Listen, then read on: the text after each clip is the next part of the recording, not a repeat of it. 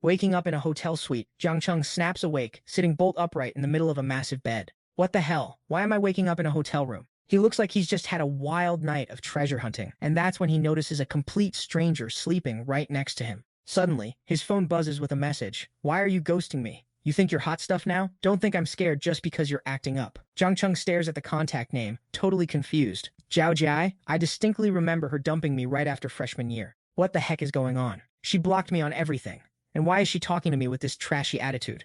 He frantically checks the calendar, and it finally hits him. No way, did I actually just reincarnate? Jiang Cheng flashes back to his past life, seeing Zhou Jai clinging to another guy. Jiang Cheng, you're always so slow to send me red packets. Your EQ is trash. You don't understand me at all. You never really loved me, so I'm finding someone who does. Her new simp boyfriend chimed in. Look, bro, be a man and get lost. You standing there is just embarrassing for everyone. Back then, Jiang Cheng was absolutely shattered. He'd sworn to spend his whole life loving her, only to get reality checked in the most painful way possible. Plus, knowing her personality, the next move was obviously going to be asking for a red packet under some fake excuse. Sure enough, another message pops up. Still ghosting me? Fine, I'll give you one last chance. I'm mad because yesterday was the summer solstice.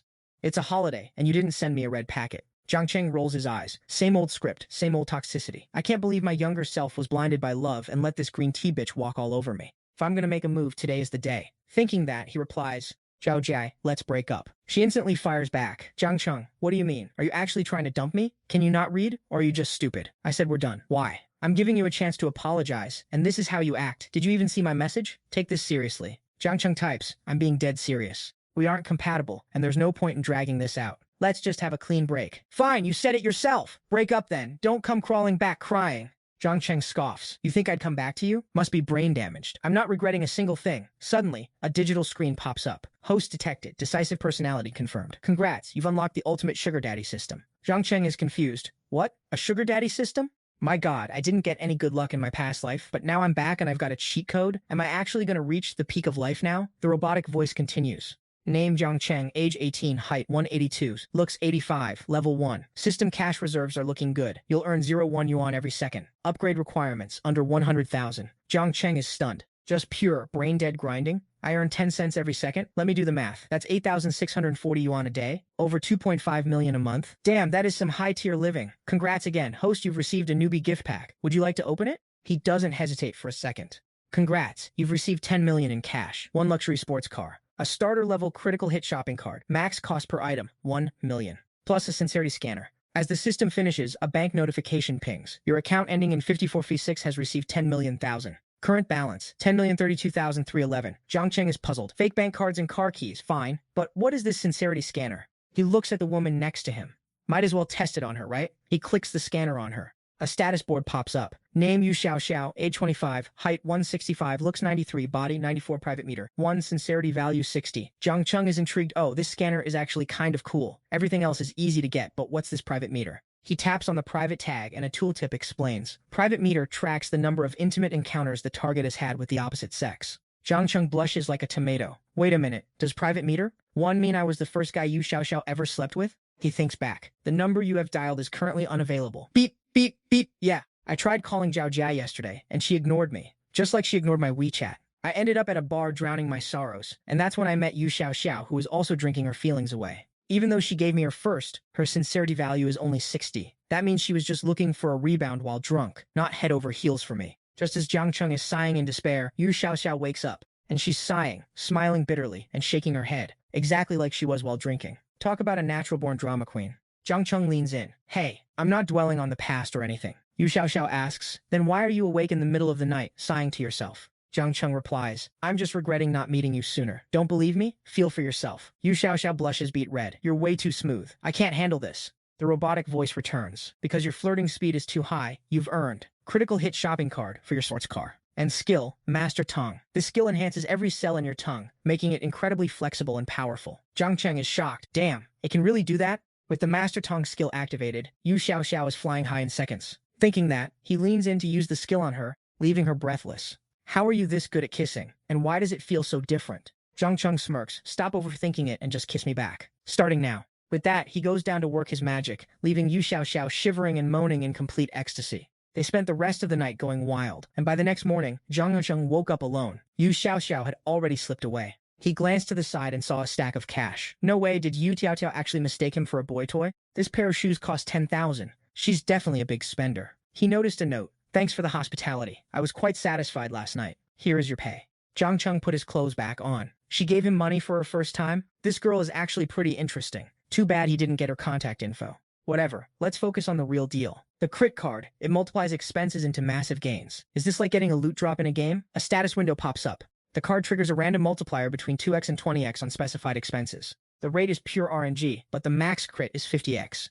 Jiang Cheng pondered. If he buys a $10 million supercar, a 50x crit turns that into 500 million. If he grinds the beginner card to afford something even pricier, the profit ceiling goes through the roof. Since he's been reincarnated with a cheat code, he's not wasting this life. He's becoming the ultimate legend, the big boss of this world. Plus, the tech giants haven't even popped off yet. The timing is perfect. First priority. Stack enough capital to buy massive amounts of pre-IPO stocks. Those giants will be his stepping stones to cosmic wealth. Currently, Rongcheng has no home purchase limits but tight credit controls. As long as he avoids bank loans, he can exploit the system. This 5 million crit card is perfect for real estate.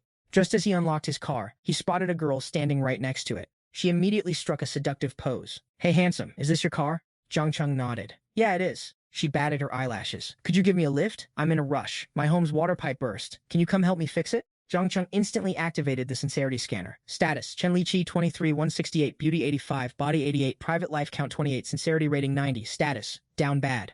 Jiang Cheng twitched. Being this proactive with a private life count of 28 is expected, but a 90 sincerity rating? We literally just met, lady? He hopped in the driver's seat and said, sorry, I'm not interested in being number 29 on your roster. It's way too crowded in there. He peeled off, leaving Chen Liqi standing there with a bewildered look. How did he know about her 28 exes? Damn, what kind of psychic god is this guy? She turned away in regret. Why is it so hard to find a man who's both rich and easy? Before she could finish her thought, a random old man piped up.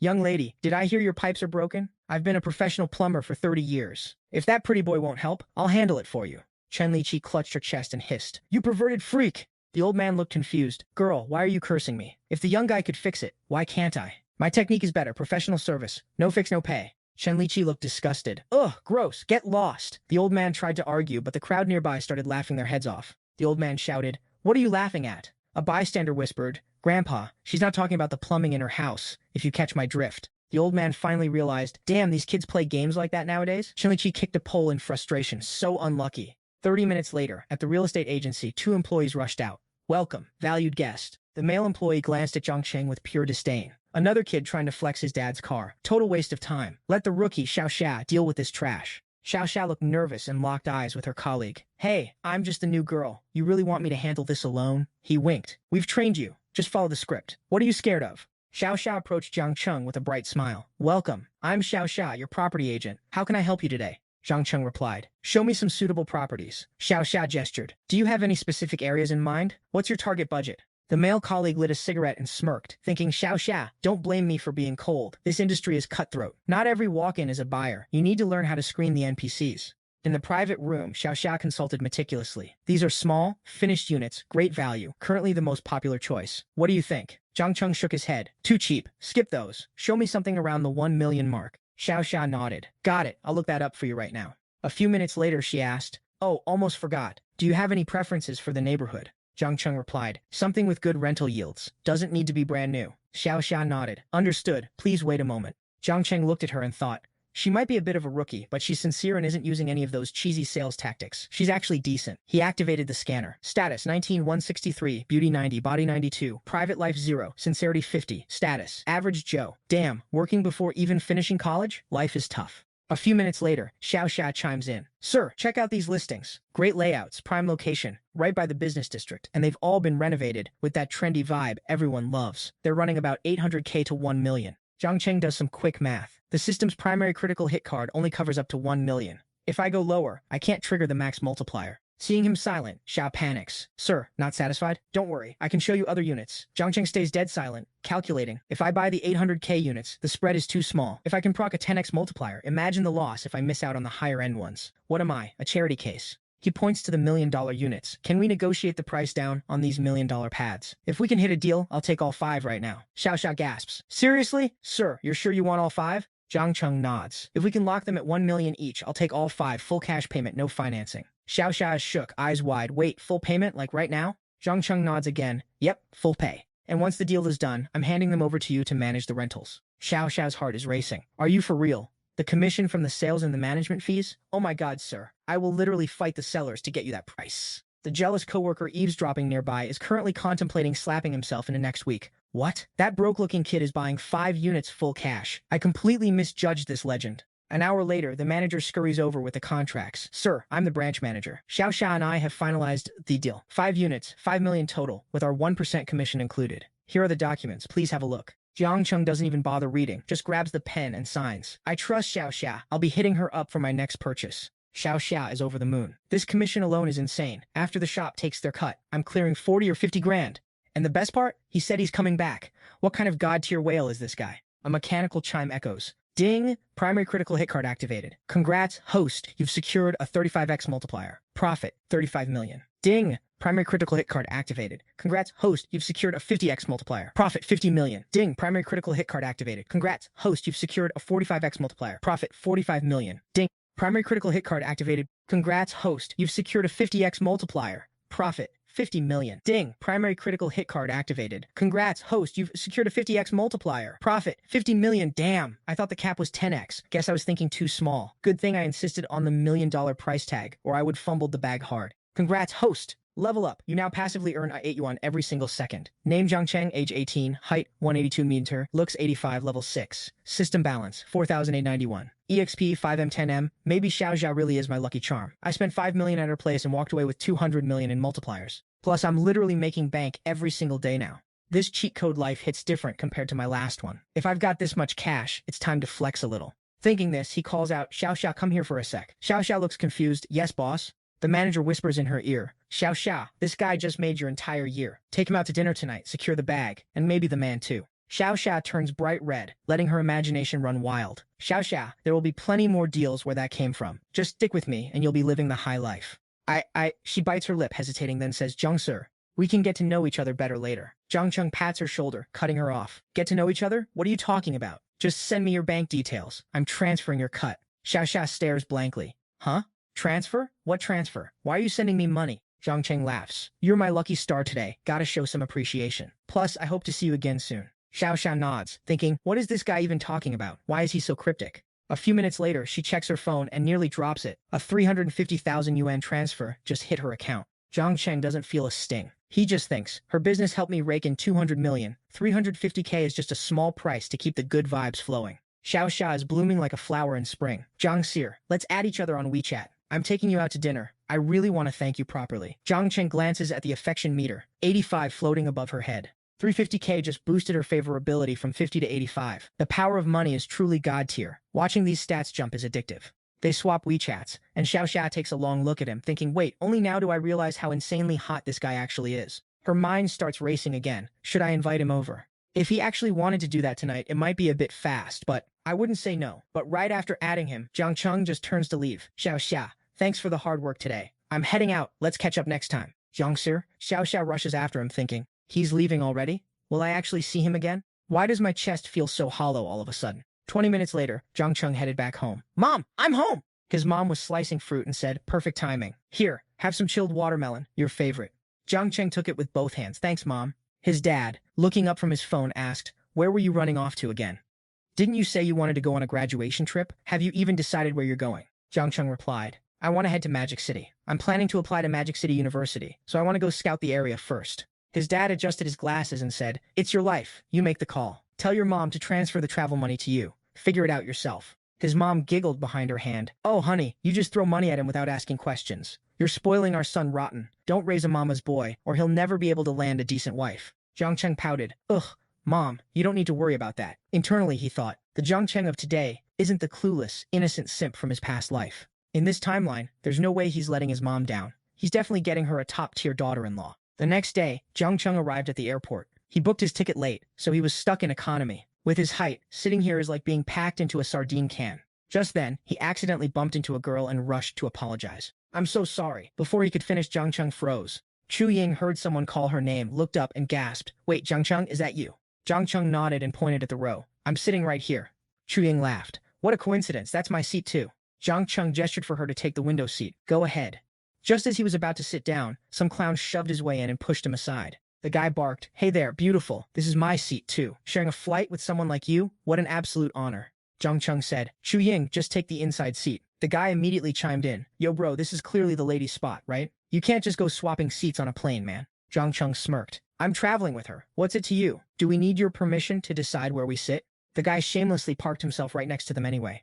"So, beauty, what are you doing in Magic City?" Ying replied coldly. "Work-related. What about you, Jiang Cheng?" Jiang Cheng shrugged. "Nothing better to do, just out for a stroll." Ying smiled. "Nice, sounds like a fun trip." Seeing them ignore him, the guy cut in again, flexing. "I took a gap year, just graduated, and I'm hitting Magic City for some sightseeing. The name's Qian Shen. Pleasure to meet you. Gorgeous. Look, beautiful, let me give you a heads up. Magic City is a total scammer's paradise. I've been there a few times, and that one hotel is basically a death trap. But the hotel I'm staying at, elite. My dad hooked it up, and they've even got a private airport pickup. Where are you two staying? Maybe I can have them swing by and drop you off on the way. Taxes at the airport are a total ripoff." Seeing the guy won't stop yapping, Ying just ignored him completely. Jiang Cheng waved him off. "We're good. My hotel booking includes airport pickup. She's with me, so you don't need to worry about us." Qian Shen looked skeptical. "For real? Where exactly did you book?" Jiang Cheng replied casually. "Manyang-gun." Qian Shen froze. "Wait, what? You mean the Manyang-gun? That super luxury resort built into the thousand-year-old ruins of Zhejiang village? That place had a 3.3 billion investment.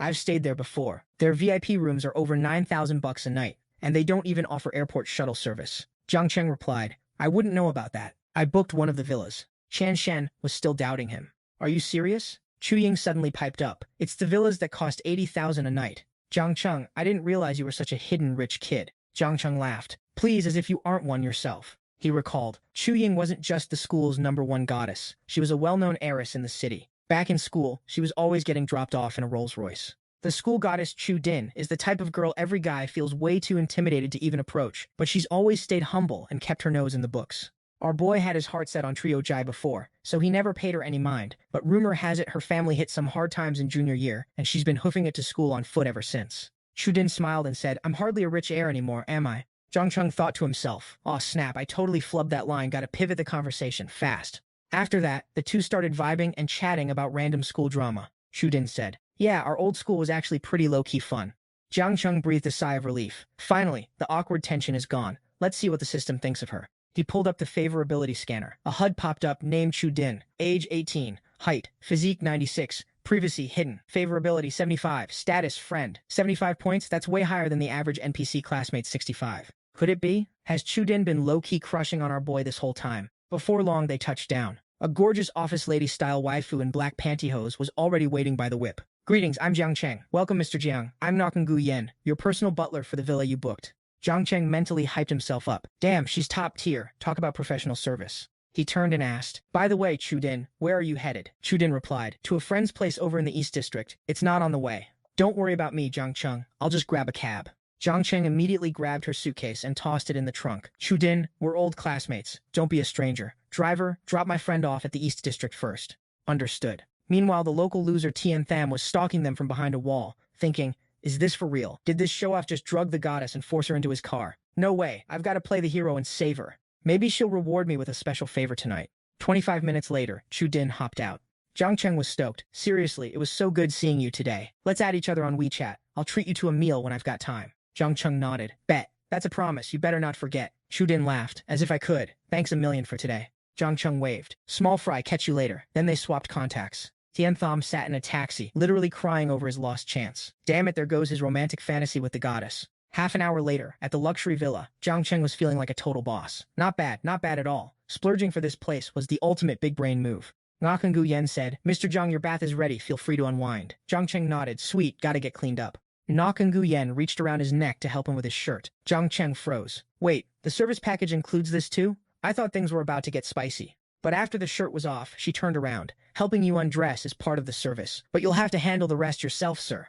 Jiang Cheng gave an awkward nod. He hopped in the tub and realized she hadn't left. She was just sitting there, putting on latex gloves. Jiang Cheng looked confused. What's happening?" Nakangu Yen explained. "Exfoliating is also part of the service, though it doesn't include the private areas." As she started scrubbing his back, he leaned back thinking, oh yeah, this is the life. Butler Wang really knows his stuff. If there was some extra service, that would be the cherry on top. Jiang Cheng couldn't help his imagination running wild. "Mr. Jiang, I can tell you're very satisfied with the service." Suddenly, she broke the silence, snapping him out of his daydream. "Mr. Jiang, you're burning up. Is the water temperature not to your liking?" Jiang Cheng's face turned bright red. Forget it, he muttered. What kind of brain rot am I having right now? 5 minutes before the shift ends, Yu Yuyan says, Mr. Zhang, we've got a private gala tonight at the Amanyang. Since you're a top-tier VIP, you've got an invite. If you're feeling fancy, you should swing by. Jiang Cheng asks, what's the vibe of this party? Yu Yan replies, it's hosted by our platinum-tier clients, mainly an auction for some high-end jewelry and vintage gear. Jiang Cheng asks, do I need to dress up or is there a code? Yu Yan replies, it's a low-key internal event, totally chill, no dress code required. Jiang Cheng nods, got it.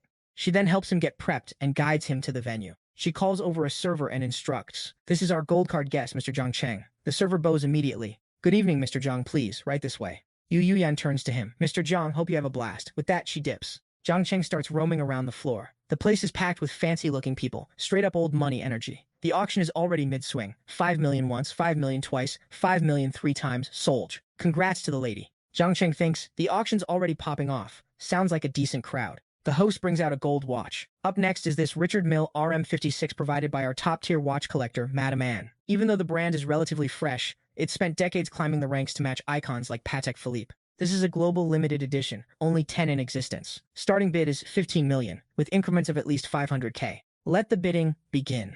Jiang Cheng's eyes light up, thinking, only 15 million right now? In 3 to 5 years, the secondary market value is going to smash through the 25 million mark. If I don't snatch up this free 10 million, I'd be a total idiot. He raises his paddle. Bidder 35 is in at 15.5 million. Any other takers? Someone else jumps in. Bidder 8 hits 16 million. Bidder 35 at 16.5 million. Bidder 8 at 17 million. Bidder 35 hits 18 million. The crowd starts whispering, who is this guy at 35? He's absolutely cracked. Are they out of their minds, paying 18 million for this? I could buy 2 Patek Philippe's and be way happier. The host slams the gavel. 18 million once, 18 million twice, 18 million 3 times. Sold. Congratulations to bidder 35. As soon as it ends, a couple of young dudes roll up. Yo bro, nice to meet you. Name's Wang Zheng. Sup, I'm Qin Fen. Both of these guys are top-tier billionaire heirs from the Magic City. Jiang Cheng smiles. Nice to meet you, I'm Jiang Cheng. He wonders, wait, the top-tier heirs of Magic City are here too? Qin Fen asks, honestly, that was my boy at Seat 8 bidding for me, but it felt like you really wanted that piece. You into watch collecting? Jiang Cheng replies, I wouldn't say I'm an expert or a die-hard fan. Never bought one before, just thought it looked cool. Qin Fen laughs. Legend, dropping 18 million on your first buy. Usually, someone like you would be on my radar, but you look like a total stranger. Jiang Cheng says, I just got to the Magic City yesterday, moving here for uni. Qin Fen says, oh, only 18? That's even more of a flex. When I was 18, I didn't have the guts to play the game like you do. He puts an arm around Jiang Cheng's shoulder. Brother Jiang, let's hang out sometime. Jiang Cheng nods. See ya. Qin Fen and Wang Zheng walk off. A robotic voice chimes in. Ding. Congrats, host. Your level has increased. For every minute you exist in this world, you earn 1 yuan. Jiang Cheng, 18 years old. Old mental. 8500 charisma. Level 7. System balance. 367 281. Withdrawable anytime. Level up XP. 31.56 million 50 million. Jiang Cheng thinks. After leveling up, my passive income is now 2.59 million, which adds up to about 30 million a year. For a normal person, that's a mountain of cash, but to reach my ultimate goal, it's basically pocket change. He heads back to his room, but catches a familiar silhouette. Xiaoxiao, standing there looking like a snack. Wait, it's you, from that night. Jiang Cheng grins. Exactly. Beautiful company and some late-night coffee. That was one hell of a night. Xiaoxiao hooks her finger onto his shirt button. You little brat, I thought you were just a broke college kid, which is why I gave you the time of day. Turns out you're a billionaire heir. Jiang Cheng pulls her by the waist. I'm still just a student, so how exactly do you want to look after me now? The auction's wrapping up. How about we head back together? Xiaoxiao blushes, holding his arm and biting her lip. Fine by me. Since I've had a few drinks, you better be more intense than last time, got it? Just as they're about to bounce, some guy storms over. You Xiaoxiao freeze. What the hell do you think you're doing? This is Zhang Yu, Xiaoxiao's ex-fiancé. Xiaoxiao's disgusted. Zhang Yu, what are you doing here again? Whatever I do is none of your business. Zhang Yu barks. Don't forget we're supposed to get married. Xiaoxiao mocks him. Have you no shame? You're hooking up with my best friend and you still want to marry me? Is your brain fried or what? Zhang Yu sneered. All that cope is useless. The engagement is already official, so you better get ready to be my wife. Yu Xiaoxiao shoved him away. Keep your pathetic vibes to yourself. You don't even like me. You're just using me as a beard so you can go play around with your little boyfriends, aren't you? The system chimed in. Host, you've got 2 choices. Option 1. Walk away and get a Ninja Turtle cosplay outfit worth 250 bucks. Option 2. Give Zhang Yu a double face slap to earn a 3x physical attribute buff and a Lucksucker card. Jiang Cheng's eye twitched. System, are you trolling me? Do I look like a guy who'd cosplay as a turtle? System, I only have one question. Does the 3x physical buff include that specific department? The mechanical voice replied, includes strength, speed, stamina, vision, hearing, recovery, durability, and all physical attributes. Jiang Cheng immediately lunged forward and slapped the taste out of Zhang Yu's mouth. See, that was easy. Why even waste time thinking about it? I hate these gender-bending losers more than anything. acting like they're breaking social norms, but they're just making society look cringe. Zhang Yu staggered, reeling from the impact. Security! Where is security? Help! I'm being assaulted. Guards rushed over to help him up. Sir, it's not that deep. Can't you guys just talk it out? Let's keep the peace. Zhang Yu shrieked. He literally assaulted me. Are you blind? Arrest him and call the cops. We're all bullying me. Just wait. I'm calling the police myself. I'm suing every single one of you. And you, don't even think about keeping your job. The guards started sweating, knowing anyone at the Amanyangun auction was way out of their league. We can't afford to offend either of you. Please don't make this hard for us. Xiaoxiao leaned into Jiang Cheng. Don't worry. If he calls the cops, I'll tell them he was harassing me, and you were just defending me. Jiang Cheng smirked, pleasantly surprised that Xiaoxiao had his back. Zhang Yu turned purple with rage. This hotel has cameras everywhere. I'm checking the footage. Yeah, everyone who bullied me is getting cancelled. Suddenly, a frantic cry for help echoed through the hall, and a man was spotted in the distance swinging a knife, chasing a crowd. My wife is in here cheating on me, and you're hiding behind client confidentiality to block me from getting in? Help! He's got a knife. Someone save us. The intruder yelled. I've got one demand. Drag that cheating couple out here, or I'm turning everyone in this hotel into sashimi.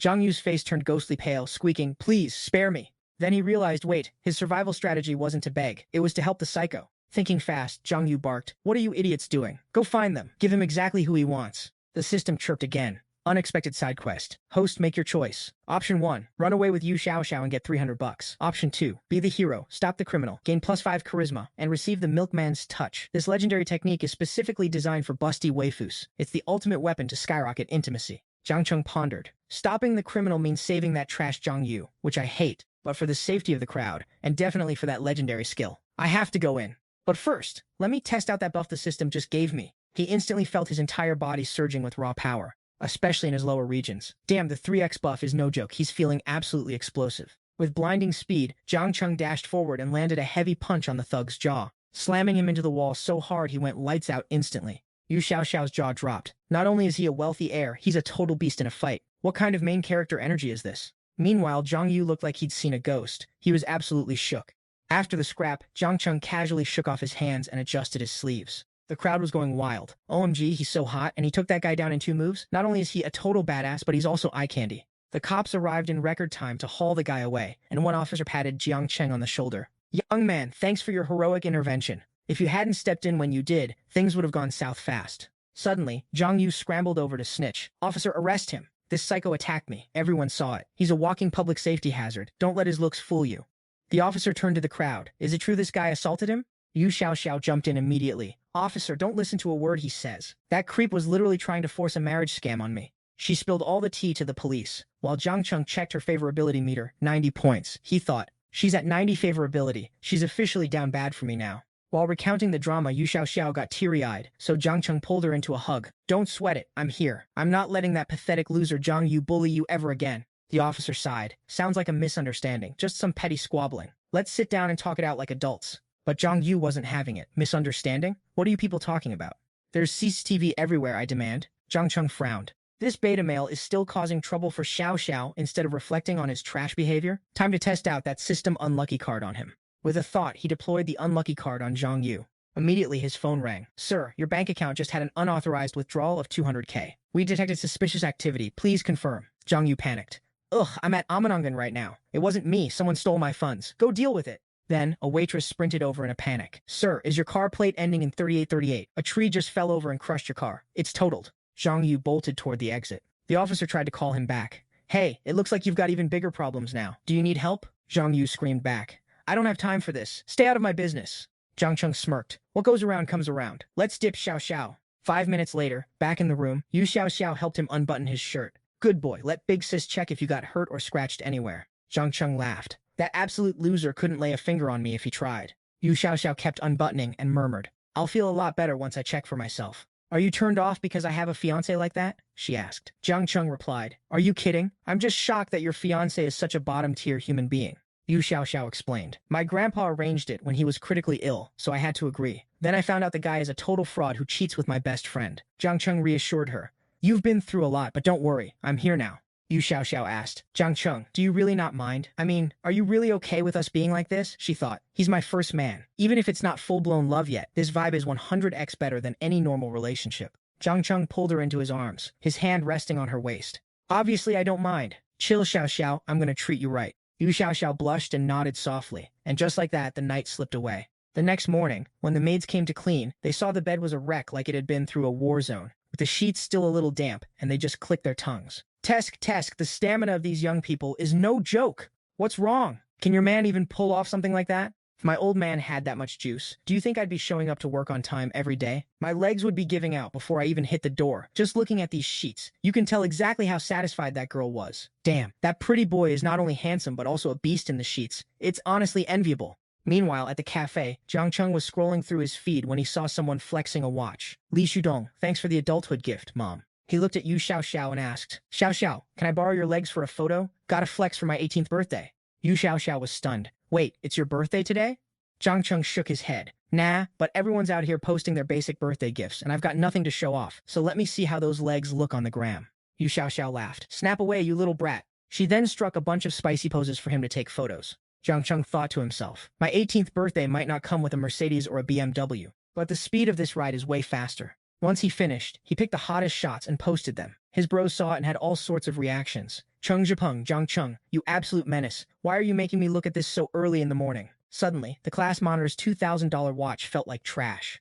Chu Zhiyun felt his mother-bought house wasn't even cool anymore. I want a lady in black stockings too. I want to be an adult. Li Ziri was suspicious. Cao Cao, he's the true successor of Cao Cao. This is a real adulthood celebration. Zhao Gang, Jiang Cheng, this is what I call a birthday. That 1093 model VGTX is absolute garbage compared to this. Wang Hucheng cursed. I'm stuck staring at pixels on my PC. I wish I was Jiang Cheng. After that, Jiang Cheng went to Shintai Road to the Ferrari dealership. A saleswoman rushed over. Welcome, sir. This is the Ferrari Center. It's a pleasure to serve you. Do you need a tour? Jiang Cheng replied, no need. What do you have in stock? I want to take a look. The saleswoman nodded. Of course, please follow me this way. I'd love to show you around.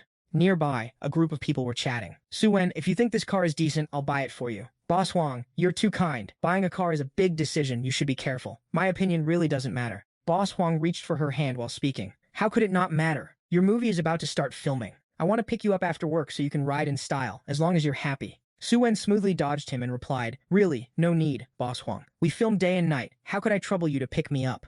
If you just let me play the lead role, I promise I'll focus on the acting.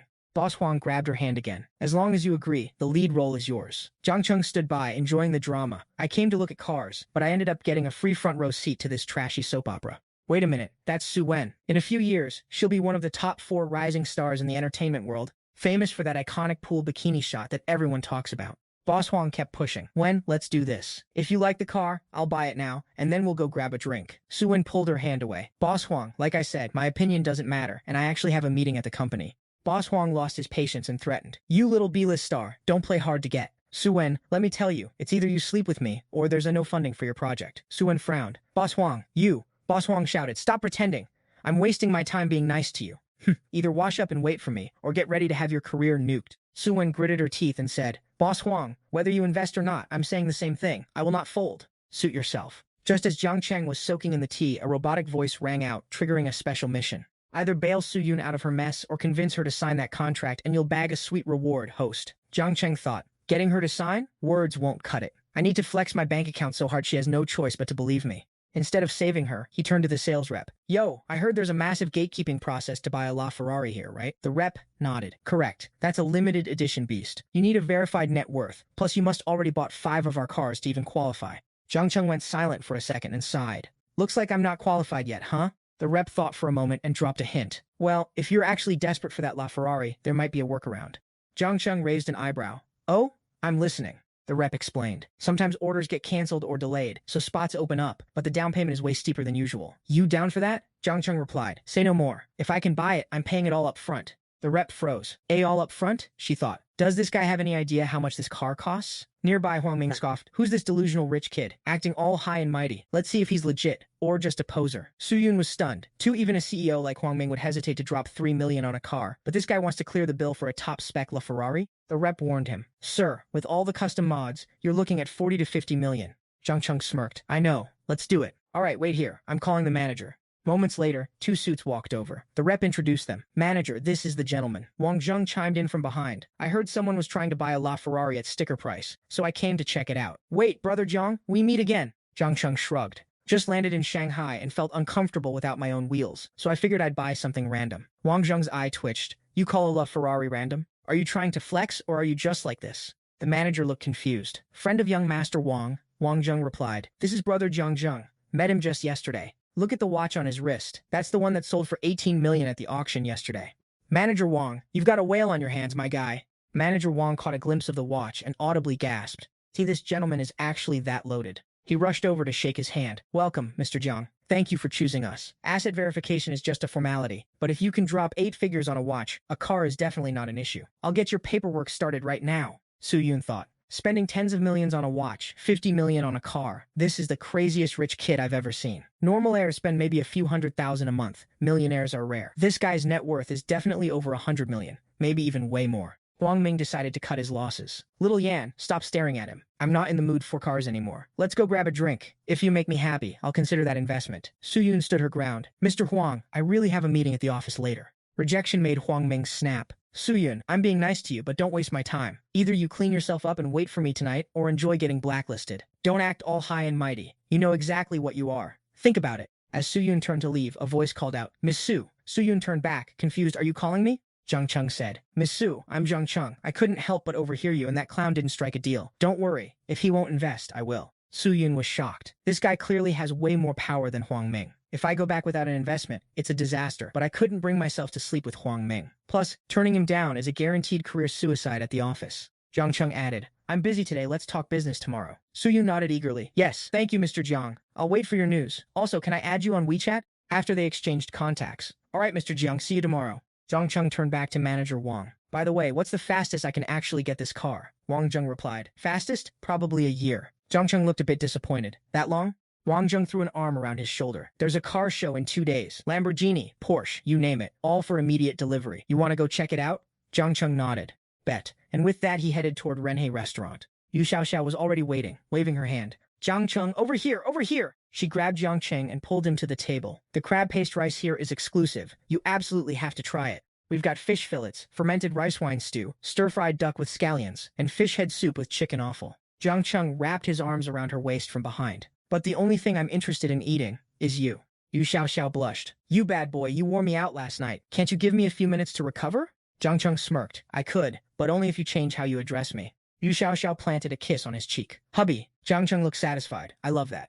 All right, I'll give you a little break. Xiaoxiao giggled. You're the best. Jiang Cheng suddenly asked, oh right, do you know Suan? Xiaoxiao looked suspicious. Suan? She's an artist at our company. Why? Jiang Cheng then filled her in on their accidental run-in at the car dealership. Hearing that, Xiaoxiao's expression shifted. Jiang Cheng, you're into Suan, aren't you? Jiang Cheng replied, not really into her, just a chance encounter. What do you think her potential is? Xiaoxiao said, even though the company is sleeping on her right now, she's got the goods. She's definitely got room to blow up. Jiang Cheng, if you want her, I can help you. As for me, you can have me whenever you want. I don't mind sharing at all. Jiang Cheng patted her head. You silly girl, don't worry. Whether it's you or anyone else, as long as you're my woman, I'll treat you all right, get it? Xiaoxiao nodded. Yeah.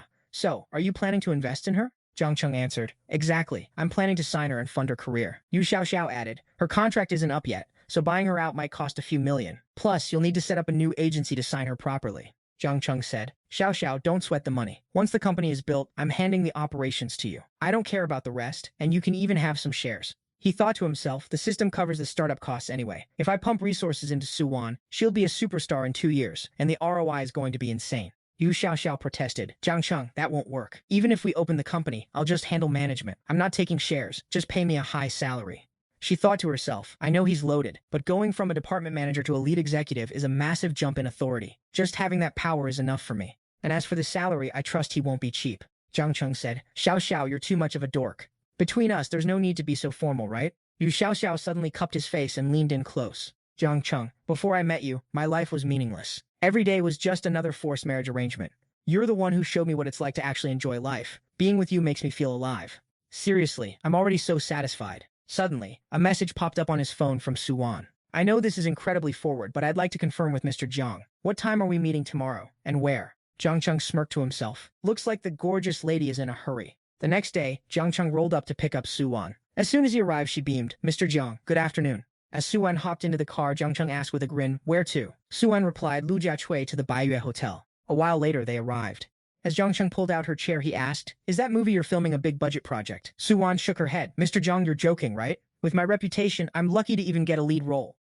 It's a low-budget web drama with only 5 million yuan in funding. Hearing this, Jiang Cheng looked a bit disappointed. 5 million? What kind of quality can you even get with that pocket change? Suwan pulled out a folder. It's a low-cost, quick turnaround production. It's hard to lose money, and the plot is the real hook. I think it has serious potential. Boss, do you want to take a look at the script? Jiang Cheng waved her off. No need. I only care about the ROI. Suwan blinked. Wait, for real? You're not even looking at the script? Jiang Cheng whipped out his phone. Nope. If you're feeling anxious, I can transfer the investment funds right now. Suwan quickly reached out to stop him. That's not it. I'm just stunned. This is only our second time meeting. She thought to herself, I've been in this industry for years, and I've never heard of an investor like this, let alone met one. Jiang Cheng finally got to the point, resting his chin on his hands. I have one condition. You have to join my agency. Suwan was shocked. You want to sign me? I'm just an obscure rookie, and my current contract isn't up yet. Do you know what that entails? Signing me means you'll have to pay off my contract breach fees. Seeing her hesitation, Jiang Cheng shrugged. That's not an issue. I'm well aware. Suwan was even more stunned, thinking, I'm not some naive schoolgirl. In this world, there's no such thing as a free lunch, right? Though Mr. Jiang is handsome, if I agree, it's basically like getting pampered by a hot young starlet. It's a win-win, isn't it? Catching herself, she shook those thoughts away, telling herself, No, Suwan, don't betray your principles. If you do, what was the point of all these years of struggling? She asked. Mr. Jiang, do you even have an entertainment company? Jiang Cheng replied, Not yet, but if you agree, we will soon.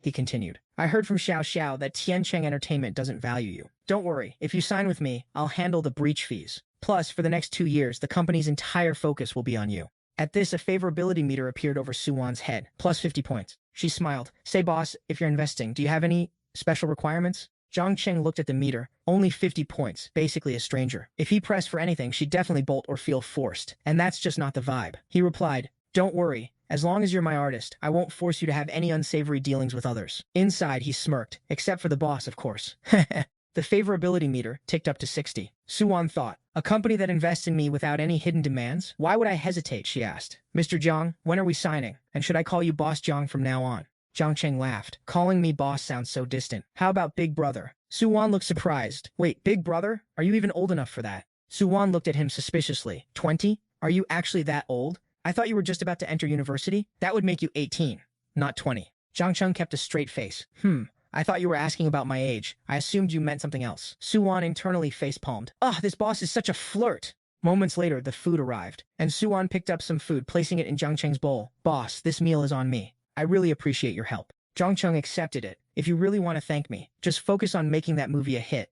Getting famous is the best return on my investment. Suwan grinned. Don't worry, boss. I'll make sure to shine. The system notification pinged. Ding. Host has secured Suwan's contract. Mission rewards processing. 20% equity in Jiang Cheng investment firm. Note 1. All financial backing is now legally binding and audited. All your capital flow through Jiang Cheng, giving you a perfectly clean paper trail. Note 2. The system has backdated your ownership of Jiang Cheng to its founding, and all legal documents are now verifiable. You can head to the headquarters for an inspection to claim a special bonus.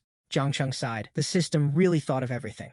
Now I have a legitimate reason to explain my wealth. This is the most valuable reward yet. He pulled out his phone, thinking, better sync these documents for mom and dad so they don't have a heart attack when I suddenly show up as a billionaire. Just then, his phone rang. He picked up. Dad, what's up?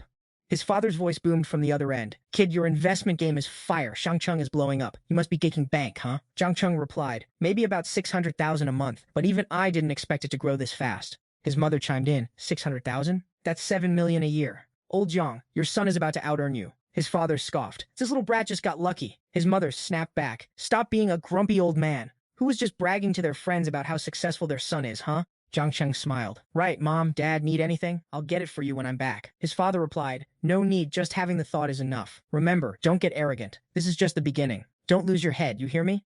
Jiang Cheng chuckled. Understood. I'm listening to you, old Jiang. After lunch, he looked at Suwan and asked, Yo, it's still early. Want to go for a stroll with me? She beamed. Sure thing, sugar daddy. Where are we headed? Jiang Cheng replied, the mall. We didn't bring anything for the trip, so we need a restock. Suwan immediately agreed. No problem. I'm stuffed. Let's roll. A while later, at Patek Philippe. As they walked in, the slogan hit them. You never actually own a Patek Philippe. You merely look after it for the next generation. Seeing where Jiang Cheng brought her, Suwan was shook.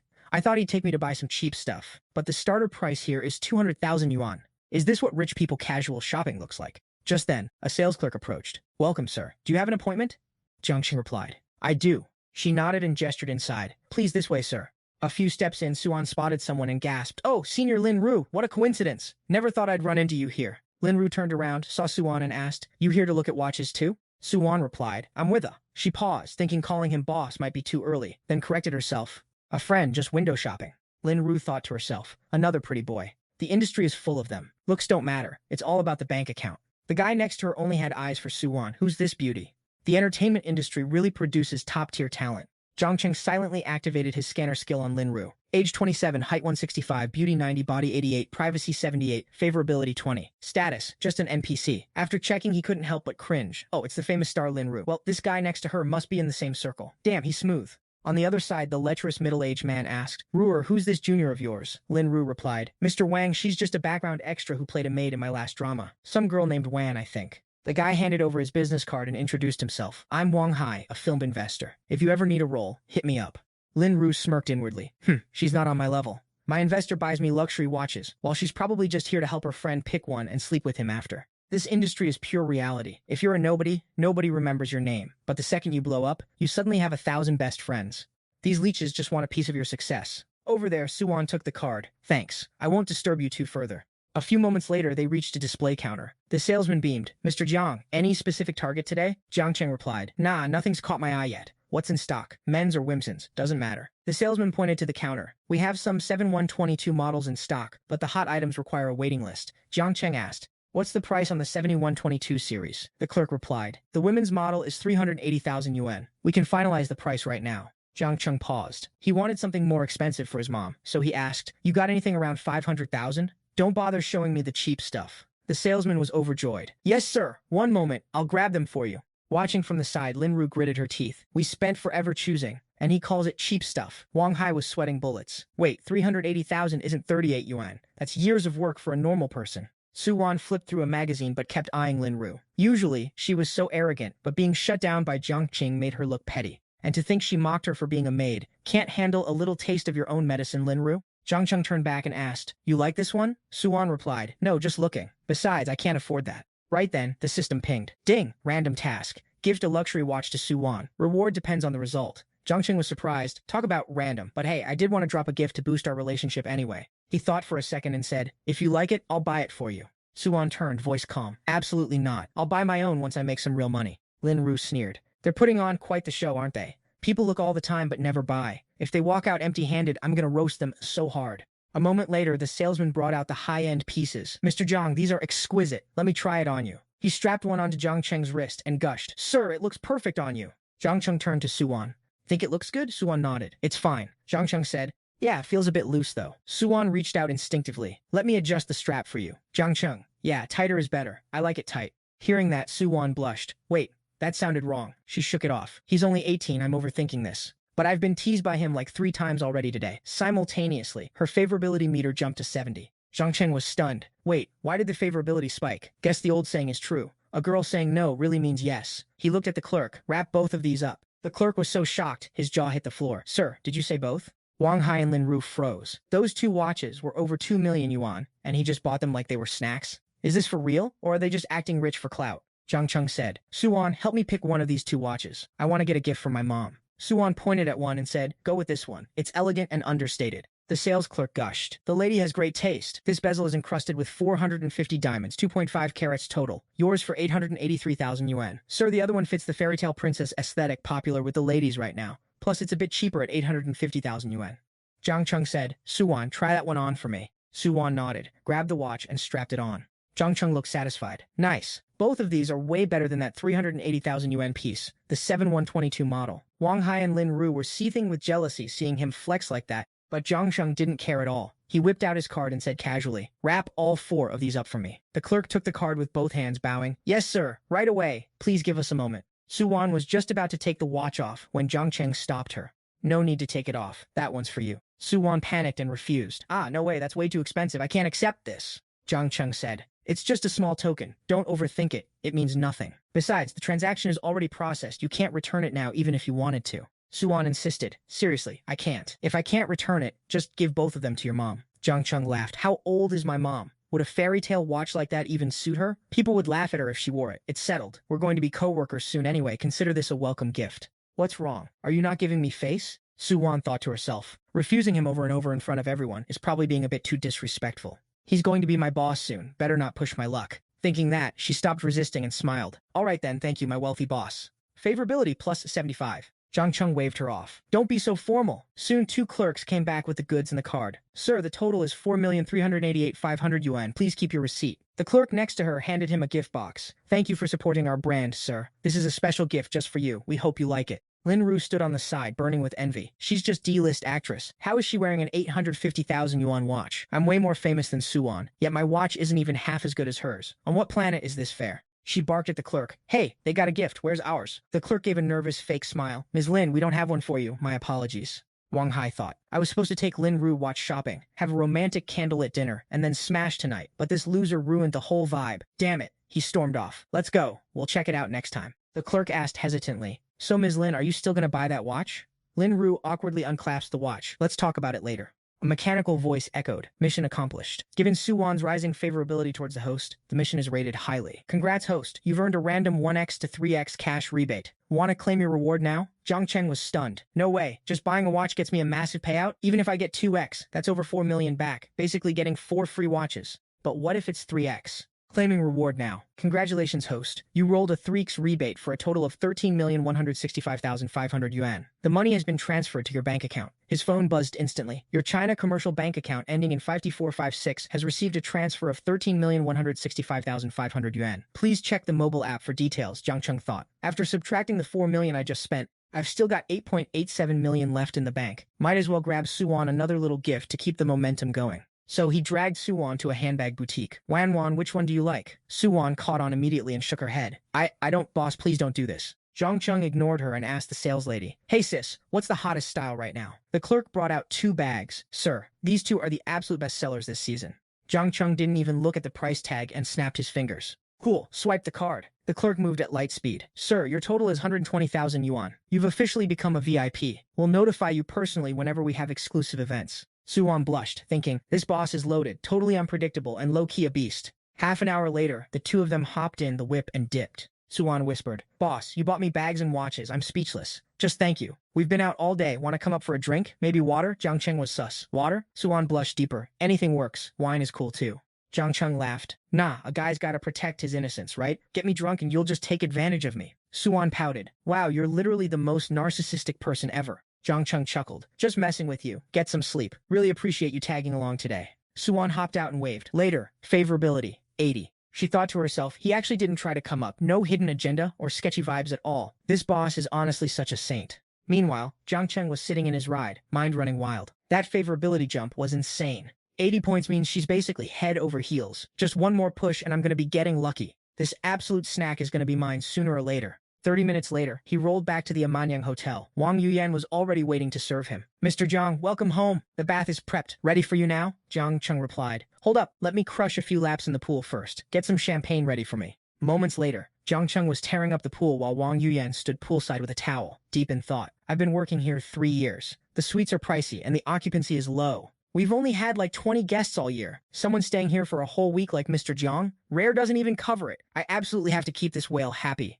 Just then, Jiang Cheng asked, Manager Wang, you guys got any high-end exclusive menu items here? Wang Yuan replied, We do. Our hotel serves top-tier Chinese, French, Italian, Japanese, and more. All 5-star quality. For our specialty items, we've got golden grouper in the Italian kitchen and rare Alba white truffles. Those are our absolute crown jewels. I heard a massive golden grouper can cost a few million, and those Alba truffles are priced by the gram, hundreds of bucks each. Looks like that system food rebate card finally has a place to shine. He hit Manager Wang with another question. Can you give me a massage?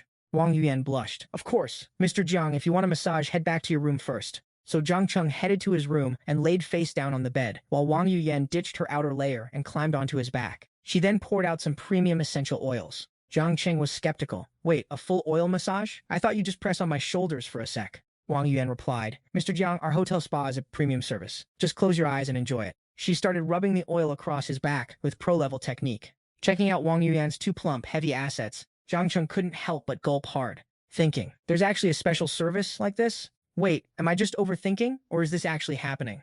A short while later, Ning Yuyan finished packing up her massage kit and took her leave, saying, Mr. Jiang, my services have concluded. I won't bother you any further. If you need anything, just call me anytime. I'll come pick you up tomorrow for the car show. As she walked away, Jiang Cheng felt a sudden sense of emptiness. He thought, wait, so there's no special service at the end? Or am I just overthinking this? Time zipped by to the next day, and the car exhibition hall was absolutely swarming with people. Most of them weren't even here for the cars. They were here for the models with, towering assets, if you know what I mean. Jiang Cheng showed up on the scene, scanning the crowd and muttering to himself. Qin Fen had some sudden business and bailed, so walking around alone is pretty mid. He cruised past the crowd, eyeing the lineup and thinking, classic Mado car show, I guess. Every top-tier global brand is here. These new rides look decent, but the prices are a total letdown. The most expensive one is only 2.2 million? Cheap. Too cheap. Just then, his gaze locked onto a group of people. Huh? Isn't that Jiang Yun, Xia, Li Shudong, and Trin Chapang? How are they all here together? He stepped closer, peering at the group, and his eyes froze. It was Chu Din. Turns out her gig in Mado was working as a car model.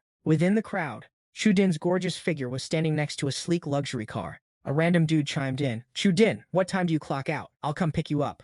The girl standing next to him sniped back. Chu Din is busy. Don't be a creep. Remember when we invited her to the graduation trip and she ghosted us? She's a rich girl now. She doesn't even look at people like us. Chu Din heard every word. She just stayed silent, her face showing how awkward and uncomfortable she felt. Right on cue, Jiang Cheng strolled up and waved. What a coincidence. I'm in Chengdu now. Why is the entire high school squad here? The group was shocked. Jiang Cheng, what are you doing here? Old Jiang, we didn't know you were coming. Jiang Cheng frowned. What do you mean? From the sound of it, sounds like you guys organized a reunion without me. The guy in blue looked guilty, thinking, crap, we intentionally left him out of the graduation trip plans. I didn't think we'd run into him here. The guy with dyed hair pointed at the guy in blue. Heh, you'll have to ask him about that. Two girls from the group walked up, and the one with brown hair said, wait, Jiang Cheng, it's been a while, but are you looking way more handsome? The other one agreed. For real, what happened to you? Did you go to Mado to get some work done? The moss-haired guy threw an arm around his shoulder. True, old Jiang. Still not as handsome as me, but your voice sounds better too. Did you get throat surgery or something? Jiang Cheng replied, never mind me, what are you guys even doing here? Buying cars. The brown-haired girl pointed at Chu Din and said, we're broke, we just ran into an old friend to catch up. Then she asked, Jiang Cheng, you here for the campus goddess too? She's a famous car model in Mado now, look at all the dudes swarming her for photos. The guy in blue got triggered. Siya, so what if she's a car model? Chu Din said it's just a temporary gig, quit being so salty. Siya scoffed. Did I lie? Chu Din doesn't lack cash. I'm just surprised our high and mighty goddess is dressing like this. Why would she do that? Beats me. Jiang Cheng activated his system scanner on her. Siya, 19 years old, 163 centimeters, beauty 89, physique 88, privacy level 30, favorability 90, relationship close. After seeing the stats, Jiang Cheng was floored. Damn, Siya's privacy level is a whole 30? Yikes. He quickly scanned the girl next to her. Jiang Yun, 19 years old, 165 centimeters, beauty 85, physique 90, privacy level 2, favorability 75, relationship close friend. Jiang Cheng paused, thinking, hold up, why is her favorability toward me so high? We barely talk. What kind of glitch is this? Poor old Chu is simping for this girl for nothing. Seeing him zone out, the moss-haired guy interrupted his thoughts. Old Jiang, what are you doing? Jiang Cheng patted his shoulder with a look of pity. Nothing, bro. All I can say is, take care of yourself. The guy was confused. Did you take the wrong meds? Are you insane? Jiang Cheng then turned to Chu Din and waved. Chu Din, it's been a few days. You're looking even more beautiful. Seeing him, Chu Din smiled. Jiang Cheng, are you here for the car show too? Jiang Cheng replied, yeah, just killing time. He turned back to his classmates and asked, be honest, are you guys actually planning to buy a car here? The guy in blue snapped. If you don't know the game, keep quiet. These are the latest, most expensive models. You think these are electric scooters? You can't just buy them because you want to. Hearing that, Jiang Cheng clapped sarcastically. As expected of our class rep, you really know your way around a Ferrari. The green-shirted guy, soaking up the praise, grinned like an idiot and started flexing. This is the first mid-engine all-wheel drive Ferrari in history. Packed with futuristic tech, tax price hits 5 to 8 million. This ride is an absolute beast. Jiang Cheng smirked. You did your homework so well, yet you're still gonna tell me you aren't here to buy a car. Realizing he'd walked right into a trap, the guy's face soured instantly. Chu Ying, sensing the awkwardness, stepped in. Sorry guys, I'm actually on the clock. If you're free later, let's catch up then. Standing around here making a scene isn't a great look. The class rep thought to himself, Jiang Cheng is trying to make me look like a clown in front of Chu Ying. Hell no, I'm not letting him win. He pivoted. Chu Ying actually, I am here to find a car. I scored 625 on my college entrance exams, so my family said they'd buy me a ride. Why don't you show me around? If something catches my eye, I'm buying it on the spot. Chu Ying pointed behind her. I'm not really the expert here. If you want the full scoop, you should ask the sales associate right there. The class rep shot back. Ask them? Isn't it the same if I ask you? We're old classmates, plus I'm way closer to you than them. Jiang Cheng couldn't help but laugh. Haha, class rep, she already told you she doesn't know. If you like it, just buy it. What year are we in? Still using needing advice as a pickup line on a goddess? Getting his ego bruised at every turn, the class rep snapped. Jiang Cheng, I'm talking to Chu Ying. What does it have to do with you? Buying a car isn't like grabbing snacks at the school gate. You have to do your research. Since you're acting like such a big shot, why don't you buy one yourself? Jiang Cheng shrugged. Sure, whatever you say. He turned to Chu Ying. Hey Chu Ying, does this car come with a free model included? Chu Ying couldn't hold back and giggled, covering her mouth. Jiang Cheng, you're actually hilarious. Jiang Cheng replied, I'm dead serious. Seeing Chu Ying's attitude toward him, the class rep fumed. Jiang Cheng, can you go show off somewhere else? She's trying to do her job here. The entire scene had been watched from the shadows by a man in a suit. He walked up to Chu Ying. Chu Ying, what is this? A coffee break. I'm paying you 2,000 a day not to stand here gossiping. Chu Ying turned pale, bowed her head. Yes, I'm so sorry, manager. I'll get right back to it. Jiang Cheng turned his gaze to the class rep. Li Shudong, if you wanted to do your research, you should have gone elsewhere. Look at that. You got Chu Ying in trouble. Are you proud of yourself? The guy bristled. Jiang Cheng, are you targeting me? You weren't bothering her too? You've been hovering here forever. Are you even gonna buy anything? Jiang Cheng answered with action. He walked up to the manager and said, honestly, the car is okay, but with Chu Ying standing here, it suddenly looks like a masterpiece. Tell me, if I buy this, do I get the model included? The manager scrutinized Jiang Cheng, his eyes landing on the watch on the kid's wrist. He froze. He immediately changed his tone. Sir, if you're serious about buying this new model, I'll throw in the premium tinting package free of charge. Jiang Cheng didn't hesitate, whipped out a legendary black card and said, You said it! All right, run the card, pay for the whole thing. His classmates were shook to their core. Wait, what? The sticker price is 5 million. With all the add-ons, that's over 8 million. Is he actually for real? Is Jiang Cheng this much of a gigachad now? Zoya's jaw hit the floor. No way. Jiang Cheng is just dropping 8 million like it's pocket change? Still convinced it was a bluff, Li Shudong sneered. Jiang Cheng, stop the act. Chu Ying is working. Don't drag her down with your games just to get fired. Jiang Cheng retorted. Li Shudong, is your brain malfunctioning? How does me buying a car get her fired? I'm buying this for her. He turned to the manager. Hey manager, tell him, am I right? The manager nodded. Sir is absolutely correct. If he buys the car, the commission goes directly to Chu Ying. Ding! Chu Ying's favorability meter just climbed to 80 points. Jiang Cheng thought to himself, 5 more points. Sweet. He looked at the manager with a grin. Manager, we had a deal, right? Buying the car means I get the car show model too. Hearing this, Li Shudong fumed. That dog Jiang Cheng is still hitting on her. Just wait. When the card gets declined and he tries to walk out, I'm gonna roast him so hard. The manager returned with the paperwork. Jiang Cheng didn't look at it, just flicked the card. Just pay the full amount. Keep it simple. Oh, and this is in stock, right? Can I drive it off the lot today? The manager bowed. Everything is ready, sir. Please follow me to the VIP room to finalize the soshi. A moment later, inside the VIP suite, Jiang Cheng, Chu Ying, and the stunned classmates filed in. The manager swiped the card. The machine pinged with a transaction success notice, and a receipt longer than a grocery list printed out. The manager smiled. Payment successful. I'll handle the registration immediately. He then turned to Chu Ying. Chu Ying, make sure you take excellent care of young Master Jiang. Watching the whole thing, Li Shudong was breaking out in a cold sweat. Holy sh! He really dropped 8 million on a car. He started feeling like the biggest idiot in the room. Damn it, I just walked right into a face-slapping session. Hearing the cha-ching of the card swipe, Mosshead Japung crossed his arms and barked. No way, old man Jiang. You're actually a secret billionaire? Why were you hiding that power level back in school? The thirsty groupie Tuya agreed. For real, Jiang Cheng, I've never even sat in a Ferrari before. You gotta take me for a spin later. At that, the favorability meter floating above her head spiked to 95. Jiang Yun adjusted his glasses and threw some shade. Tuya, Jiang Cheng bought this whip for Zhu Ying, remember? It's a 2-seater. I don't think there's any room for a third wheel like you. Tuya retorted, salty as hell. Who says there's no room? I can just sit in the passenger seat. Doesn't Zhu Ying have to work? Besides, she's a model. She probably spends her whole life letting random dudes drive her around anyway. Watching Tuya's favorability stats skyrocket like a SpaceX launch, Jiang Cheng mentally facepalmed. I literally did nothing. Why is her meter still climbing? This girl is straight up cracked. Shifting his gaze to Zhu Ying, he flashed a grin. Jiang Yun's right. This car only looks good if Zhu Ying is sitting in it. Hearing that, Tuya got triggered and spat out. Jiang Cheng, heard you dumped Zhao Jai. Was it because of her? Thinking to herself, listen here, Zhu. If I'm not having a good day, you're not having one either. Zhu Ying was shook, thinking, wait, what? Jiang Cheng is single? Didn't he used to be obsessed with Zhao Jai? Suddenly, Jiang Cheng pulled a move, wrapping his arm around her waist and flirting. My breakup has nothing to do with anyone, including Zhu Ying. But hey, she's a total goddess. Any man would be lying if he said he wasn't interested. Japung finally spotted the watch on Jiang Cheng's wrist and shouted, Holy crap, Jiang Cheng! That watch is worth over $1 million, isn't it? You absolute madman, buying a supercar while wearing a mansion on your wrist? He added, sounding bitter. Back in school, you cried poor whenever we asked you to pay for dinner. Turns out you were just trolling us the whole time. Jiang Cheng shrugged. School's over, bro. I aced the entrance exam, so my family gave me a graduation gift. I couldn't exactly say no, could I? Standing in the back the whole time, Li Shudong finally spoke up. Whatever. It's getting late. We should find a spot for dinner before traffic hits. Thinking to himself, I know this fraud is just flexing, but there's nothing I can do about it. The thirsty groupie Tuya wasn't giving up yet, running back to Jiang Cheng. Jiang Cheng, come have dinner with us. Then we can go shopping after, yeah? Jiang Cheng shut her down. Not tonight. I've already got plans. Let's catch up another time. Realizing the Riz wasn't landing, Tuya backed off. Fine, it's a date. Hit me up once you're back in the city, okay? After they left, Jiang Cheng turned to Zhu Ying. Zhu Ying, go back to your grind. I'm gonna go browse for a bit. She smiled and replied, got it, thanks. Jiang Cheng leaned in. We're classmates. Don't sweat it. Catch you later. As he cruised through the showroom, a sales rep who witnessed his absolute baller performance earlier rushed over. Sir, is there anything else you need? She gestured to a ride Jiang Cheng was eyeing. This pink one is top tier, specially designed for our female VIPs. It's got all the bells and whistles, like emergency auto braking, night vision, and full-spec driving assist.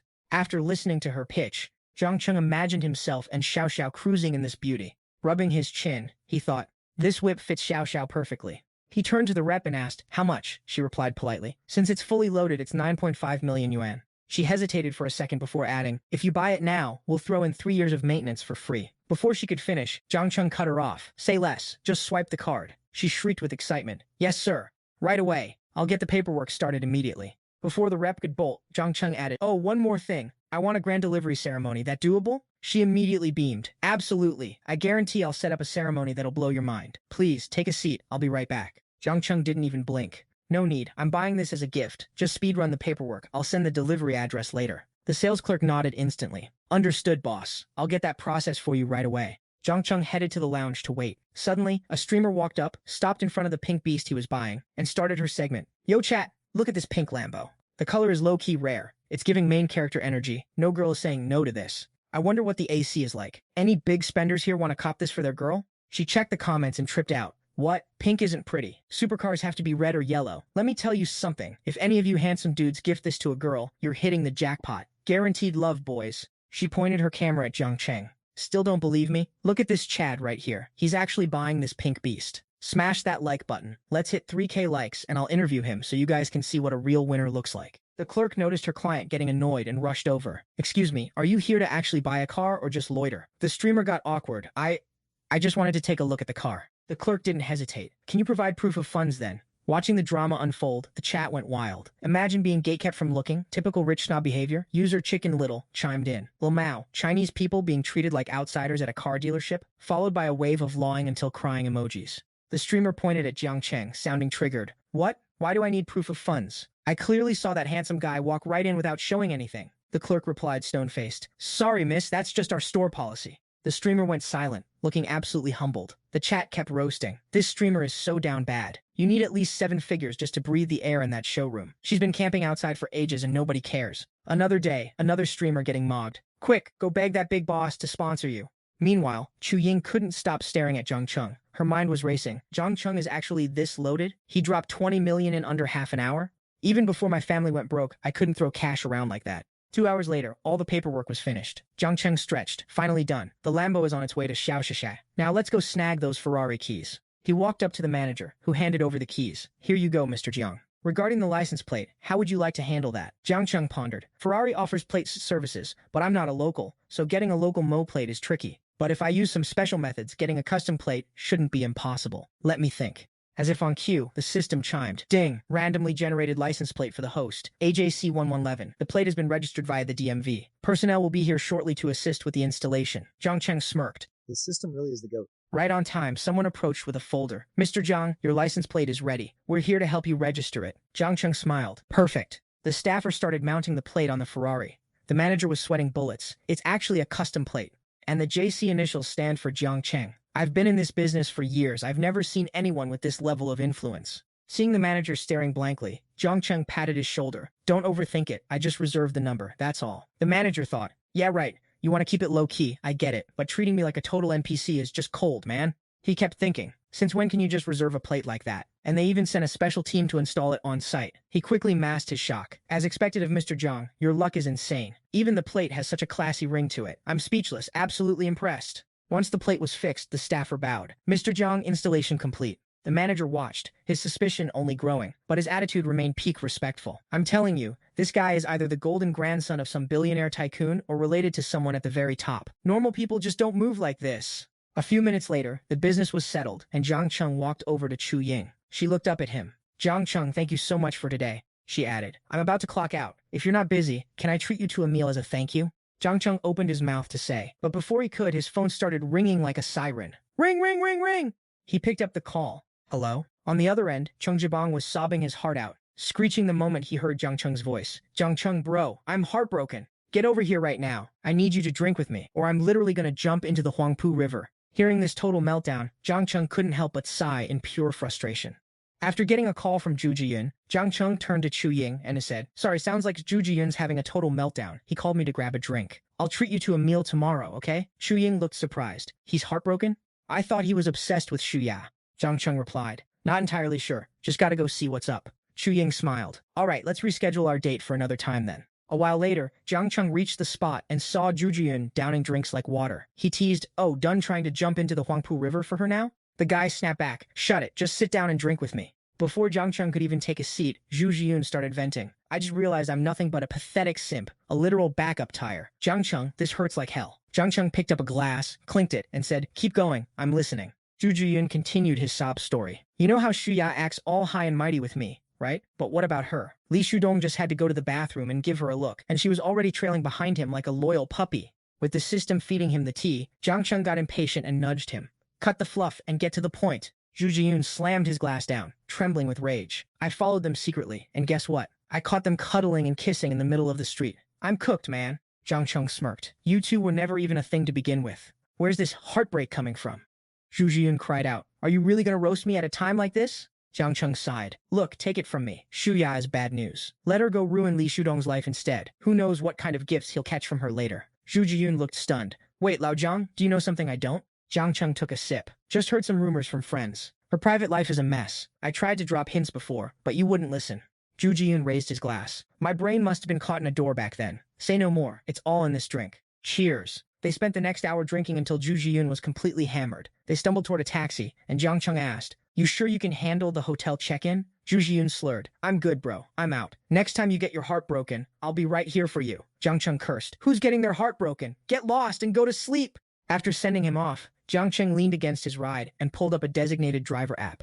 Suddenly, a girl strutted up to his car, acting all entitled. "Excuse me, this is my boyfriend's car. Back off. If you scratch it, you'll never be able to afford the repairs." Jiang Cheng hit her with a quick system scan. Chen Li, 25, 168 centimeters, looks 85, body 90, private life 65, affection meter 30, status. Just another NPC. Jiang Cheng didn't waste a single word. He just flicked his smart key, and the engine roared to life. Seeing that, she immediately changed her tune, fluttering her eyelashes. "I knew it.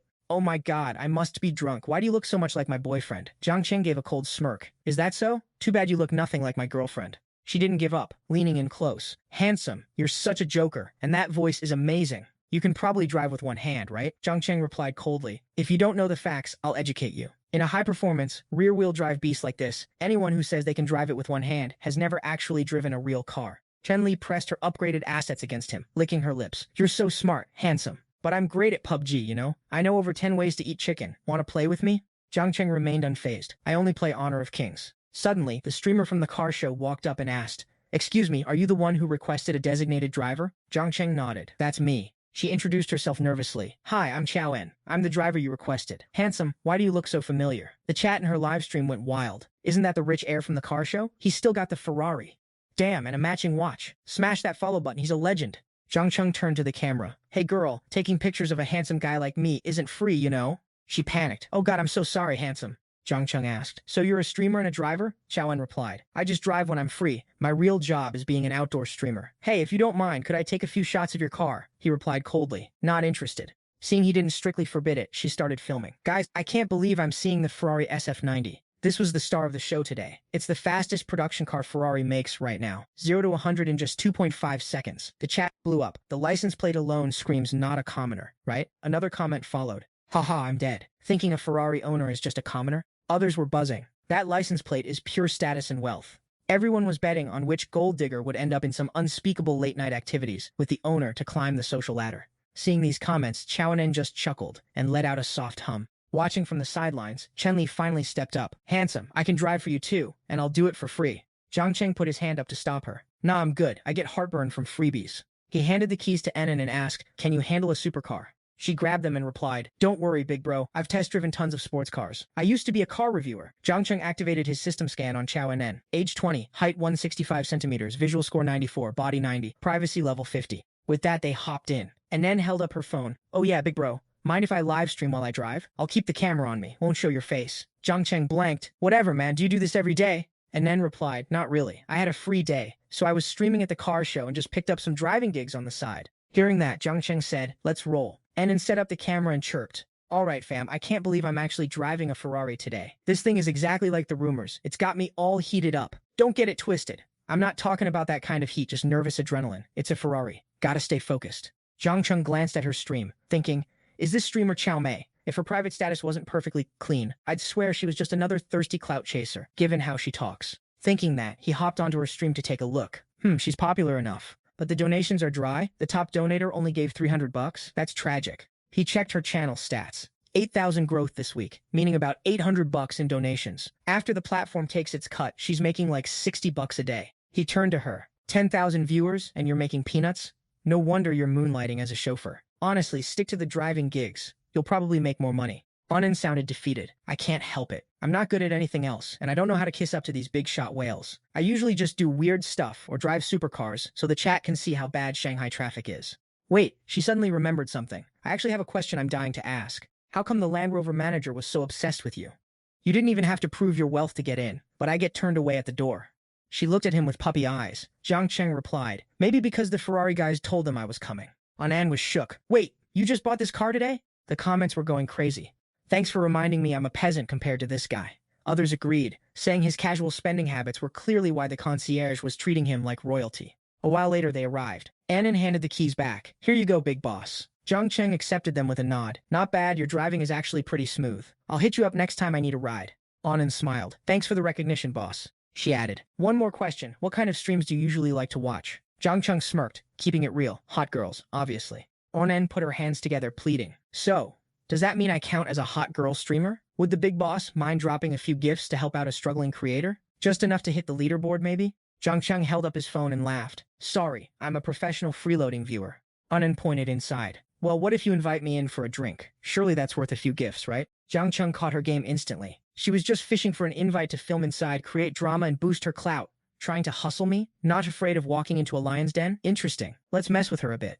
He smirked. A drink inside, huh? What kind of drink were you thinking of? Hearing that, Annan broke into a cold sweat. Wait, with that tone, based on every romance novel I've ever read, she started imagining an intense steamy scene between the two of them. Her face turned red. It's only those two options, right? He's actually going to...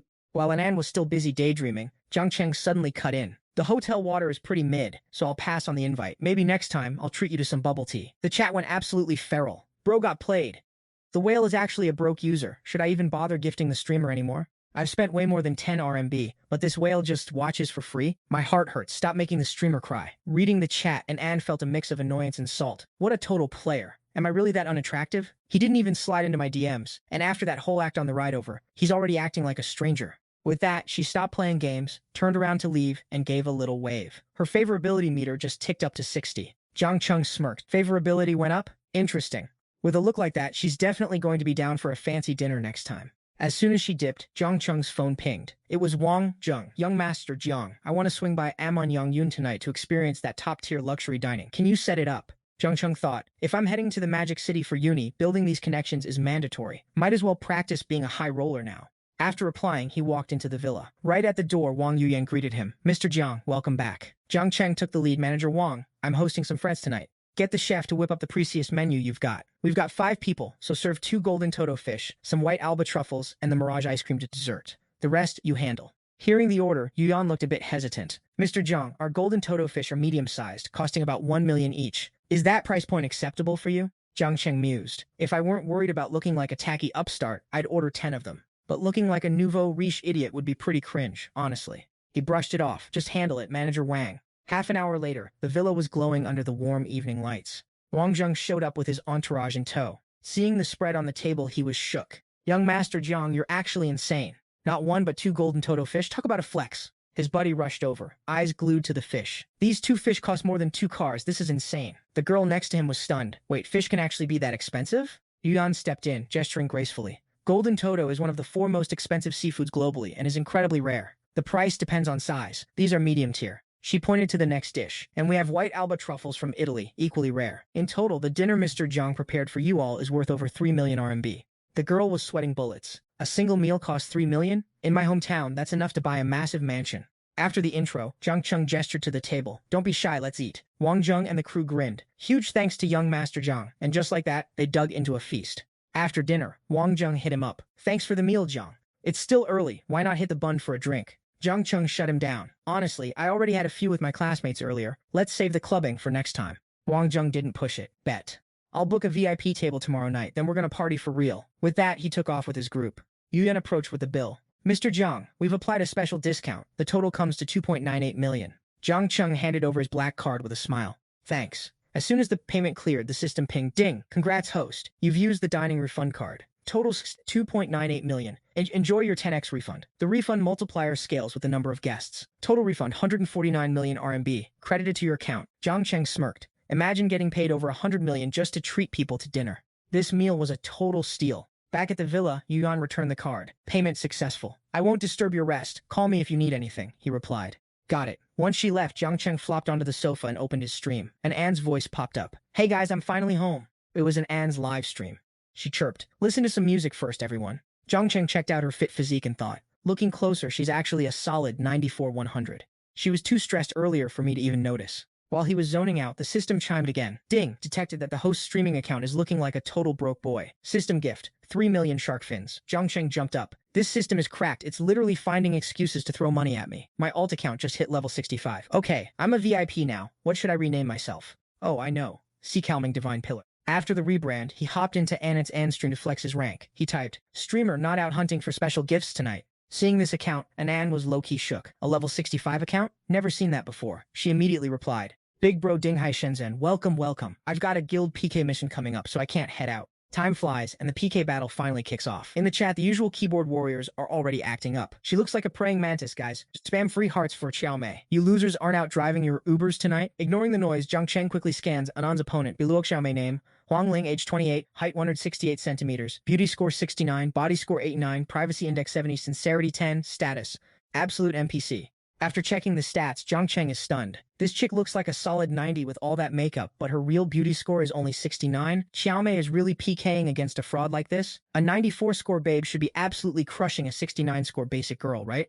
On her stream, Huangling starts the shade. Oh, little Xiaomei, didn't expect to run into you. Guess I'm lucky. Since it's our first matchup, you'll just carry me through this first round, right? Hearing this, Anne sighs internally. Ugh, my talent is just mid, what can I do? I've never won a single PK since I started streaming. Every streamer loves matching with me because I'm a free win. But the guild says I need at least 2 wins or no paycheck next month. If I don't get that bonus, I might literally get evicted. She puts on her best customer service voice. Hey sis, fancy meeting you here. Hope your top-tier whale takes it easy on me later. Huangling winks and says, hee, no worries, right, big bro? Let's keep the first round light so we can save some energy for later. Just then, Zhongjing's system triggers a mission. Ding! Li Chao and On to win the PK tournament and receive a reward multiplier between 1x and 50x. Seeing the notification, Zhongjing gets hyped. A 50x multiplier? With a quest like this? I guess I have to play along with these clowns. On screen, and Anne is following a request. Top tier big bro, do you have any other requests? Just tell me, I'm all ears. Watching this, Jiang Cheng blushes a bit. I never thought I'd get involved with this streamer. Well, since I'm officially her top tier whale now, maybe things are about to get interesting. Seeing no action, and Anne starts begging. Guys, and big bro Dinghai Shenzhen, look how pathetic I am. Can you spare a little tip to cheer me up? I'm so broke I don't even have one night on my leaderboard, and it only takes $1 to climb it. Hearing this, the chat turns toxic. Haha, you think I'm gonna waste money? You looking down on us lurkers? I'm just here to watch you lose. Why are you rolling your eyes at us? The streamer is even rolling her eyes now. Guess you're not getting any free hearts today. Reading the comments, and Anne is literally speechless. Another viewer chips in. I was going to give you some fish balls, but now you're looking down on us? Reading that, and Anne grabs her head in despair. Why would I look down on you guys? I swear, everyone in my chat is becoming a savage comedian. You guys are all actual geniuses. Watching the chaos, Jiang Cheng rubs his chin and grins. Heh, let's play. First, let's toss her some fried chicken.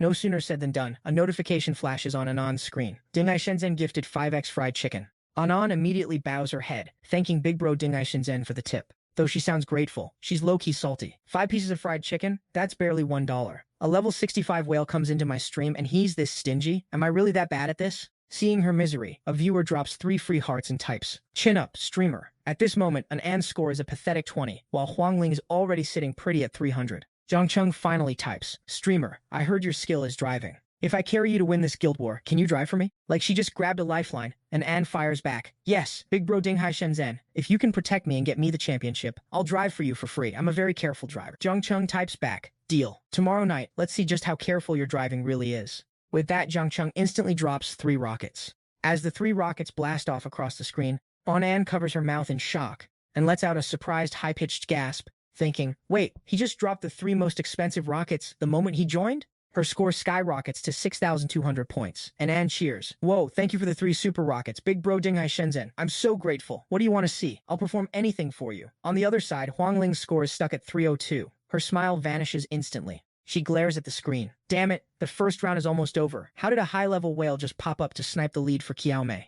Back to the PK match. Huang Ling sees a whale enter in Anne's chat and starts poaching, simping. Xiaomei, a big shot just graced your stream. Big boss Dinghai Shenzhen, hey there, you hit so hard it hurts. Boohoo, she then pivots. Big boss, drop by my channel whenever you can, okay? And Anne quickly jumps in. Big boss Dinghai Shenzhen, let me make you a room moderator. You're basically family now. Don't you dare go running off to other channels. The chat starts blowing up. Holy crap, our small-time streamer just got lucky? Finally, a whale noticed her. That whale must be tripping. Why donate when you can watch for free?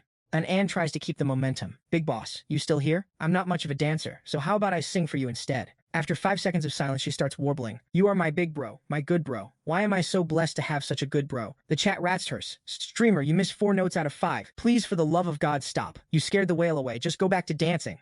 Watching this streamer move is like watching someone do physical therapy. My eyes are bleeding, but I can't look away. Jiang Cheng, watching from the sidelines, chuckles. She's actually kind of adorable when she's being a dork. He types into the chat, do whatever you want. Huang Ling, meanwhile, starts fake crying into a tissue. Big bro Dazhu, please carry me through the first round. If we lose this, I'm out of the tournament. Wah! Dazhu replies, no sweat, don't even worry about it. The PK match between Annan and Huang Ling officially hits the climax. In Huang Ling's room, a barrage of rockets fills the screen as she squeals with joy. Thank you for the triple combo, big bro Dazhu. Smooch. Jiang Cheng watches and grins. Interesting. Guess I'll drop 3 more to humble them. As soon as the rockets hit, Huang Ling covers her mouth in panic. Big bro Dazhu. Dinghai Shenzhen caught up. Dazhu fires back. Are you sure he really caught up? Just like that, 5 more rockets launch on Huang Ling's side. She makes a heart sign with her hands. What would I do without my big bro Dazhu? Everyone, spam big bro Dazhu is the GOAT in the chat. And Anne sighs internally. She's so good at stroking the whale's egos. I can't compete. The chat is going crazy. The first round is already this heated. Who knew a small-time streamer could pull this many rockets? That whale is down bad for her. She's about to get stitched. Seeing Anan's anxiety, Jiang Cheng thinks to himself, scared over just 5 rockets? Chow Anan, I love how naive you are. Huh, let's see how you handle the next move. Suddenly, a rocket freezes on Anan's screen, stuck in place. She asks in confusion, wait, did my stream lag out? Right after, a notification pops up. You have received 20 rockets from Dinghai Shenzhen. Huang Ling's face drops immediately. She asks nervously, Big bro Dazhu, you still there? Anan's jaw hits the floor, unable to process what she just saw. Big boss Dinghai Shenzhen just dropped 20 rockets in one go. That's 40,000 yuan. The other side isn't responding. Does that mean I actually won this round? With no reply from Dazhu, a crushed Huang Ling mutters. Xiaomei got lucky, having a whale like Dinghai Shenzhen backing her. Big boss, if you have time, come visit my channel. I'll dance for you. Plus, I'm a pro driver, the kind that never gets tired, if you catch my drift. Anan's viewership spikes. She's stunned. The viewer count just passed 10,000. She bows deeply. Thank you so much, big boss Dinghai Shenzhen. This is my first time getting 20 rockets, and my room has never been this popular. I don't even know how to thank you. Just tell me, what do you want to see me do? Jiang Cheng reads the chat and thinks, the beauty filter on her camera isn't adding anything. It's actually ruining her natural look. If I didn't know this was Xiaomei, I wouldn't even recognize her. He types, I want you to turn off your beauty filter. The chat goes wild. Holy crap, the whale is a savage. He's just waiting for her to turn it off so he can leave when he realizes she's fake. This is clearly a punishment. The whale is just flexing his power. Hearing the request, and Anne panicked. Oh no, big boss, I'm scared I'll scare you off. She thinks, ugh, who streams without a filter these days? But he dropped so much cash, if I don't listen, I'm toast. After a moment of hesitation, she decides, fine, off it goes. The internet trolls are going to rip me to shreds. As the filter turns off, her true face is revealed. The chat explodes. Damn, what a hidden gem. How did we not realize she was this pretty? Smash that follow button, boys. The whale actually made the right call. Seeing the reactions, Anan is shocked. Wait, not only is there no backlash, but I'm gaining fans and compliments. The positive comments keep rolling in. Beautiful lady, never turn that filter on again. Filters are ruining everything. Every streamer on DouYu should be forced to compete like this. And Anne finally regained her composure, looked straight into the camera, and pleaded, Big boss Dinghai Shenzhen, please carry me through one more round. If I win this, I can keep streaming next month. Please, I'm begging you. And just like that, the next PK round kicked off immediately. Her opponent this time was a cosplayer dressed as Sailor Moon. As soon as the connection went live, the girl put on a fake cutesy act and cooed. Hi fairy sister, it's your sweet little Tien here. So happy to match with you. Oh my, your top supporter is a total legend. 20 super rockets? I'm honestly so jealous. She then blew a kiss to Jiang Cheng and chirped. Hi there, big boss Dinghai Zhen. It's little Tien here, and your super rockets just hit me right in the heart. Come visit my channel when you're free, okay? I can sing, I can dance, I can do it all. I promise to keep you very, very satisfied. Seeing this green tea bitch trying to poach her sugar daddy, Annan immediately called for action. Little Tian, let's just get straight to the PK. Little Tian retorted, is brother Yizhuhua here yet? Hurry up and start. I really hope you don't get absolutely destroyed today. In response, 5 airplanes popped up on the screen instantly. Seeing this, Little Tian put on her best cutesy face and gushed. Thank you for the 5 planes, brother Yizhuhua.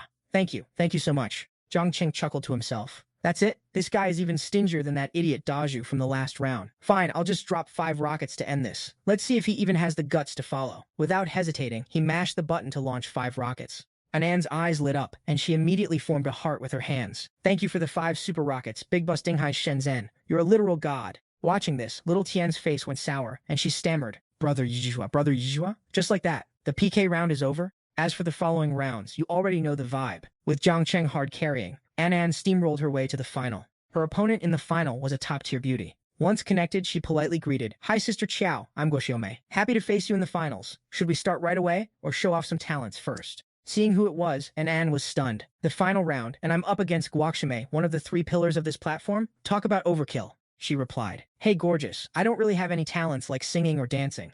Shall we just start the match? Guoxiumei responded, Sure thing, since you don't have a talent, I'll just dance for my papa supporters to watch. You and your big boss are welcome to enjoy the show too, she thought to herself. The guild already did their homework. This nobody streamer suddenly got a whale backing her who's already dropped 800k. That's exactly the kind of big boss I need to bag. She immediately launched into a provocative dance routine that had the viewers absolutely glued to their screens. 2 minutes later, the performance ended. Guoxiumei shot a wink and blew a kiss, leaving the chat in a total trance. Seeing this, Jiang Cheng dropped a comment. Nice moves, I like it. Watching this makes me want to jump over to Guoxiumei's channel. Reading that, Annan broke into a cold sweat and panicked. Wah! Big boss Dinghai Shenzhen, are you really going to dump me? We're only 1 step away from hitting the top tier together. Jiang Cheng replied. Look at what Guoxiumei is saying. You only know how to ask me to carry you to the top rank. If you were talking about some group cardio, I might actually consider it. Reading the comment, and Anne was caught off guard. Huh? What? Images started flooding her brain, her and Guoxiumei, side by side on a bed, working hard together. She blushed furiously and whispered, G-group? Cardio? After a heartbeat, and Anne quickly swiped away the intrusive thoughts, telling herself, now isn't the time to zone out. If I want to win, begging the big boss is my only play. Meanwhile, the chat is losing it. That's some small cat energy. She's actually putting on a show. She's already dropped over 800k. This king tier matchmaking is actually legit. LOL, wonder if the streamer is panicking yet. Shan Yi chimes in. Dinghai Shenzhen, you're the main character. All those whales on Tio Mui's side are the real deal. They've got 3 level 100 whales on the leaderboard. As much as I love big bro Dinghai, I don't know if he can carry against 3 heavy hitters. It's gonna come down to who's got the bigger wallet. After weighing her options, Anne clasped her hands together, blushing. Sugar daddy, please carry me through this final round. Once I end the stream, I'll sign up for classes right away. Whatever dance you want to see, I'll learn it for you. As soon as she finished, 3 whales on Nunggok Tumoy's side started spamming rockets. Batan gifted rockets X3. Fondoi Conlai gifted rockets X3. Nungo Tai Tai gifted rockets X3. Seeing this, An panicked. Ugh, they've got 3 top-tier emperors, each dropping super rockets. Before she could finish, and hopped into Anon's room, dropped 2 rockets, and left a comment. Take this little medical bill money, kid. Followed by 2 laughing crying emojis. Anand scoffed, thinking, this guy's sarcasm is top tier. Wait, she had a better idea. She leaned into the camera. Thanks for the 2 super rockets, brother Batian. Sob, without your medical funding, I literally couldn't keep streaming. Watching this, Jiang Cheng gritted his teeth. So all those hundreds of super rockets I dropped earlier were just for show? Nothing but hot air? He spammed a wall of question marks. The viewers started chirping in. Lamau, who knew little Q could throw shade like that. Big bro Dinghai just gave her hundreds of thousands, and she's already claiming she can't go on? Keep acting, girl. She's actually trying to roast a super emperor. It's over. It's all over. While they were busy arguing, Jiang Cheng secretly checked his Douyu balance. The system loaded me with 3 million, and I've still got 2 million left. No way I'm losing this fight. And if things get hairy, I've still got hundreds of millions in my bank account. Suddenly, Anand's screen started glitching with animations. She squinted. Is it lagging again? Then a barrage of rockets fired off, and the screen flashed. Dinghai Shenzhen gifted rockets X20. She was absolutely buzzing, thinking, it's not lag, big bro Dinghai just dumped another 20 super rockets. After tipping Annan, Jiang Cheng hopped over to Nguok Tumoy's room and dropped 5 rockets with a comment. 2 rockets for medical bills? That's not enough. You need at least 5, right? Nguok Tumoy thought, this is what happens when gods fight. Mere mortals get the crumbs. She flashed a cute heart sign with her hands. Thanks for the medical fees, Daddy Dinghai. You're so generous. The PK battle was still going strong. The chat was going wild. Holy crap, everyone get in here. You're missing the event of the century. Are the rockets never ending? Is this real? Is this a pre-recorded CG? CG my ass. The whales on Ungyuaka Tumoy's side already dropped 900k. Seeing her side take the lead, Nguoktu breathed a sigh of relief. Okay, I think I've got this in the bag. Right as she thought that, a shocking comment popped up. If my math is right, these whales have already dropped over 1.5 million, she gasped. My side stopped firing rockets, so they're still going on Q's side? Reading that, and Anne's jaw hit the floor. 1.5 million in my stream. My god, this is a once-in-a-lifetime flex. Seeing the shift, Nguoktu started fishing for more donations, pouting, Big brothers, why'd you stop? Don't stop now, give a little more, come on. But by now, her whales had laid down their weapons. Batian commented, Nguoktu, let it go for today. Maybe next time. Reading that, she went completely numb, speechless. On the other side, Jiang Cheng's finger never left the rocket button, and Anne's stream count skyrocketed. 8,915, 20,000, 50,000. Only then did Jiang Cheng stop and say, guess that's a win. Let's drop 2 more just to declare victory. Meanwhile, Anne couldn't believe her eyes. She sat there, stunned.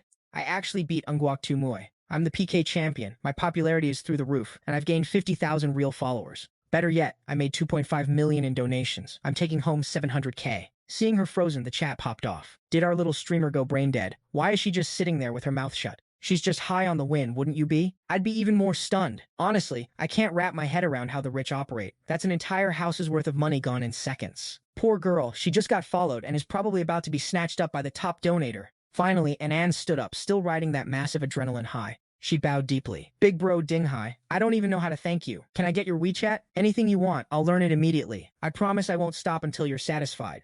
Jiang Cheng replied, no need, just passing through. And Anne typed back, big bro, can I be your private driver then? Jiang Cheng answered, if you really want to drive for me, just come to a Manhua gun. I'll be there for the next 2 days. It finally clicked for her, and she immediately pictured Jiang Cheng in her head. Big bro Dinghai, it was him all along. The chat caught on quickly too, with someone typing, are you guys slow? The whale is the same Ferrari guy from earlier today. Another added, no wonder. I was thinking, there's no way the world is just crawling with this many ballers.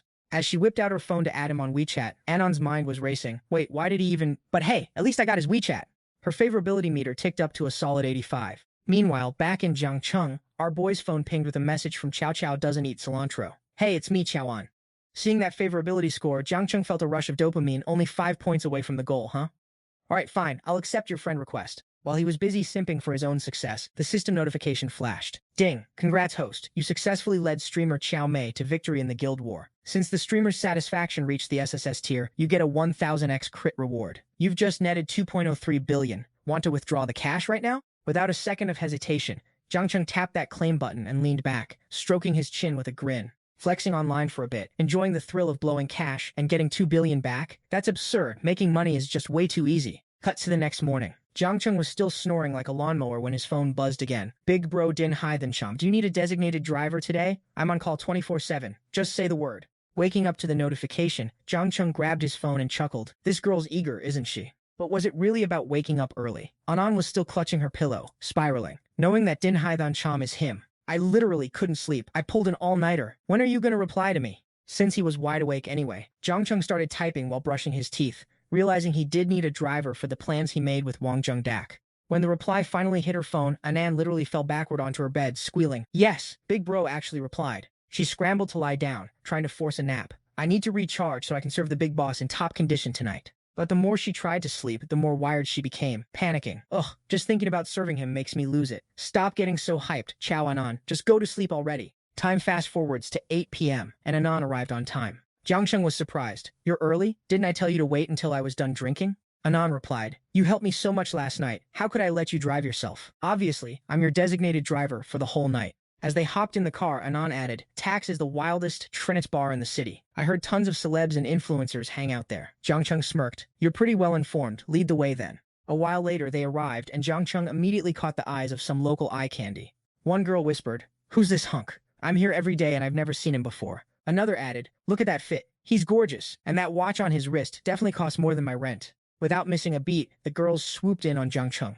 Who cares who he is? That face alone is a 10-10. Strike first and ask questions later. Damn, he's head to toe in luxury brands, definitely a rich heir. A blue-haired girl glided over, chest out, and purred. Hey handsome, I'm Hailei. Can I get your WeChat? Another girl chimed in. Big brother, me too. Just say the word and I'm all yours. A purple-haired girl pushed her way in. Is this your first time here? Let me show you around. I know all the best spots. But the bunny girl played it smartest, faking a trip just to fall straight into Jiang Cheng's arms. Ouch! She clung to his arm, pressing her upgraded assets against him. Sorry, handsome. I almost fell, thanks for catching me. Faced with this literal wave of female attention, Jiang Cheng started sweating. We haven't even walked into the bar yet, and it's already this aggressive? Just then, two more girls shoved through. You guys are such thirsty NPCs. Let the man walk into the bar first. Another added, yeah, he needs to get to the VIP section so we can actually have some fun. While Jiang Cheng was getting swarmed by the local fan club, watching her target get snatched up by a bunch of gold-digging spiders, Anan felt her soul leave her body.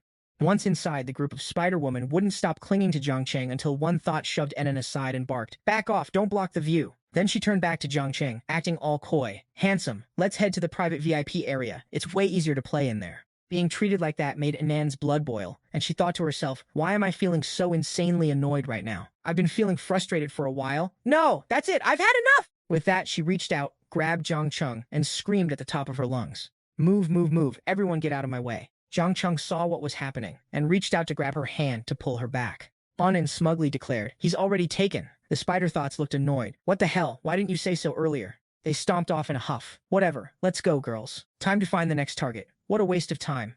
Taking advantage of the moment, Jiang Cheng wrapped an arm around Anan's waist and whispered into her ear. "Is that so? I'm taken, am I?" Anan quickly shoved him away, blushing like crazy. I just saw you couldn't say no to them, so I was helping you out. Don't go reading too much into it." Jiang Cheng let go, his tone turning cold. "Thanks, but don't bother next time. I actually think they're pretty fun." Anan was fuming, her head basically steaming, and she just huffed. Right on cue, Wang Zheng walked in and joked, "Young Master Jiang, so you were the one causing the scene at the door. We were wondering which big shot showed up at the bar tonight. Didn't get scared off, did you?" Jiang Cheng smirked. "Nah, it's pretty good. Everyone's been very enthusiastic." Wang Zheng laughed. "Haha, when I first came here, it wasn't this chaotic for me. Look at them. They don't even care about me anymore." His eyes then shifted to Anan, asking softly, "By the way, who's this stunning young lady?" Jiang Cheng replied, "My designated driver. Brought her along for some fun. She'll handle the car later." Wang Zheng threw an arm around his shoulder and pulled him inside. "As expected of you, absolute legend. Let's go, everything's prepped inside. Let's have a wild night, all three of us." Hearing their banter, Anan just stayed silent, totally at a loss for words. A moment later, they stepped deep into the club. Professional DJ hotties, ear-splitting, high-octane bass, and top-tier eye-candy waifus dancing their hearts out to the rhythm. Walking up to a group, Wang Zheng announced loudly, "Greet young Master Jiang." The gorgeous girls in the lounge chimed in unison. "Welcome, young Master Jiang." Jiang Cheng waved his hand, acknowledging them. "Thanks, you guys set this up perfectly." A bit later, they approached a woman. Wang Zheng commanded, "Director Li, get 2 rooms ready. The Dragon God is here to join the hype." The woman, known as Director Li, bowed deeply. "Of course, young masters, right away. I've already arranged some fruit and drinks for you. Please wait a moment." Overhearing the talk, Anan leaned into Jiang Cheng. "The Dragon God? I've never seen him in person, only on video clips." Time flew, and once the room was ready, they headed inside. Jiang Cheng turned to his friend. "Wang, you're too generous." "Thanks, man." Wang Zheng laughed it off. "Bro, you're being too formal. 2 Dragon Gods is only 200,000. How can that even compare to that priceless fish you served me yesterday?" Flexing on everyone, he turned to the girls lounging nearby. "Do you guys even know? Yesterday, young Master Jiang treated me to an ultra-rare fish meal that cost 3 million. The girls' jaws dropped in pure shock. "Huh? 3 million? Just then, Manager Lai struts in with a squad of gorgeous ladies in tow, announcing loudly, "Yo, your drinks are here, gentlemen." Immediately, these goddesses glide over, each one ready to serve their own lucky guy. A girl sidles up to Jiang Cheng, putting on that tipsy, seductive act. "Young Master Jiang, I'm Xiaoxiao. Let me toast you. I'm stoked to hang out with you tonight." Jiang Cheng instantly fires up the system scanner. Her stats pop up. Xiaoxiao, age 22, height 168, beauty score 85, intimacy 5, favorability 70. Scanning the info, Jiang Cheng eyes her massive rack and thinks, a beauty score of 90 after makeup, but intimacy is only 5. Not bad for a bar hopper, but that 98-point body? Absolute top-tier material. Sitting right there, watching Jiang Cheng get devoured by a hottie, and Anne feels a fresh wave of jealousy hit her. Ugh, that annoying feeling is back again. Her mind is a total mess. He's my #1 big spender. I mean, he didn't ask for anything specific, but he dropped so much cash on me yesterday, and he was all over me earlier. So what's his deal now, playing with another girl? Thinking this, she rushes to compete for his attention, lifting her glass. "Big boss, my top 1 supporter, let me toast you too." Jiang Cheng sees this and casually slides an energy drink toward her. "You drinking liquor? Nah, drink this. It's better for your health." Seeing him act like this, An hesitates. I have to drive later, so sure, but I can totally handle my booze. I don't need a supplement." Jiang Cheng looks surprised. "Huh, wouldn't have guessed you were a drinker." Hearing that, Anne strikes a sultry pose, pushing her chest out. "You couldn't tell? Maybe you should look a little closer then." Taking in the situation, Jiang Cheng smirks. "Xiaoxing's cool and all, but my main quest tonight is Chow Anan, so I'll let Xiaoxing slide for now." Xiaoxing is actually a total pro. Reading the room, she grabs her drink and stands up. "Young Master Jiang, I'll go dance then. Catch you for another toast later." As soon as she leaves, Jiang Cheng makes his move, draping an arm around Anne. Honestly, it's really hard to tell just by looking. How about we go home tonight so I can take a closer look? While saying this, Jiang Cheng's hand starts testing the waters. She thinks to herself, my stream says girls should play hard to get. Okay, gotta be cautious. With that, she pushes his hand away. What are you talking about? Do you think I'm that kind of easy girl? This little move ticks Jiang Cheng off. He thinks, I dropped 2 million on you and you're pulling this? If you didn't want to come here with me, why follow me in the first place? Playing coy after tagging along, acting shy but being a tease. Does she think I'm some pathetic beta simp? Without a word, Jiang Cheng stands up. And Anne opens her mouth to say something, but the words just won't come out. Not wasting a single second, Jiang Cheng turns his focus straight to Xiaoxiao, who's currently grinding on the stripper pole. Catching his gaze, Xiaoxiao strikes a seductive pose. Young Master Jiang, how was my dance? The girl next to her tries to steal the spotlight. Don't forget about me. Jiang Cheng laughs. You guys were killing it. My bros are literally giving you a standing ovation. She leans in close, pressing her chest against him, voice dripping with intent. Is that so? Hearing her drop hints about his homies, Jiang Cheng pulled her close and purred. Naturally. How about I introduce you to them later? She purred back, her voice dripping with sugar. Oh, absolutely, young Master Jiang. You've got me all excited now. I honestly can't wait. Xiaoxiao immediately leaned in, clinging to his arm like a total clingy waifu. Young Master Jiang, no playing favorites, okay? I really want to get to know your friends too. The short-haired girl chirped in. Young Master Jiang, you're the best. I'm having such a blast. By the way, what do you usually do for fun? Xiaoxiao chimed in. Young Master, I'm actually a homebody. I just love rotting in bed watching movies. You into that? Jiang Cheng smirked internally. Damn, everywhere there's women, there's a battlefield. Getting lost in this sea of debauchery. I wonder how long my sanity can actually hold up. Shifting gears, he turned to Xiaoxiao and laughed. Haha, you like that? Let's all three watch together later. The more the merrier. Movies are always better with a crowd. Seeing Jiang Cheng living the harem dream with a girl on each arm, Wang Zheng's crew walked over, raising their glasses. Ha ha ha. Young Master Jiang, your sense of humor is on another level. Cheers to the legend himself. Cheers. Jiang Cheng toasted back. Good looking out, boys. Chao Anan tried to get a word in, but she got muted by the plot before she could even open her mouth. The two girls went back to thirsty posting. The short-haired one leaned in way too close. Young Master Jiang, I want to toast you too. Xiaoxiao cut in immediately. Me too. Don't forget about me. Watching his property being fought over by these two, Chao Anan grumbled to herself. What is this? You just said you aren't that kind of girl, and now you're just ghosting me? She started spiraling. I mean, I'm not easy, but if you actually made a move, I'd totally consider it. I came here tonight mentally prepared for something, but since I'm a total newbie at this, I don't know what to say or do. Why won't you just give me a chance? So annoying. She was busy sulking, completely oblivious that Jiang Cheng was actually scanning her with his system radar. He checked the stats. 90 points already. Hit the cap, baby. Looks like the strategy is working perfectly. For the next 2 hours, he kept playing the game, drinking and flirting with the two girls, without sparing a single glance for Chao Anan. By the time the night wrapped up, Wang Zheng's group waved goodbye. Young Master Jiang, let's catch up and drink again soon. Wouldn't want to interrupt your movie night. Catch you later. Jiang Cheng waved them off. Bet. See you around. Bye! After shooing them off, Jiang Cheng escorted his 2 dates to the curb and flagged a taxi. Hey driver, over here! When the cab arrived, he went full gentleman mode and held the door open for the girls. The second they hopped in, Jiang Cheng slammed the door shut. They were both left looking totally stunned. Jiang Cheng walked to the front window, slid the driver a stack of 100 yuan bills and said, Boss, get these two home safe. Keep the change. Treat yourself to a nice meal. The driver grabbed the cash, grinning ear to ear. You got it, boss! Just remember my license plate. Everything's gonna be A-okay. With that, the cab peeled off into the night. I thought we were gonna have a spicy night, and this dude just ditched us. Xiaoxiao complained, salty as hell. The short-haired girl was still coping, sticking her head out the window. Young Master Jiang. As they drove off, Jiang Cheng turned back to his own car, seeing Chao Anan still standing there like an NPC. He nudged her. Why are you still standing there? Get in, you're the designated driver. She snapped out of it. Oh, right, yes. Half an hour later, they pulled up to the hotel. Noticing Anan was still tailing him right to his room door, Jiang Cheng turned around. Wait, you're the driver. Why are you walking into my room? Anan puffed out her chest, giving him the puppy dog eyes. It's super late and taking a taxi isn't safe. Can I just crash here for the night? Jiang Cheng didn't even blink, sent her the driving fee, and replied, Didn't you say you weren't that kind of girl? Anan scrambled to make an excuse. I just said that. Jiang Cheng shut it down instantly. You should probably just call yourself a cab. Anan blocked his path and clapped back. I'm not leaving. Jiang Cheng gave her the cold shoulder. Stay if you want. There are plenty of rooms. Pick whatever you like. Anan trailed right behind him and asked, Big brother, your bed is huge. Can't I just sleep with you? Jiang Cheng replied, I don't do sleepovers with strangers. But while he was acting all cold on the outside, he was thinking, everything's gonna plan. Just the final step left. Is this girl actually clueless, or is she just playing dumb? Like, just hop on the bed yourself. It's not that hard, is it? While he was busy plotting, Anan suddenly stopped in her tracks, dropped to the floor, and started bawling her eyes out. Wah! Jiang Cheng panicked and barked. Hey, what are you crying for? And then sniffled and whined.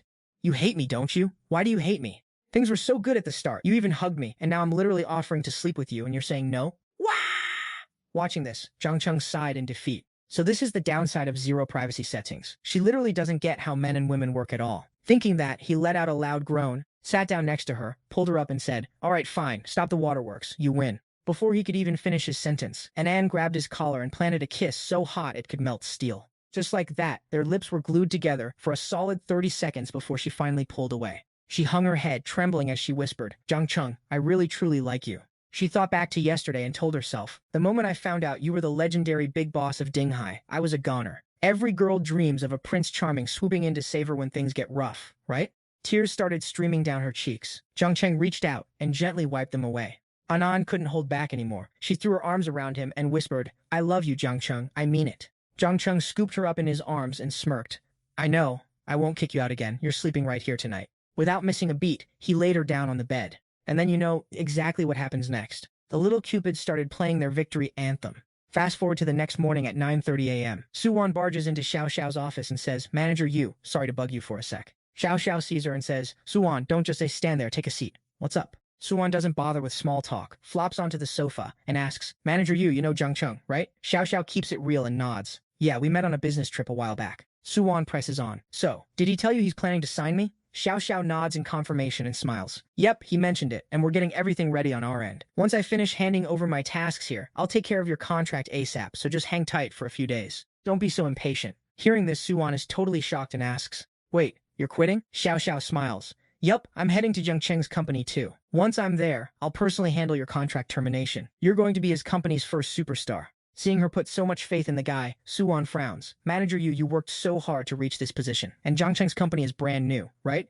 How can you trust him so blindly?" Xiaoxiao says firmly, Wan, I get your concern, but I trust Jiang Cheng 100%. He's the real deal and someone worth betting on. You'll understand soon enough. At the new office, we're all sisters, so just call me Sis Yu from now on." Suwan is left confused, thinking to herself, why does the manager trust Jiang Cheng that much? Just then, there's a knock at the door, and an intern sticks his head in. "Manager Yu, the front desk just called. Someone sent you a surprise, and it's waiting downstairs for you to sign for it." Xiaoxiao looks annoyed. "Who sent it? Tell them I'm rejecting it. I don't need any flowers or jewelry." The intern replies, "It's not that, Manager Yu. It's a car and it's already been fully paid for. You can't really say no to this one." Xiaoxiao jumps up, mouth agape. "What?" Suwan is just as stunned. "Says you someone gifted you a car? That's some big boss energy. Let's go check it out." They head downstairs, and the moment they step out, a group of people pops confetti and starts cheering. The dealership rep gestures to the covered car. "Miss Yu, please do the honors." Xiaoxiao doesn't hesitate and yanks the cover off. Boom! A hot pink Lamborghini is revealed. Suwan's jaw hits the floor. "Sis Yu, you're so lucky. I'm literally dying of jealousy. Seriously." Meanwhile, Xiaoxiao is still dazed, thinking, "Oh my god, this pink Lambo is gorgeous." The office staff crowds around, snapping photos and gossiping. "Didn't Manager Yu just dump her fiancé?" Another adds, "Yeah, her new boyfriend's built different." A third one sighs, "Damn, I wish I had a boyfriend like that." Dropping 10 million on a Lambo, like it's nothing. Suddenly, the rep hands over the keys. "Miss Yu, here are your keys." Xiaoxiao takes them with a grin. "Who told you guys to deliver this?" The rep bows. "It was Mr. Jiang Cheng, ma'am. He said he hopes you like it." Hearing his name, Xiaoxiao beams. Jiang Cheng, she thinks, no man has ever treated me this well. Her favorability meter ticks up. She's now at 99 points. Meanwhile, back at his villa, Jiang Cheng is finally up after a long night with NN. He's chilling on the sofa when the system pings. Ding, Yu Xiaoxiao has reached 99 favorability. Host, you've unlocked the Soulmates title and a special gift pack. Open? Jiang Cheng taps accept, thinking, her favorability hit 99 already? Soulmate sounds a bit intense, but I'm definitely not complaining. System, open the pack. The notifications keep rolling in. Congrats, you've received a consumption refund card. Max limit 5 million, with a 1x to 100x return rate. You also got the Progeny Devour card. When a descendant of the host is consumed by a girl with 90 plus beauty, the host gains 1/10 of their power. Final refund depends on her satisfaction levels. Man, this author is straight up wilding.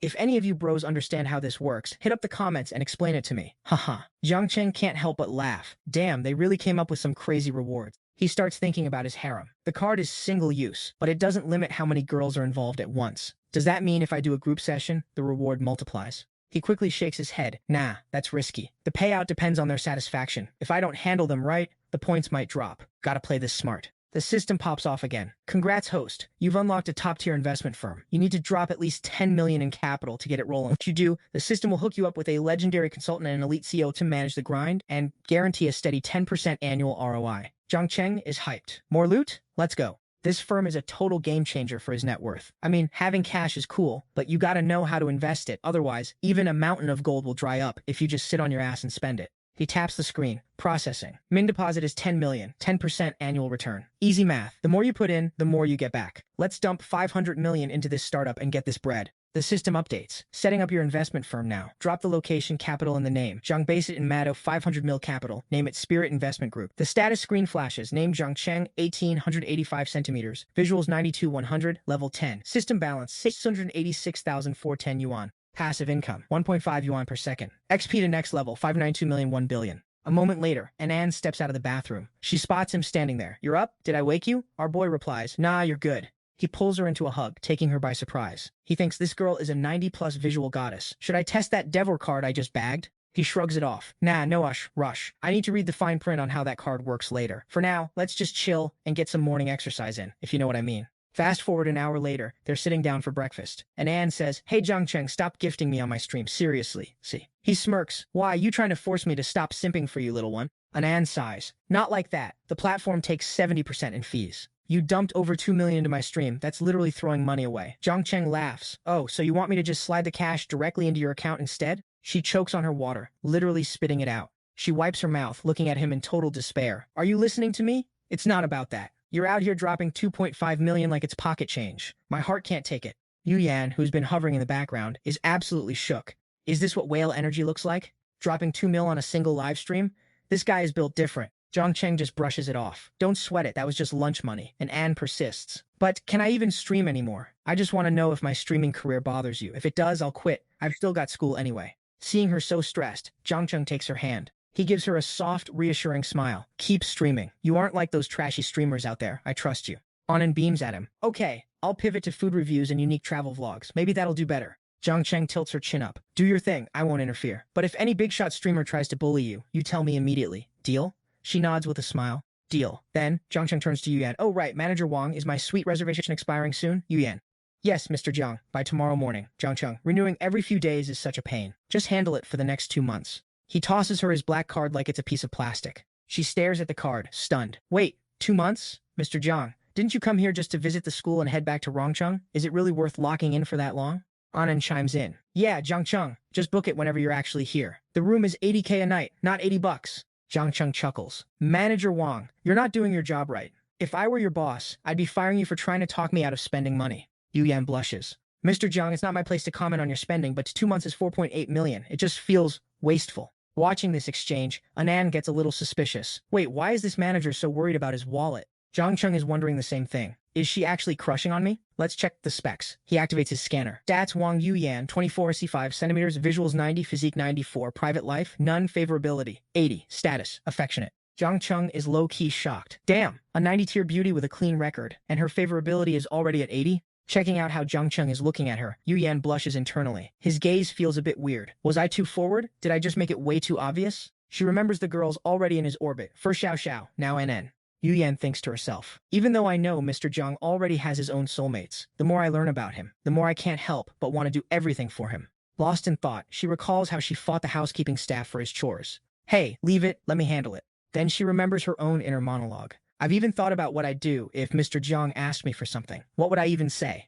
Meanwhile, Jiang Cheng checks out Yan's favorability stats and starts paying attention. Damn, I treated Manager Wang like a personal assistant, but she's actually got other plans. Interesting. But with Xiaoxiao lurking, it's not the time to spill the tea. He waves a hand dismissively. Whatever, just extend the stay for me, Manager Wang. My schedule is chaotic, no idea when I'm leaving or coming back. I just hate dealing with extra paperwork. Yan doesn't try to press him further and smiles. Understood, Mr. Jiang. Give me a moment, I'll get that sorted for you right now. She steps out to give him some privacy. As soon as she's out, a coworker approaches. Yan, what's up? Why the long face? Was that client a total nightmare to deal with? Yan pushes back her hair. Actually, no. He's the easiest client I've ever had. The coworker asks, then why the mood? We're all dying of jealousy over you. Look at me. The client just checked out. My sales are dead, and I'm going to be at the bottom of the rankings this month. Yan cheers her up. Keep your head up. You'll land a big one soon. The girl sighs. I wish, but where? You think everyone gets a VIP client who books the penthouse for a whole week? Seriously, everyone in our department is low-key salty about your luck. Yan smiles. The month is barely starting. Maybe tomorrow you'll score a massive booking. Don't give up hope.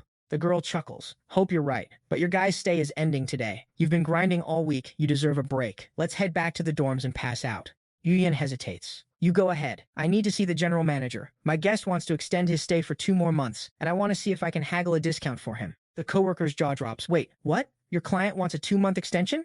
Recovering from the shock, she continues. That's a fat 240K commission for you, and he's clearly loaded. Why the hell are you trying to get him a discount?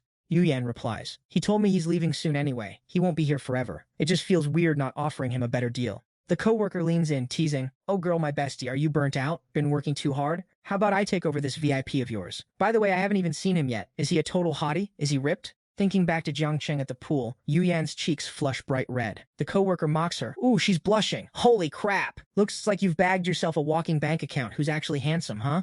Yan just smiles in silence. The girl pushes. How about this? I take over the service, and I'll give you the entire commission. Yan finally shuts her down. All right, stop being a creep. This guy drops millions like it's pocket change. He could find a dozen girls to wait on him in a heartbeat. Let's keep our feet on the ground. The girl whispers, A girl can dream, right? What if it actually works out? Yan sighs to herself, yeah, what if? But I wonder what kind of person I am in Mr. Zhang's eyes. Shaking it off, she says, Look, Zhen, enough talking. I have to go find the general manager. Later, in the GM's office, he jumps out of his seat, sweating bullets. What? A 2-month extension? Swipe his card first. I need to go call the CEO. A client of this status needs the CEO to come and thank him personally. 10 minutes later, Jiang Cheng is lounging on the couch, staring at his bank notification. Wait, what? 80K a day, 2 months is 4.8 million. Why did it only deduct 3.8 million? Before he can finish the thought, the system pings. Ding! Congrats, you triggered the refund card. Multiplier, 100x. You just gained 380 million in cold hard cash. Just then, a frantic knocking starts at the door. Yan arrives with 2 top executives in tow, shouting, Mr. Jiang, are you in there?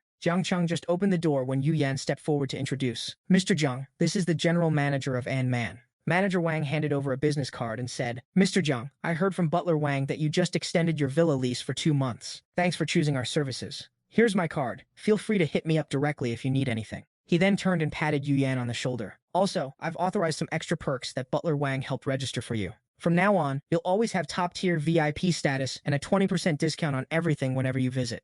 Jiang Cheng was shocked. Wait, a discount? Manager Wang, your kindness is actually killing my vibe. Do you have any idea how much money I'm losing on this transaction? That's 100 million down the drain. He glanced over at Yan, thinking, but she sacrificed her own commission just to get me a discount. Manager Wang is actually a real one, a certified top-tier waifu. Thinking this, Jiang Cheng reached out to shake Manager Wang's hand. $1 million discount, just like that? You're incredibly generous, Manager Wang. We should definitely be friends.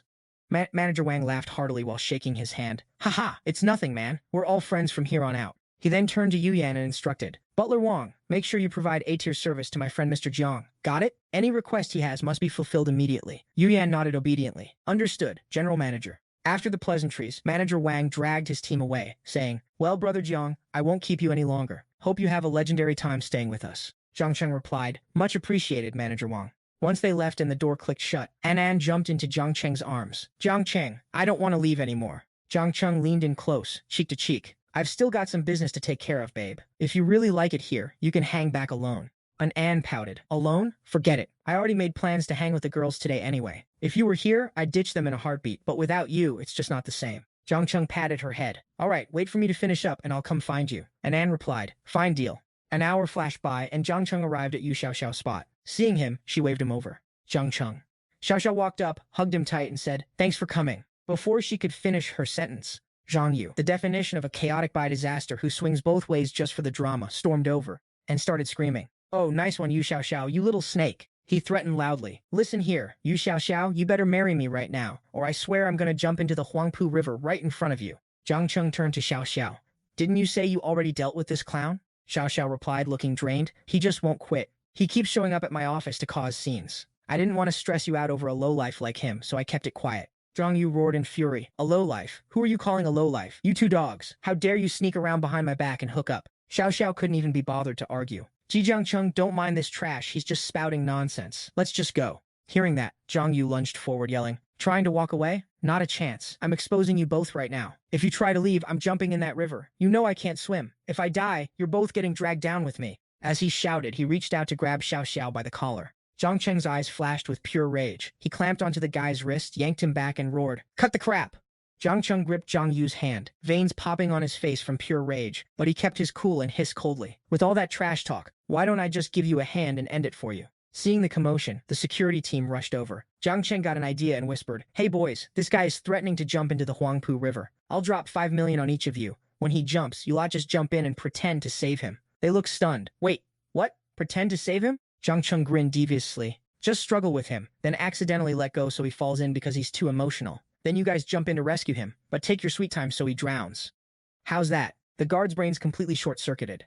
Across from them, Zhang Yu started breaking out in a cold sweat. He backed away, stammering. In a law-abiding society, you're actually hiring hitmen in broad daylight? The guards were still trying to process the math, looking at each other like total NPCs until one stuttered. Sir, you're just joking with us, right? Jiang Cheng looked calm. Not convinced. I'll pay up front, no worries. If there's any legal heat, I'll hire the best lawyers to keep you out. If anyone ends up in jail, I'll drop another 5 million for their family. Hearing that, one guard whispered, honestly, let's do it. We only make 4K a month. We'd never touch 5 million in our lifetime. With that, the whole crew eyed Zhang Yu like starving wolves. If we go to jail and walk away with 10 million, that's a steal. Zhang Yu was shaking like a leaf. What are you people doing? You're literally committing murder in broad daylight. Do you know you'll pay for this with your lives? Jiang Cheng urged them. Jump already. The sooner you go, the sooner we wrap this up. Zhang Yu choked on his own words. You dare? Jiang Cheng replied smoothly. Why wouldn't I? It's not like I'm the one doing the deed. Besides, you're only walking for now. Soon, you'll be rotting at the bottom of the Huangpu River, unable to say another word. Zhang Yu gritted his teeth. You think I'm scared of your threats? I bet you're too much of a coward to actually touch me. No sooner had he finished than Jiang Cheng transferred the cash to the guards. Still hesitant about the 5 million? Well, how about 100K right now? I'm giving each of you 100K. Beat this guy to a pulp. Phone's out. Let's see the transfer codes. Instantly, the phone started dinging with notifications. Staring at the numbers, one guard gasped, It's real, boys. The boss isn't scamming us. The 100K is in the account. Without a second thought, one guy lunged forward and kicked Zhang Yu in the face, shouting, Screw it, let's go. The whole pack swarmed him. One held the head, one the arms, one the legs, turning Zhang Yu into a human punching bag. Xiaoxiao felt an intense sense of justice, like her heart was blooming, but she still played the mediator. Jiang Cheng, stop it. No need to lower yourself to his level. Our boy just smiled. Don't worry about it, Xiaoxiao. 5 minutes later, Zhang Yu was beaten so bad not even his own mother would recognize him. The guards dragged him to Jiang Cheng. Boss, don't worry. We've handled everything. No issues for you at all. If you need more work like this, just hit us up. Jiang Cheng tipped them and nodded. Good work. Once done, he turned to her. Xiaoxiao, tell me everything from now on. Don't hide anything like you did today. Also, stay out of Zhang Yu's business. I'll deal with him. She smiled. Okay, I got it. Right on cue, the system notification popped. Ding! Host's emotional volatility detected. To help the host clear his stress, you have been awarded a private security firm. This firm will handle all your daily nuisances. Just contact the security team for private disposal. Agents are absolute professionals. Personnel info has been saved to your interface. Furthermore, the contact methods for all agents have been synced to your phone. All communication is encrypted. Jiang Cheng smirked. System, you really get me. With these pros on speed dial, dealing with losers like Zhang Yu will be a breeze. He turned to Xiaoxiao, beaming. Xiaoxiao, weren't we supposed to check out office locations today? Let's go. Xiaoxiao asked. Today? I thought after what happened you wouldn't be in the mood. Jiang Cheng walked to his car. Why would I let some piece of trash ruin our plans? Let's roll. Scene changed to a moment later, at the Shanghai World Financial Center. Jiang Cheng and Xiaoxiao have arrived. They're checking out an office space, and Jiang Cheng gives his verdict. Not bad, pretty solid for a startup office. The vibe is classy and modern, perfect for a media company. He drops into the chair and nods. Just a few tweaks to the layout and we're ready to move in. Say no more, I'm taking it. He turns to Xiaoxiao and asks, Hey Xiaoxiao, you coming over here to sit for a bit? Hearing that, Xiaoxiao immediately strides over, yanks the curtains shut, and flashes a suggestive smirk. She then walks straight up to Jiang Cheng and plants herself down. As for what happens next, I'll let you guys use your imagination, heh. Jiang Cheng acts all shocked. Whoa, Xiaoxiao, what's the move? I just meant sit down for a minute. She pouts. So annoying. If you keep teasing me, I'm not talking to you anymore. She leans in and asks, should I just sit on your lap instead? Jiang Cheng smirks. Whatever makes you happy, gorgeous. And just like that, the new office gets its grand opening. Fast forward a while, and Jiang Cheng is back at the mansion. Yu Yan greets him warmly. Welcome back, Mr. Jiang. Would you like dinner or a bath first? She's scheming in her head, thinking, later, when I'm giving him his massage and bath. But before she can finish, Jiang Cheng cuts her off. No bath yet. Let's eat first. She's caught off guard. Huh, no bath? She feels totally deflated. I practiced a brand new move I saw online. It was supposed to be 100 times better than the last time. A moment later, dinner is served, and Yu Yan says politely, Mr. Jiang, please enjoy your meal. Watching her, Jiang Cheng thinks to himself, Manager Wang, oh Manager Wang, your timing is just a little off today. Maybe next time. Switch to the next day at the car expo. Wang Zheng walks up with his buddy. Young Master Zhang, I thought you were too busy to make it. Jiang Cheng replies, Haha, with an invite like yours, how could I refuse? Wang Zheng continues, Right, young Master Zhang. It's not too crowded today. Which brand do you want to check out first? While they're chatting, some guy walks up and greets them. Young Master Wang, Young Master Chen, Mr. Zhang. All of you here for the cars today? They finally notice the car model standing behind him, and their jaws drop. Damn, the Ferrari guys aren't playing around. How'd you score a goddess like this? That height, that figure, that face, she's literally star tier.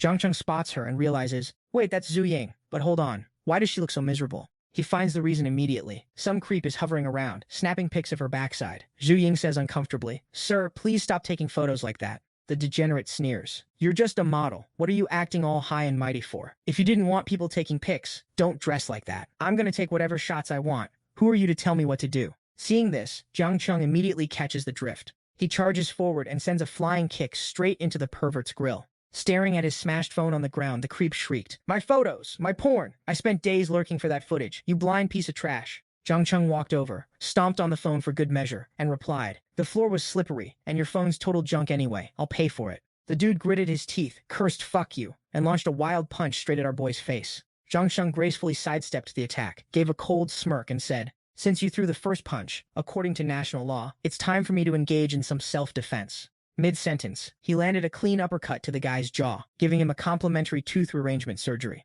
Taking that hit, the guy could only crawl on the floor, clutching his face in pure agony. Jiang Cheng then turned around and barked, Manager Huang, why are you still daydreaming? Call the cops, save the security footage, and hand everything over to the police. Manager Huang scrambled over. Yes, Mr. Jiang, I'm so sorry for this disturbance. This has never happened here before. It's entirely our fault. After that, he turned to leave, but Jiang Cheng shouted, call security first, then call the cops. Witnessing the carnage, Wang Zheng couldn't help but marvel. Young Master Jiang, your combat skills are insane. That punch was absolute perfection. Jiang Cheng laughed. Too kind, but it really killed my vibe for the city. Why are there so many creeps roaming around? Chen Hao scratched his head helplessly. Most of us are normal. We don't have that kind of hobby. Just then, Chu Ying walked over. Jiang Cheng, are you okay? I didn't expect you to... Anyway, thank you. Jiang Cheng smiled. I'm perfectly fine. The important thing is that you're safe. Watching the scene, Chen Hao chuckled. Looks like an old flame. Wang Zheng chimed in. No wonder young Master Jiang was so pissed. He was playing the White Knight for his crush. Jiang Cheng then introduced them. This is my high school classmate, Chu Ying. Then he turned to Chu Ying. These are my bros, Wang Zheng and Chen Hao. She smiled and said, nice to meet you all. She then asked, are you here to check out cars again today? Jiang Cheng laughed. Just killing time on my last day. Might pick up a ride for my old man. Chu Ying asked, so when are you heading back to Rongcheng? I still haven't treated you to a meal. Jiang Cheng replied. No firm plans yet, but probably soon. He then suggested, Chen Hao is hosting dinner tonight. You got anything else going on after work? Want to tag along? Chu Ying instantly agreed. Sure, I'll find you once I clock out. Jiang Cheng smiled. Bet, I'll show these guys around the showroom for now. A moment later, the trio stood before a car. Seeing Zhou Neng's sharp gaze, Chen Hao asked, young Master Jiang, you've got your eyes on this 4-door supercar, right? Manager Huang swooped in like a pro. This beast combines the comfort of a luxury sedan with the raw power of a supercar. 3.0T inline-6 engine with 48-volt mild hybrid tech. This model leaves all its competitors in the dust. Before the guy could keep yapping, Jiang Cheng cut him off. Get to the point. Price. Manager Huang stammered. The top-tier spec is 2.2 million, and we have some freebies. Jiang Cheng interrupted again. The freebies don't matter. Do you ship? Can you deliver this straight to Rongcheng? Manager Huang was beaming, hands clasped. Boss. We offer nationwide shipping and handle the local registration for you. Don't worry about a thing. Hearing that, Jiang Cheng whipped out his black card and said, bet, swipe it. He then added, when the car arrives in Rongcheng, prepare a full delivery ceremony. I want to surprise my dad. Old Huang bowed. No problem. Consider it done. I'll make sure the experience is so premium your old man will feel like royalty. As he walked away, Wang Zheng asked, young Master Jiang, you're really buying this for your dad? Jiang Cheng chuckled. My mom probably won't say anything either, since it's so low-key. Chen Hao couldn't help but sigh. A 4-door supercar. And you call that low-key? Wang Zheng was thinking. Jiang Cheng's only been in Magic City for a week, and he's already dropped 4 supercars, and most of them cost more than a Ferrari. This isn't just flexing, this guy is built different. He laughed and said, Brother Jiang, you've got the cash, you make the rules. Chen Hao recalled begging his old man for a car back in the day, and threw an arm around Jiang Cheng. My first supercar took months of begging my dad, but you just casually bought one for your old man in a single swipe. I'm jealous, man. You've really opened my eyes today. A while later, after the paperwork and all the boring adulting was done, it was finally time for Chu Ying to clock out, and she'd already changed. Jiang Cheng walked up. Chu Ying, let's roll. She smiled. Seeing her like this, Jiang Cheng couldn't help but think, no wonder she's the campus goddess everyone is simping for. They hopped in the car and Jiang Cheng asked, break's almost over. You've got to head back to class, right? Chu Ying replied, yeah, you already know my family went bankrupt, so it's probably a surprise seeing me here, grinding for some living expenses, right? She stared out the window, distracted. I know the whole school is gossiping behind my back, but I never really had any real friends anyway. Let them talk. Honestly, making my own money with these hands feels way more real than my old life. Hearing that, Jiang Cheng gave her a supportive nod. A girl as stunning as you shouldn't worry about staying broke. Ying giggled. That's what everyone says, but where's the money actually coming from? No one ever gives me a straight answer. Jiang Cheng laughed. Haha, I thought you were the cold-hearted campus idol. Didn't expect you to be this chill. Ying replied. What campus idol? I've never seen myself that way. You've helped me twice already. I was supposed to treat you to dinner, but instead, I'm the one getting a free ride and a meal. Jiang Cheng shrugged. It's all just food, no big difference. Scene shift an hour later at the farmhouse restaurant.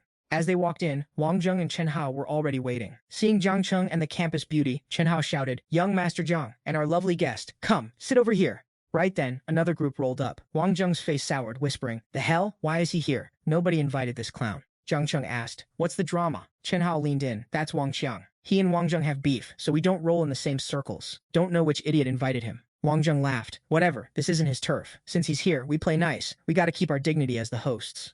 Just as he said that, Chen Hao walked over. Yo, Xiaoxiao, long time no see, take a seat. Wang Zheng worried silently because Chen Hao was too used to roasting the guy to change his tone. Wang Xiang loved being called Brother Wang and absolutely hated being called Xiaoqiang. True to form, Wang Xiang's face went dead set ugly. His lackey stepped in. Brother Wang, we're here to network. Chill, just chill. He then walked over to Chen Hao. Brother Chen, you're slaughtering a hog? My boys need some booze. Chen Hao replied. The vibes are good today. Go ahead and grab a drink, boys. Half an hour later, the alcohol hit, and Wang Xiang started flexing. Anyway, I just got some inside info on the stock market. Guaranteed profit, no losses. A lackey jumped on the hype. Brother Wang, I heard you cleared 10 million in the market recently. Is it true? Put us on, man. Wang Xiang bragged. I'm here to share the wealth today. If you want to make it, keep your eyes open. Stop hanging out with losers who just drink all day. You need a real strategy to level up. Hearing that, Wang Zheng ground his teeth. This guy is clearly taking shots at me and Chen Hao. Chen Hao hit back with pure sarcasm. Is that right, Xiaoqiang? If you're such a big shot investor, how about you pay back that 2 million you borrowed from me last year for your debts? I won't even charge interest. Just the principal is fine, yeah? Wang Qiang exploded.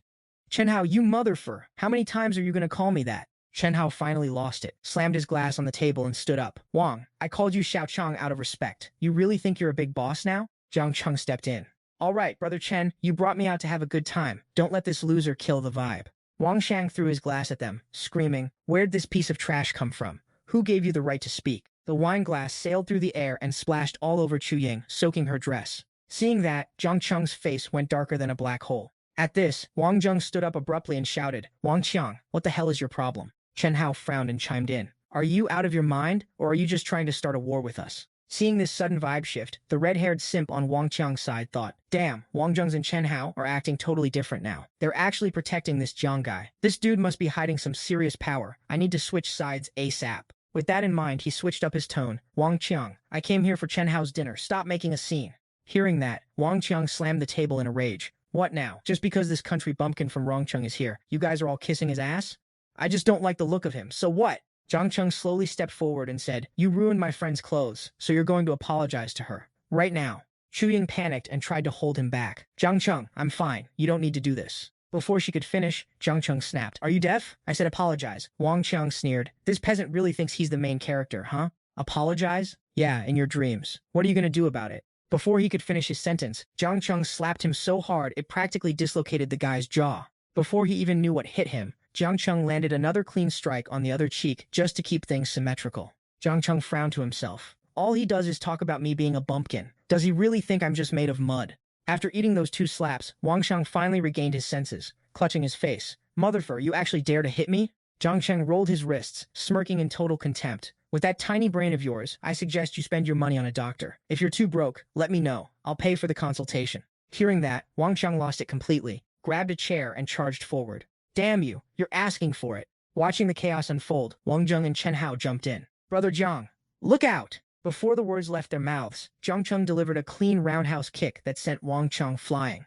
and then casually draped his arm over Chen Hao's shoulder, grinning. Who was asking for it again? Wang Zheng walked over to the groaning Wang Qiang and said, Wang Qiang, today's drama was entirely caused by your own trashy mouth. Now here's your chance. Get lost. Wang Qiang scrambled to his feet, dragged his girlfriend away, and didn't forget to shout back, You country bumpkin, just you wait, I'm not done with you. Once the trash was taken out, Jiang Cheng asked, What's his deal anyway? Wang Zheng replied, His family owns a food and beverage conglomerate with 2 listed companies. They've been dominating the market for 2 years, which is why he's so arrogant. Jiang Cheng chuckled dismissively. Is that so? Huh, well I guess I'll see just how much power this family actually has. Ying ran over, grabbed his sleeve and whispered anxiously, Jiang Cheng, I caused even more trouble for you. Are you okay? Jiang Cheng smiled. I'm good, he thought to himself. Poor Ying has no appetite left now. Better get her home early. He gestured to the guys. Brother Wang, Brother Chen, we've had plenty to drink, so we'll be heading out now. Wang Zheng waved them off. Really sorry about this, young Master Jiang. Never thought things would turn into such a circus.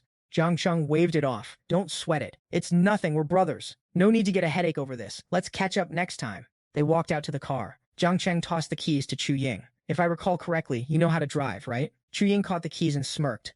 Obviously, I've driven supercars before. Jiang Cheng chuckled. Haha, you're still the legendary high society princess of Rongcheng, after all. Ying replied, oh please, stop teasing me. Don't worry, I'll get you there safe and sound. With that, she floored it. Listening to the engine growl, Ying smiled. It's been a minute since I drove a supercar like this. Too bad we're stuck in city traffic, otherwise I'd really open this baby up. Jiang Cheng smirked. Who knew? You're a secret speed demon, huh? Ying answered. Never actually raced. Back home, my family kept me on a tight leash, and now, let's just say I've lost the luxury to do so. Jiang Cheng laughed. That's easy to fix. Next time I'm taking you for a ride. A while later, they finally arrived.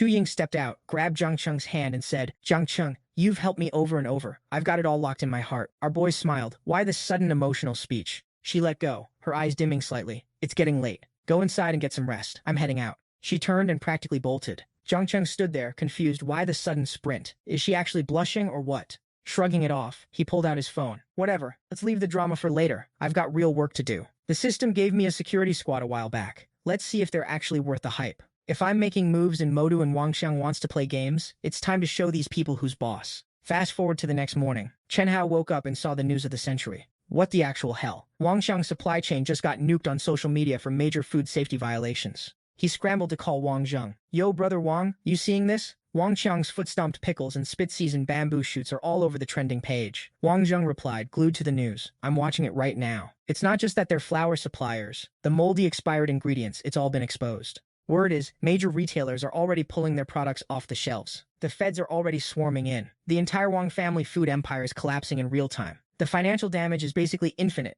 Right then, they both froze as a thought hit them, blurting out, wait a second, remember what Jiang Cheng said to him yesterday? Their memories flashed back to Jiang Cheng's cold words. Is that so? Then I guess I'll just have to see exactly how much power your family actually has. Chen Hao couldn't help but gape. I didn't think Brother Jiang's influence was this insane. At this rate, the Wang family isn't just going broke. They're getting absolutely dismantled. On the other end, Wang Zheng was sweating bullets. Brother Jiang is no joke. The second I met him, I knew he wasn't just some regular guy. Meanwhile, at the Wang estate, Wang Xiang's dad was screaming into his phone. Give me time to handle this. It just dropped. I haven't had a second to breathe. I told you. Stop pushing me. Hello? Hello? The line went dead. He grit his teeth, fuming. Who the hell is pulling the strings to take me down? Wang Xiang walked in. Dad, what's going on? Looking at his son's busted-up face, old Wang barked. What happened to your face? Why is it swollen like a balloon? What kind of trouble did you stir up now, you brat? Wang Xiang scratched his head. Some broke lowlife attacked me last night. He was super arrogant, and I was just thinking of how to ruin him.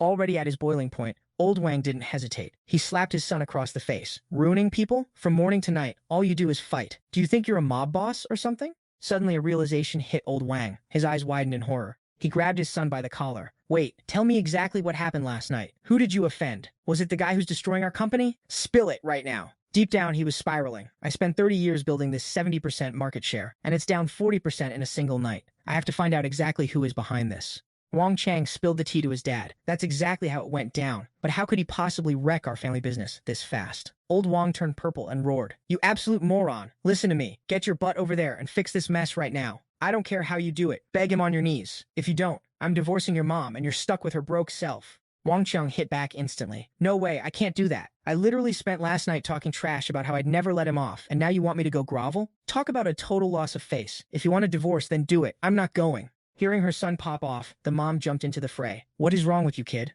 She then turned her sights on her husband. Old Wang, are you actually out of your mind? Can't you just throw some money at this and make the problem go away? Old Wang exploded in rage. Throw some money at it? I'm seriously realizing for the first time just how brainless you are. Let me tell you, if you divorced me yesterday, you'd be walking away with 500 million. If you divorce me today, you'll be lucky to get 100 million. Tops. He stormed out of the room, shouting back, if this isn't handled perfectly, we're getting a divorce. I am officially done with you two losers. Once he left, Wang Xiang held his head in despair. Mom, what do I do now? Is it really him? I'm not even close with that guy. His mom sat down and tried to talk sense into him. It's definitely him, honey. Why don't you go scout things out? You have to beg for his forgiveness. If your dad really divorces me, your life is over. I've only got a little bit of savings. How are we supposed to survive on that? You haven't even found a wife yet. Meanwhile, in a luxury villa over in Jiang Cheng, our boy was chilling, eating breakfast while taking a business call. Boss, the Wang family's raw material supply is falling apart. Their entire business operation is in chaos. Once we fully trigger the next phase of our plan, the Wangs will lose about 400 million out of their 500 million net worth. Jiang Cheng replied with a satisfied smirk. Excellent. Keep the pressure on. Phone call over. Yan leaned in close. Mr. Jiang, is the pork and veggie porridge okay? If you don't like it, I'll whip up something else. Our boy flashed a charming smile. It's perfect. Porridge hits the spot. Oh, and did you change me into these pajamas last night? Yan remembered the events of last night, thinking to herself. Mr. Jiang just keeps bringing these absolute goddesses back to the hotel. Wang Yuyan, you really need to step up your game if you want to win. As Jiang Cheng walked in, she handed him a bowl of soup. Mr. Jiang, drink this hangover soup so you'll feel better. But there was absolutely no reaction. Is he already out cold? Yan helped him up, thinking, sleeping on the sofa is going to wreck his back. I've got to get Mr. Jiang to the bed. After a bit of a struggle, she finally dragged Jiang Cheng to the bed and started undressing him, whispering, his clothes reek of booze. Maybe I should just help him change? Just like that, Yan peeled off all of Jiang Cheng's clothes. Staring at his physique, she thought to herself, I might as well put those techniques I saw in those movies to good use. And with that thought, Yan leaned in and started enjoying the view. Snapping back to the present, Yan blushed. Right, Mr. Jiang, I helped you change, but I didn't do anything else, I swear. Jiang Cheng looked up, his eyes filled with hidden meaning. Is that so? I had this dream where Director Wang and I were, well, it's a pity it was just a dream. Yan seized the opportunity. Mr. Jiang, you drank so much last night, your body must be feeling terrible. I just learned a new massage technique. Want to try it?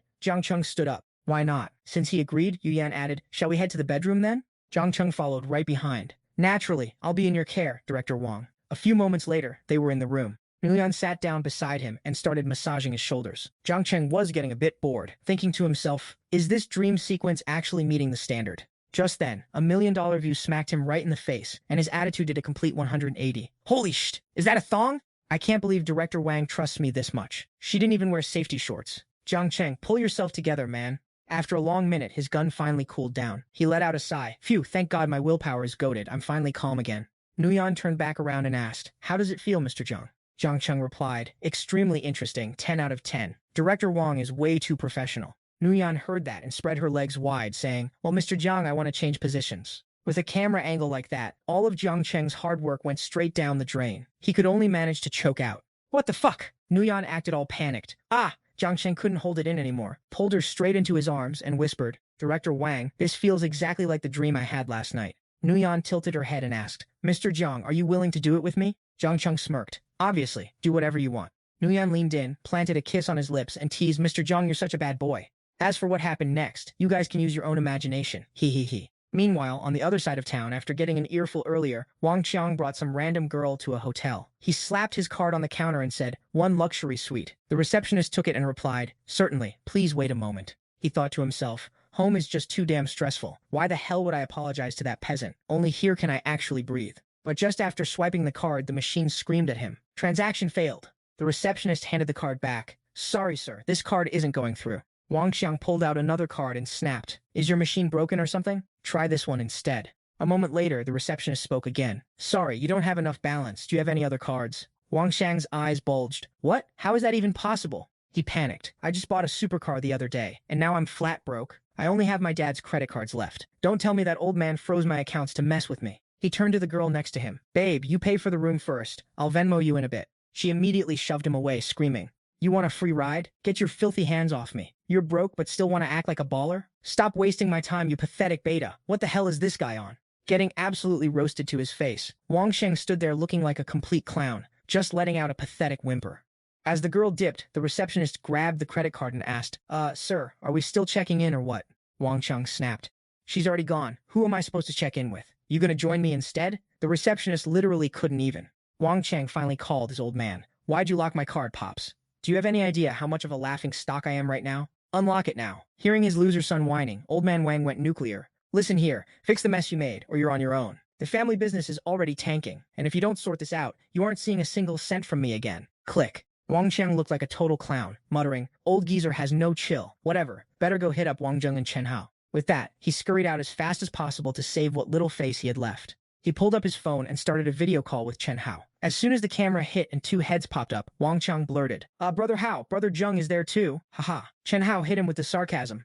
Yo, little Wang, what's the occasion? Why the sudden interest in us? Wang Qiang swallowed his pride. Guys, I need to meet that hick Jiang Cheng. Can you two hook me up? Chen Hao didn't miss a beat. Little Wang, are we even like that? Why on earth would I help you? Wang Qiang was shaking with rage but had to keep his cool. Brother Hao, Brother Wang, I was wrong before. I've seen the error of my ways, please. I'm completely out of options here. Wang Zheng smirked. Wow, Wang Qiang actually begging? I must be dreaming. Am I hallucinating? Wang Qiang groaned. Look, I was a jerk, but for the sake of our history, be a bro and put me in touch with Jiang Cheng, alright? Seeing him grovel, Wang Zheng gave in. Fine, I'll ask, but I'm not promising anything. Wang Qiang beamed. Thanks, Brother Wang. You're a lifesaver. Phone hung up. Chen Hao turned to Wang Zheng. Seriously? You're gonna help that clown? Wang Zheng chuckled. Isn't Jiang Cheng trying to mess with him? If he's serving his own head on a platter, shouldn't we help Jiang Cheng host the party? Chen Hao cracked up. Haha, savage, Wang Zheng added. Even if Jiang Cheng lets him go, his family is basically bankrupt anyway. Other players are already moving in to replace the Wangs. His days are numbered. With that, he dialed Jiang Cheng. Yo, Jiang hitting the bar tonight? Someone wants to beg for mercy, and yeah, it's him. Don't be late, Jiang Cheng replied. No problem, set it up. Once that was locked in, he texted Chu Ying, busy tonight? Let's hit the bar. Chu Ying typed back, sure, sounds fun. By 7:30 p.m., Jiang Cheng pulled up to the club with Chu Ying. Seeing them, Chen Hao's crew waved. Sup, Jiang? Hey there, sister-in-law. Chu Ying blushed, thinking, this is the second day people have mistaken me for his girlfriend. Whatever, I won't see these guys again anyway. No point in explaining. The club manager hurried over. Jiang, Wang, Chen Qian, what are we ordering tonight? Wang Zheng pointed at Jiang Cheng. Whatever the boss says. Jiang Cheng didn't hesitate. Give us 3 top-shelf towers, a bottle of the good stuff, some snacks, and oh, get some milk on deck too. The manager bowed. You got it, boss. Need me to spice up the vibe in here? Chen Hao cut in. Are you blind? He's with his girl. Do you really think he needs your tacky entertainment? You trying to ruin the mood? The manager slapped his own mouth, grinning. My bad, my mouth is trash. Sorry about that, miss. I'll get everything set up right now. Just a sec. Chu Ying didn't even acknowledge the guy. A moment later, cosplayer bunnies arrived with the drinks, shouting, 3 top-shelf towers for the boss, wishing you nothing but luck. Chu Ying leaned into Jiang Cheng's ear. I know these drinks. Never tried them, though. If I wasn't playing designated driver for you, I'd be tempted to have a go. Jiang Cheng smirked. Girls shouldn't be drinking out here anyway. I'll send a few bottles to your place. Drink them at home on your own time. Chu Ying smiled to herself. He's not even trying to pressure me into drinking like every other loser out there. He's different. Her favorability meter for him ticked up by 5 points. Right on cue, Wang Qiang waltzes in. Chu Ying gets all jittery and whispers, Jiang Cheng, is that really the guy from last night? Why is he here? Jiang Cheng just gives a smug smirk. Relax, babe. You'll see the fireworks in a second. Chu Ying is totally confused, just letting out a bewildered huh? Before she can even blink, Wang Qiang power walks over, slams his head down in a deep bow, and bellows. Young Master Jiang, I messed up last night. I was hammered, just talking absolute garbage. You can crush me however you want, just please, I'm begging you, don't destroy me or my family. Jiang Cheng hits him with that icy stare. Pretty sure the person you need to apologize to isn't me, pal. Wang Qiang freezes, looking like a total glitch in the system. Jiang Cheng prompts him. Think harder, genius. Wang Qiang finally triggers a memory of Jiang Cheng's demand from last night. You can talk trash about me all you want, but you disrespected my girl's outfit, so you better apologize to her. Wang Qiang quickly pivots. Right, got it. My apologies, sister-in-law. Chu Ying is blushing, feeling super awkward, and turns to Jiang Cheng. You really didn't have to do all that for me. I'm fine. She's saying that, but her internal monologue is screaming. Wait, so he dragged me out here just to make this guy apologize? This Rizzler actually cares about my feelings. Ding. Favorability meter just boosted by 5 points. Seeing the silence, Wang Qiang starts begging again. Young master, sister-in-law, please don't lower yourselves to my level. Can we just bury the hatchet? Jiang Cheng lets out a dry, sarcastic laugh. I'm just a broke country boy. How could I ever dare to mess with a big shot like you? Weren't you acting like a total gangster when you smashed that bottle last night? Wang Qiang goes full simp mode. Young Master Jiang, as long as you're happy, you can smash my head in yourself. Jiang Cheng tosses a bottle toward him. Nah, that's not my style. What would people think if I went around beating people up like some street thug? I heard you've got a real talent for smashing bottles against your own skull. How about you down 3 of these and show the crowd what you're made of? Wang Qiang is sweating bullets, thinking, this peasant is actually using my own toxicity to humiliate me in front of everyone. Seeing him just standing there, Jiang Cheng drops the temperature. What's wrong, Xiaoxiao? Cat got your tongue? Facing total ruin, Wang Qiang grits his teeth. If I want my dad to unfreeze my credit card, I have to take this L. He grabs the bottle and fake grins. You're absolutely right. That is my specialty. I'll put on a show for everyone. Hope you and the crowd enjoy the performance. No hesitation. Crack! He smashes the first bottle over his own head. Glass shatters everywhere, and booze is dripping off his face. Without missing a beat, he grabs the second, then the third, hammering them into his skull until he's a bloody mess. He hits the deck, vibrating on the floor. The crowd starts losing their minds, cheering, "Oh, look at that guy go!" Jiang Cheng stands up, clapping like he's at a private concert. Big round of applause for young Master Wang. Absolutely breathtaking performance. The crowd starts glazing him. As expected of little Qiang, what a beast. Man, he's as ruthless to himself as he is to others. Truly an eye-opening experience. Wang Qiang is just lying there, eyes rolled back, thinking, is my soul leaving my body yet?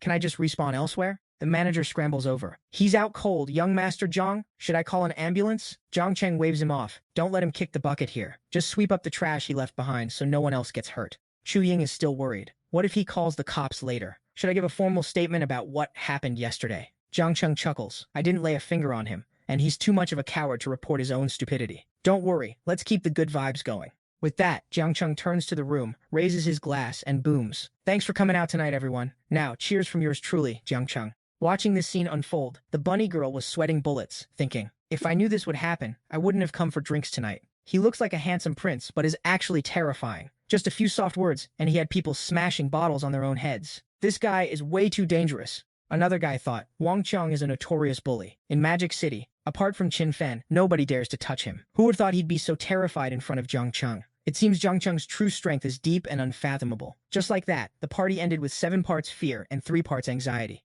Fast forward to a bit later, Ying drove Jiang Cheng back to the villa. Stepping out of the car, she turned and said, Jiang Cheng, let's just go on private dates next time. I'm not really into hanging out with strangers. After a brief hesitation, Ying continued, even though I know you only did that to make him apologize to me. Jiang Cheng cut in. Next time we go out, I promise I won't let any weirdos ruin our vibe again. Ying smiled and replied, I actually don't care about that stuff. You've had quite a bit to drink, so hurry inside and get some rest. See you next time. With that, Ying left. Only then did Jiang Cheng pull out his phone to text his subordinate. You can stop the attacks on the Wang family now. The subordinate replied, understood, boss. Jiang Cheng typed again. Also, you were keeping tabs on Zhang Yu. What's that loser been up to lately? The other side replied, Zhang Yu has been busy collecting dirt on you everywhere, getting ready to snitch, and he's still harassing you Xiaoxiao every single day. After reading the report, Jiang Cheng thought to himself, this piece of trash is like a leech. I need to make sure he stays in his lane forever. He then messaged, set the trap tonight. I want him shipped overseas by tomorrow. The reply, copy that. With that sorted, Jiang Cheng strolled into the villa. As soon as he saw her, Yan greeted him.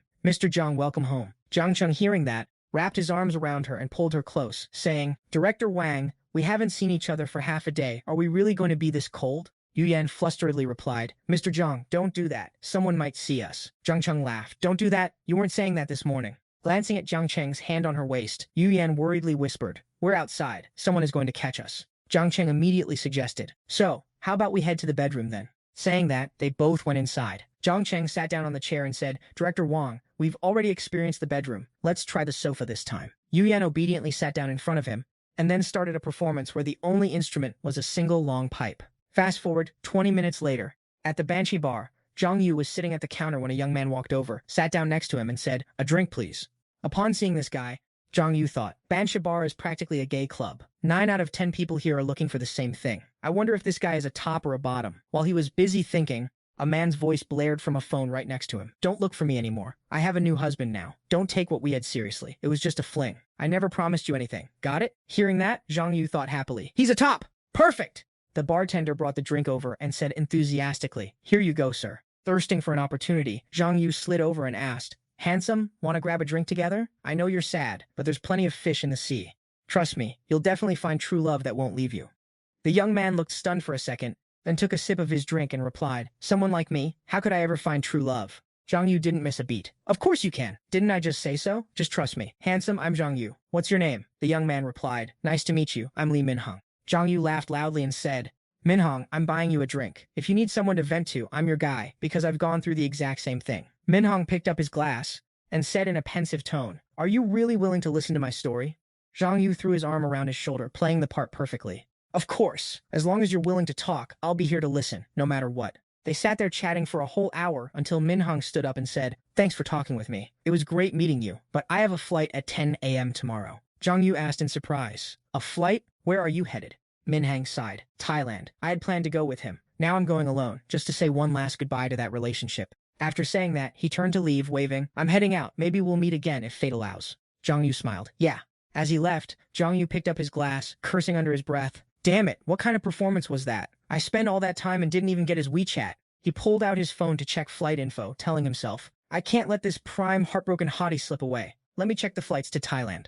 There's only one at 10 a.m. tomorrow. Thank God there are still tickets left. Better book it now.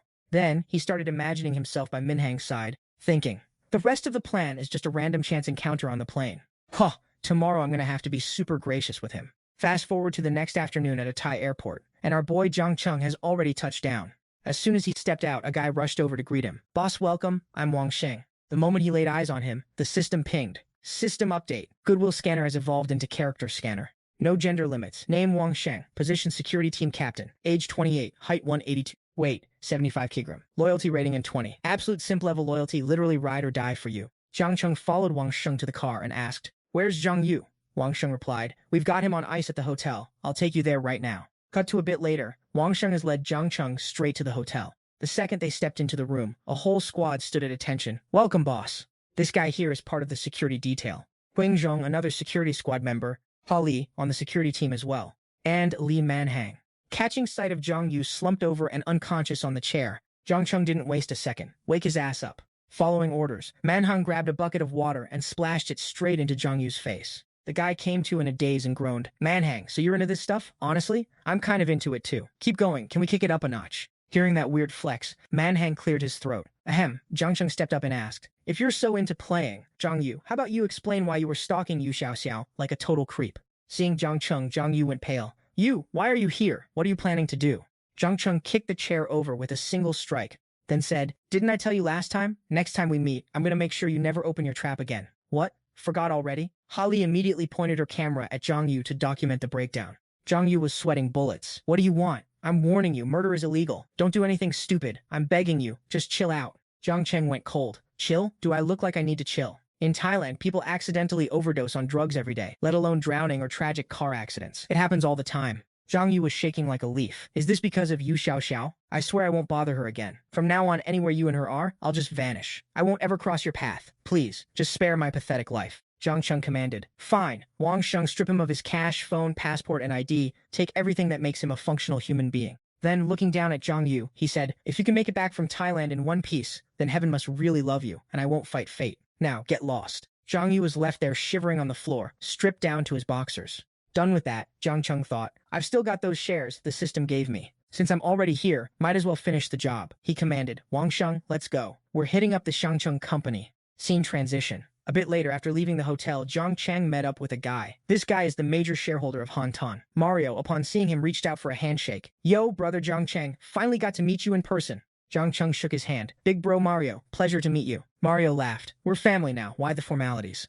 Let's go, we can talk more once we're at the office." A while later, they were inside. Mario pulled out a contract and said, "Here's the share transfer agreement. Take a look and ask me if anything is unclear." Jiang Cheng didn't even blink and put his pen to paper. Nothing to ask. "Big bro Mario, I trust you completely." He was so confident because he'd already scanned Mario. Name, Mario. Age, 35. Height, 178 centimeters. Weight, 85 kilogram. Favorability, 110. Life and death bond. He thought to himself. The system-appointed shareholder is actually a ride-or-die homie. I can safely sign off on this 20% stake. Seeing Jiang Cheng be so decisive, Mario laughed. "Bro, from now on, we're family. Come on, let me show you the special local culture." Jiang Cheng awkwardly smiled. "Big bro, you're too kind, but I've got plans later, maybe next time." He thought internally, special local culture? Yeah, I'll pass. I'm still just a pure innocent kid, man. Mario roared with laughter. "Haha, alright then, suit yourself. Call me if you need anything at all." A moment later, Jiang Cheng was back at the car. He turned to Wang Sheng. "First time in Thailand, take me for a spin." Wang Sheng suggested, "Yes, young master. If you want a tour, the local night market is the place to be, tons of snacks and local vibes." Jiang Cheng agreed. "Bet, let's roll." Scene jumped to the night market. Jiang Cheng is there, stuffing his face with street food. Suddenly, a kid's scream echoed from behind, catching his attention. Mommy, I don't want to!"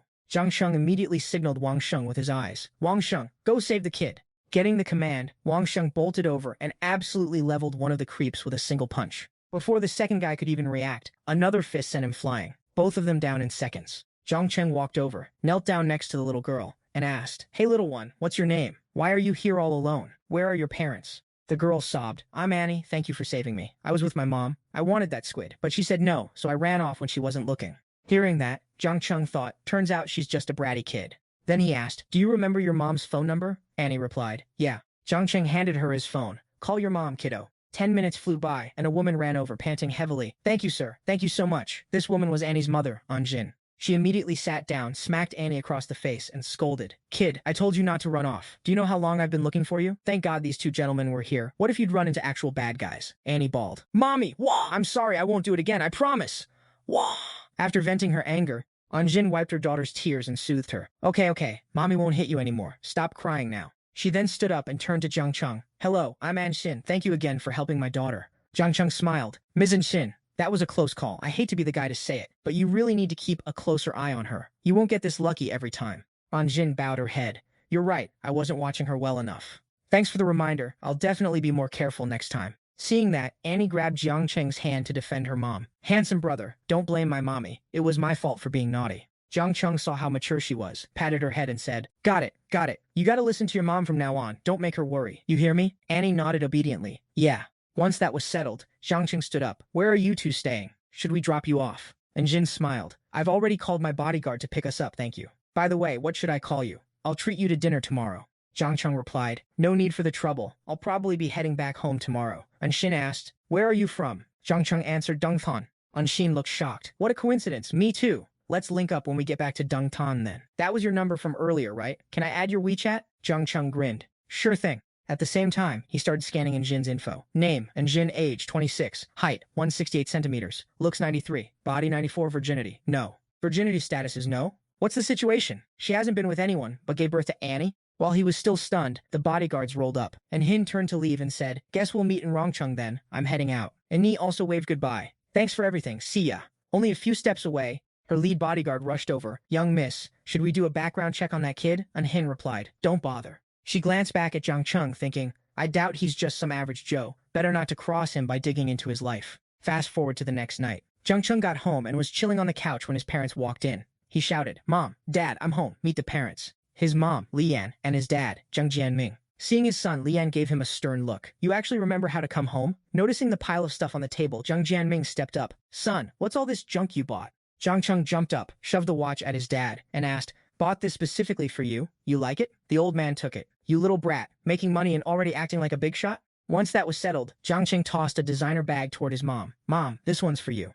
Lian grabbed it, grinning from ear to ear. Now you actually know how to pick a gift. Way better taste than your father. This bag is gorgeous. Old man Zhang heard that and countered, Taste is inherited from me. Back in my day, I was the biggest trendsetter around. Anyway, son, how much did this watch cost? Jiang Cheng scratched his cheek. Awkward. Just a few $100,000. Got a homie in the industry who hooked me up with a wholesale price. He thought to himself, if old man Zhang knew this thing cost over $1 million, he'd probably have a heart attack. And mom definitely wouldn't let him wear it out. Hearing the price, Lian went on a lecture spree. Don't spend so much next time. I know you're filial, but you gotta save up. You're not even married yet. Oh right, my department had a dinner tonight, and I heard some of my coworkers' daughters are single. Should I set you up? Jiang Cheng bolted. Not interested. Mom, I'm heading to the convenience store. Don't wait up for dinner. Once he left, Lian turned to her husband, smiling. Our son's finally grown up. Old man Zhang admired the watch, beaming. Wife, isn't this the exact feeling of raising a son for your old age? Lian rolled her eyes. If you can't talk, just stay quiet. You killed the vibe instantly. Thank God he didn't inherit that from you. Time jump. At the convenience store, Jiang Cheng was waiting in line when he heard some noise. OMG, she's gorgeous. Is she some rising star from an entertainment agency? The store was crawling with beauties, one hotter than the next. Even a girl like me couldn't help but stare. Amidst the noise, one specific line caught Jiang Cheng's attention. Chu Ying, be my girlfriend, he thought. Chu Ying? Don't tell me. A guy in a fancy suit was kneeling in front of Chu Ying, holding a gift box. Chu Ying looked super uncomfortable. Wang Yuan, what the hell are you doing? The guy, Wang Yuan replied. Chu Ying, I've liked you since back in school. I know I wasn't good enough for you then, but now I can give you the world. Just say yes, please? The crowd of onlookers started buzzing. A rich kid is proposing. So romantic. Only the rich can actually date a goddess like that. A girl recognized the gift in Wang Yuan's hand and gasped, a necklace. That thing has to be worth hundreds of thousands. If someone did that for me, I'd say yes in a heartbeat. Stuck in this cringe fest, Chu Ying quickly pulled Wang Yuan up. Wang Yuan, stop this. I only see you as a friend. Get up, everyone's watching. Wang Yuan replied, Chu Ying, you're probably just overwhelmed. It's cool, I'll give you time. I picked this out just for you. We can go pick out a diamond ring later. Seeing how persistent he was, Chu Ying snapped, Wang Yuan, if you keep this up, I'm leaving. Wang Yuan finally stood up and said, Don't rush, I've got a backup plan. You really are a smart one. He snapped his fingers and ordered his team to go for it. Suddenly, music blared. I love you, I only love you, like a mouse loves rice. With a crowd swarming around, Wang Yuan bragged, Chu Ying, be my girlfriend. You won't have to work part-time in Modu ever again. I'll give you 50,000 a month in pocket money. The crowd chanted, Say yes! Say yes! At the same time, the system pinged Jiang Cheng with a special mission. Option 1, join the crowd in spectating to earn a high-quality fruit truck and a Master of Gossip journal. Option 2, save Chu Ying from the simp to earn a critical hit spending card and a bad luck hex card. Reading the system's notification, Jiang Cheng plucked a wildflower and smirked. System daddy, is there even a choice here? The last cashback card netted me 200 million, and this new spending multiplier card has an even higher rate. Easy game. Meanwhile, the crowd was dead set on the drama, chanting, "Say yes! Say yes!" Seeing Chu Ying stone-faced, Wang Yuan got cocky. "Since you're not refusing, I'm taking that as a yes." Right on cue, Jiang Cheng strolled over with his weed bouquet and said, "Hey beauty, if you aren't into basic roses, how about these? If you like them, want to be my girlfriend?" The crowd lost their minds, whispering, "Holy cow, is he actually trying to steal his girl? This bro has insane guts." But those literal weeds can't even compete. No necklace, no ring, zero effort. Look at that wilted flower, is he trying to be the town clown? Wang Yuan sneered. "Yo, buddy, you know how to date, or are you just poor? You're too broke to afford a real bouquet, yet you're out here trying to pull a move. Do the world a favor and go take a nap. Maybe in your dreams you can actually afford a life." Wang Yuan's goons jumped in. One guy's dropping fat stacks on a supercar, the other's holding literal trash. Any sane person knows who to pick. Honestly, this is too pathetic to watch. Wang Yuan kept up his sincere act. "Chu Ying, stop hesitating. Let's go. I'm taking you to buy a diamond ring." But to everyone's shock, Chu Ying glanced at the wildflowers in Jiang Cheng's hand and smiled. "Thank you, I actually prefer these." The crowd's worldview just cratered. Is this a prank? What is happening? She's a literal goddess. Don't tell me I have to start believing in true love again. She'd rather cry on a bicycle than laugh in a supercar. Is she a masochist or something? Jiang Cheng laughed. "You've got good taste. I literally just picked these up over there, but I made sure to color coordinate." Chu Ying replied, "You put in the effort, and I genuinely love them." Wang Yuan finally snapped back to reality, rushing over. "Chu Ying, this guy is just a comedy act, right? Give me another chance. I know you're just messing with me." Chu Ying gave him a cold look. "Wang Yuan, thanks, but I really don't need your chances." Jiang Cheng patted Wang Yuan's shoulder. "Bro, she's said no like 100 times. Stop embarrassing yourself. A real man knows when to fold and move on. Plenty of fish in the sea, man." Wang Yuan turned purple with rage. "Stop stirring the pot. Get lost before I lose it. You think you can actually provide for Chu Ying?" Jiang Cheng chuckled. "And you're so sure I can't?" Wang Yuan barked. "Do you even know what her monthly spending money is?" He flipped his hair, looking smug. 50,000 yuan. Can you even keep her fed? She might be down on her luck now, but if she stays with me, that 50 grand is handled. Wang Yuan kept flexing. "Can you drive her in a luxury car? Can you buy her necklaces? Can you get her 99 roses? Jiang Cheng turned to Chu Ying and asked if she actually liked that stuff. Chu Ying grinned. "I like the stuff, but it depends on who's giving it." Jiang Cheng smirked. "What if it was me?" Chu Ying blushed. "Well, then I'd definitely like it." Watching the chemistry, Wang Yuan hit his breaking point. "Are you two filming a soap opera? Enough. You think you can just talk big? Get lost right now, and I'll pay you 100 grand to disappear." Jiang Cheng laughed. "Bro, have you watched too many low-budget memes? You think I'm poor?" Wang Yuan slammed his hand on his supercar. "What are you laughing at? You don't believe me? Do you even know how much this car costs?" Just then, a store clerk hurried over to Jiang Cheng, bowing. "Apologies, Mr. Jiang. The item you just purchased was missing a belt. Please allow me to place it in your car." Jiang Cheng pointed to a car in the distance. "Oh sure, just put it in that one over there." Once they saw Jiang Cheng's ride, the crowd's attitude did a 180. "Oh my god, a Porsche 918, no wonder she picked him. He's the real whale. This is top-tier social circle drama." One guy added, "Levels to this game, man. That 918 is worth 10 times the car the other guy was bragging about." After the absolute face slap, Jiang Cheng teased, "So bro, what do you think? My ride's not bad, right?" Wang Yuan turned ghostly pale, stuttering, It's pretty good." He thought, "Damn it, why did I have to act so arrogant in front of everyone? I look like such a clown." After the flex, Jiang Cheng took Chu Ying's hand. "Chu Ying, let's go."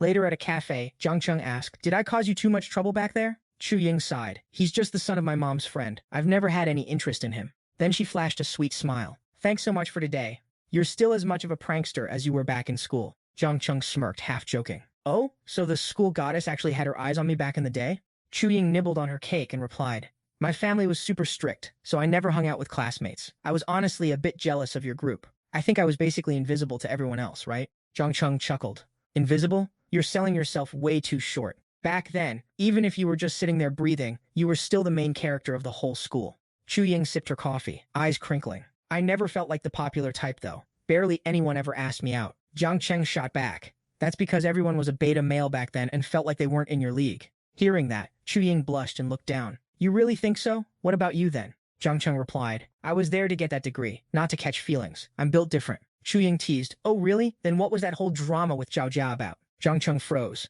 then forced a laugh. "We basically only meet on WeChat, and honestly, we're long broken up anyway." Chu Ying sighed. "I wish I could turn back time to middle or high school and just hang out with you guys for real." Ding! Her favorability meter just climbed to 78. Jiang Cheng thought, "Looks like her impression of me is improving, but 78 points? That's a slow grind." Makes sense though. Money doesn't move her as the average NPC, so she's definitely a harder target to conquer. While he was plotting, the system pinged. New mission, shopping spree. Option 1, buy a gift for Chu Ying. Reward, 5 cashback cards, 500k limit per card. Option 2, pretend to care. Reward, a cheap plastic chicken worth 9.9 yuan including shipping. Jiang Cheng rolled his eyes. System, are you trolling me right now? Relax, I already know the play. Fast forward to them hitting up a high-end jewelry store. Jiang Cheng grabbed Chu Ying's hand and said, Chu Ying, walk with me over to that boutique for a sec. Chu Ying's heart was racing, thinking Jiang Cheng, he's actually holding my hand. The sales clerk scurried over, all smiles. Welcome, how can I help you two today? Jiang Cheng pointed at the display. Show me that piece on the poster. The clerk immediately pulled out the necklace. Sir, you have excellent taste. This Panther collection piece is rocking a garnet and 19 brilliant cut diamonds. Truly peak craftsmanship. Jiang Cheng turned to Chu Ying. Like it? Chu Ying was stunned. Wait, you're asking me? Seeing her hesitation, Jiang Cheng pressed. Didn't you say you'd like it if I bought you a gift? Chu Ying stammered. I was just joking back then. Jiang Cheng cut her off. I'm not joking. I'm 100% serious. Chu Ying panicked. Jiang Cheng, our relationship. We aren't at the accepting expensive gift stage yet. Jiang Cheng smoothed it over. It's not a deep commitment. It's just a friendly gift between classmates. Treat it like a keychain or a sticker. No pressure. After some expert-level persuasion, Chu Ying finally let him put the necklace on her. Jiang Cheng admired the view. Looks perfect on you. Chu Ying looked in the mirror and agreed. It really is beautiful. Jiang Cheng turned to the clerk. Wrap it up and throw in that watch set too. I'll take it all. Chu Ying freaked out. Jiang Cheng, that's way too much. The clerk stuttered, sir, that'll be 1 million yuan. Before she could finish, Jiang Cheng gave her a cold stare. And, seeing his GigaChat energy, the clerk immediately folded. Understood, I'll wrap it up right away. As the clerk scurried to pack the goods, one whispered, that's $1 million bucks, and he acted like he was buying a keychain. What kind of legendary sugar daddy is this? The other replied. And look, he only picked the most expensive stuff. He's dropping millions like it's nothing while she's looking all shy. I'm so jealous. Meanwhile, the system pinged. Used shopping critical hit card. 50x cashback triggered. 50 million yuan hitting your account. 4 cards remaining. Jiang Cheng smirked, gave her a gift and made a bag of 50 million. Today's trip to Taiku Li was an absolute W. Time skips a bit, and after their shopping spree, Jiang Cheng drops Chu Ying off at her apartment complex. He asks, what floor are you on? This place doesn't even look like it has an elevator. Chu Ying smiles and says, my dad bought this place ages ago. It's been decades. We had to mortgage everything else. This is all that's left. Thanks for today, really. Jiang Cheng shrugs. We're old classmates. Don't mention it. Then offers, need a hand getting all this upstairs? Chu Ying looks a bit flustered and stops him. No need. My mom is home. You should get going. Jiang Cheng smiles. All right, catch you later then. After Jiang Cheng leaves, Chu Ying heads up to her unit. As soon as her mom sees her walking in with all the bags, she says, you're back, Yinger? Looks like your date with Wang Yuan went well. He actually spoiled you with all this loot. Chu Ying quickly clarifies, Mom, I don't like Wang Yuan. We weren't on a date, and he definitely didn't buy any of this. Her mom sighs and pushes back. Yinger, don't you know the state of our family? Your dad left us with a mountain of debt. We've been running and hiding for years. The Wang family promised, if you marry him, they'll clear our debt. She lowers her head, voice heavy with defeat. I don't like Wang Yuan either, but our families are close. You marrying into that family is the only way I can finally stop worrying. Chu Ying snaps back. Mom, haven't I been hunting for a job? I'll figure this out. You know what Wang Yuan is like. He used to be such a... Before she can finish, her mom cuts her off. How long would it take you to pay off millions in debt? I know he's a piece of work, but he said he's changed. He's cut ties with that girl from before. It's over, trust me. Chu Ying turns to leave, saying, don't try to convince me. I'm not getting with Wang Yuan. Her mom panics and grabs her arm. Girl, what are you saying? Wait right there. Just then, her eyes lock onto the Cartier necklace on Chu Ying's neck. She asks, is this Cartier necklace from that classmate of yours? What's going on between you two?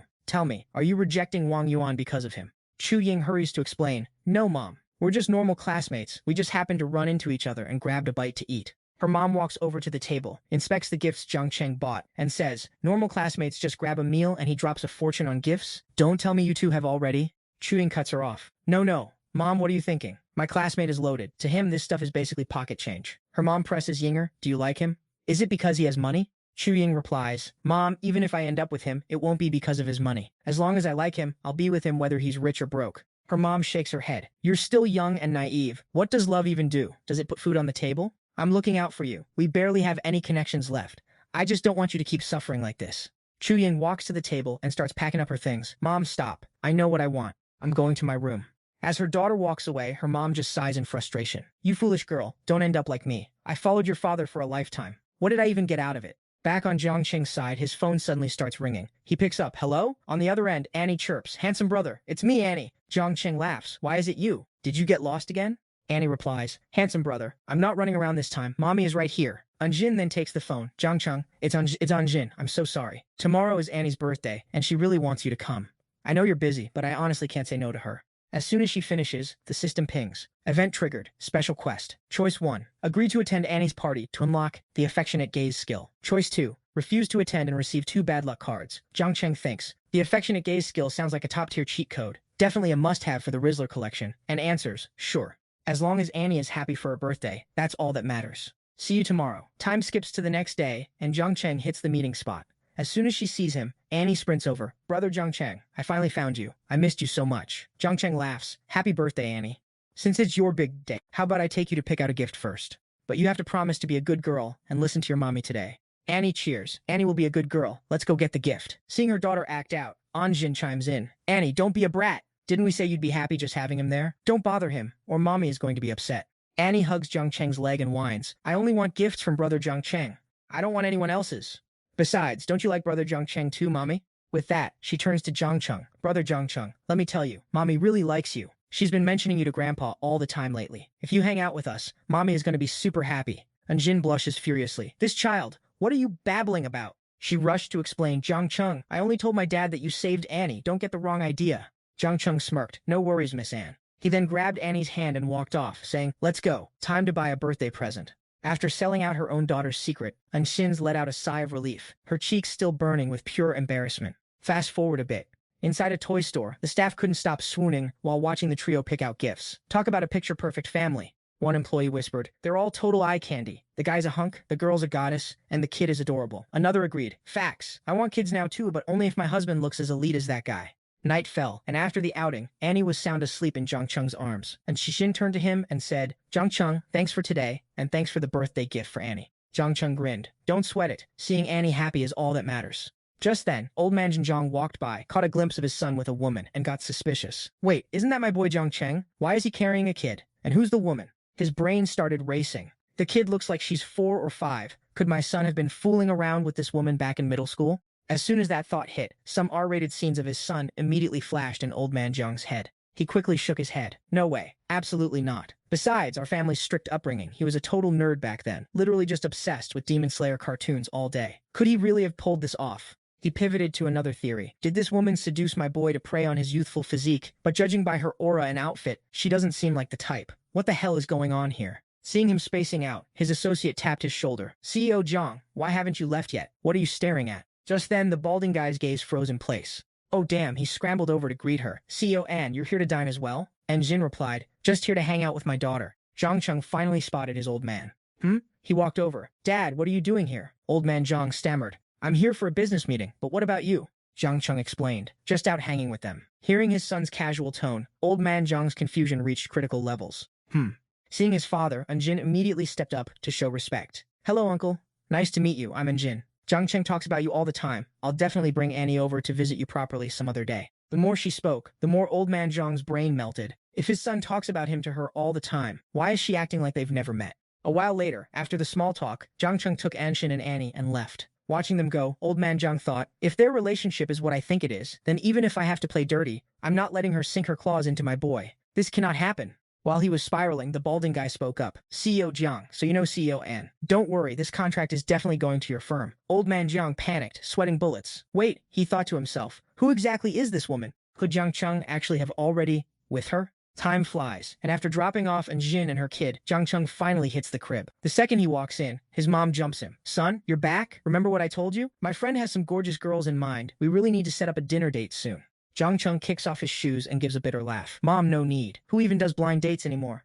Seriously, I'm good. His mom gets all worried. What do you mean no need? You got a secret girlfriend? Tell me the truth right now. Jiang Cheng thinks to himself. How do I even start? Not only do I have one, I've got a whole harem. Will she actually kill me if she finds out? He stands up and says, it's complicated. I'll explain it later. His mom drops it for now and just gives a quiet MPEF. Pop, who's been lurking, decides to chime in loud and clear. Complicated. I've been stewing on this all night. I didn't want to bring it up, but honestly, we need to have a talk. Jiang Cheng looks confused. Dad, what's up? His old man stands up, walks over and asks, that woman you were with today, the one with the kid, isn't she, you know? Jiang Cheng looks at him, totally bewildered. You mean Anshin? So what if she has a kid? Pop waves his hand. Look, I know you kids have your modern views, but I've seen some things. If you guys get serious, it's gonna be a headache. Son, I don't want you taking the easy way out, you get me? He hesitates, and she looks loaded too. Did you just hook up with her for the money? After a beat of silence, Jiang Cheng replies, Dad, are you overthinking this? It finally clicks. The old man thinks he's being a kept man, which is why he's so triggered. He goes over to calm them down. All right, sit down. Let me spill the tea. He goes through the whole play-by-play of what went down at Tai Sande a few days ago. He finishes off with, and that's the whole story. Mom breathes a massive sigh of relief. You scared me to death. Dear, you're being ridiculous. I thought I was about to become a grandma. Pop lets out a hearty laugh. My bad, I totally misjudged the kid. Fast forward a bit. Jiang Cheng is back in his room scrolling through his phone, and it's blowing up with drama about Suwan. Suwan the starlet is getting wrecked online. Apparently, there's this pro actress named Lin Ru who's been bullying the hell out of her. Suwan messed up the take a few times, and her face is swollen like a balloon. Lin Ru claims she kept slapping her for real to make the performance authentic. Below that are the pics of Suwan's busted face and a clip of Lin Ru's PR-friendly interview. Further down, there's footage of the actual slaps. Netizens are going feral. Lin Ru is my literal goddess. So professional. She must be exhausted. Slapping someone 10 times has to hurt, right? Real movies need real impact, not those fake camera tricks. Hey Suwan, you bottom-tier nobody. Stay out of our Lin Ru's lane. Jiang Cheng's blood is boiling. Fake camera tricks? This is pure malice. You don't take 50 takes for a simple slap, and you're even hiring bots to control the narrative? Trying to cover the sky with one hand, are we? He immediately dials Wang Sheng. Wang Sheng, I don't care how you do it, but destroy this Lin Ru. Make sure she never works again. Wang Sheng doesn't miss a beat. Understood, boss. An hour later, Jiang Cheng pulls up to pick up Suwan. Seeing the whip he's driving, Suwan can't help but swoon. My boss is a total legend. Look at this ride. As soon as she hops in, she catches Jiang Cheng staring and blushes. Boss, why are you looking at me like that? And why is it so hot in here? Jiang Cheng smirks. Hot? Want me to help you take something off? Suwan doesn't reply, just turns away, acting all professional. Boss, let's just drive. I'm taking you to get hot pot. An hour later, they're posted up at a hot pot joint. Suwan grabs a bottle, starts slamming shots, and starts shaking, choking back tears. Wow, why am I so useless? I can't fight back. I can't even talk back. They're just destroying me online. Jiang Cheng just shrugged and said, Is that it? That's not a big deal. From now on, if someone slaps you, just slap them right back. Suwan wiped her tears and replied, I know you want to help me, boss. Even Xiaoxiao called me, saying she's currently calling out those losers online. Jiang Cheng asked, Why are you still shooting these B-tier roles? Didn't you already sign with our agency? Suwan explained. It was a contract from my old agency. I still have a few scenes left to finish. Suddenly, Jiang Cheng's phone buzzed with a message from Wang Sheng. Boss, I've collected evidence on Lin Ru's diva behavior. The dirt on her bullying newbies has been leaked to some anti-fans, and the paparazzi are already roasting her online. Jiang Cheng read it and smirked. Perfect, but that's not enough. Throw some serious cash at anyone with more dirt on Lin Ru. Let's make sure she hits rock bottom. Wang Sheng immediately replied, Copy that, boss. Once that was settled, Jiang Cheng snatched the bottle out of Suwan's hand. All right, that's enough booze for tonight. Suwan was absolutely wasted, looking high as a kite, and shouted, Boss, don't stop me. I've been holding it in for days, and with you here, I finally have the guts to be myself. Can't you just let me get drunk and pass out? 2 hours later, Suwan was completely unconscious, leaving Jiang Cheng no choice but to carry her home. While she kept mumbling, Boss, I'm not done yet. I can still drink. Where are you taking me? Where's the booze? As soon as he laid her on the bed, she grabbed his hand and slurred, Don't go. Stay with me. Then, Suwan gathered all her strength and shouted, You have to stay with me. Jiang Cheng was caught off guard and ended up collapsing right on top of her. Suwan lunged forward, pressing her assets right against Jiang Cheng's face, giggling like a maniac.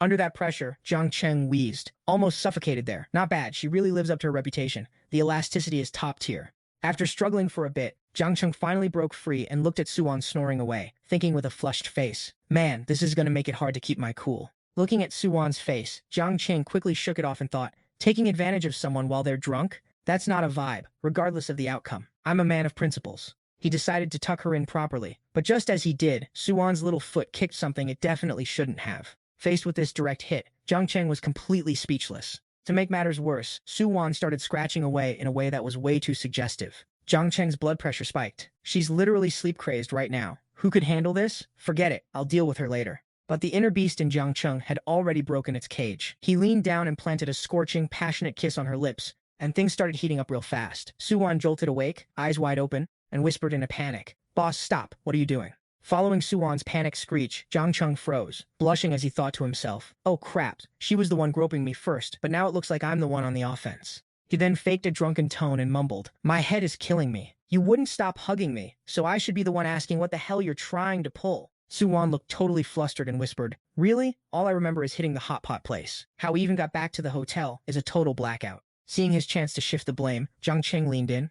Hey, can you maybe let go of my arm? Suwan quickly looked away, though her hand kept wandering over his biceps, blushing as she thought, Damn, didn't know the boss was this shredded. She scrambled up, telling herself, Looks like I really drank too much. I couldn't even control myself. Jiang Cheng kept the act going. Ugh, my head. Forget it, let's just crash. This drinking game was way too exhausting. Suwan replied, no, no, no, boss, you sleep. I won't bother you anymore. She bolted to the bathroom to splash cold water on her face. Looking in the mirror, she thought, I've never been this close to a guy before. Guess I was just acting like a starving wolf. Fast forward to the next morning, the two were grabbing breakfast at a restaurant. Just as Suwan was about to sip her coffee and scroll through her phone, her eyes went wide. She exclaimed in shock, Boss, how did she get exposed for so much dirt overnight? Suwan shot a look at Jiang Cheng. Wait, don't tell me this was your doing?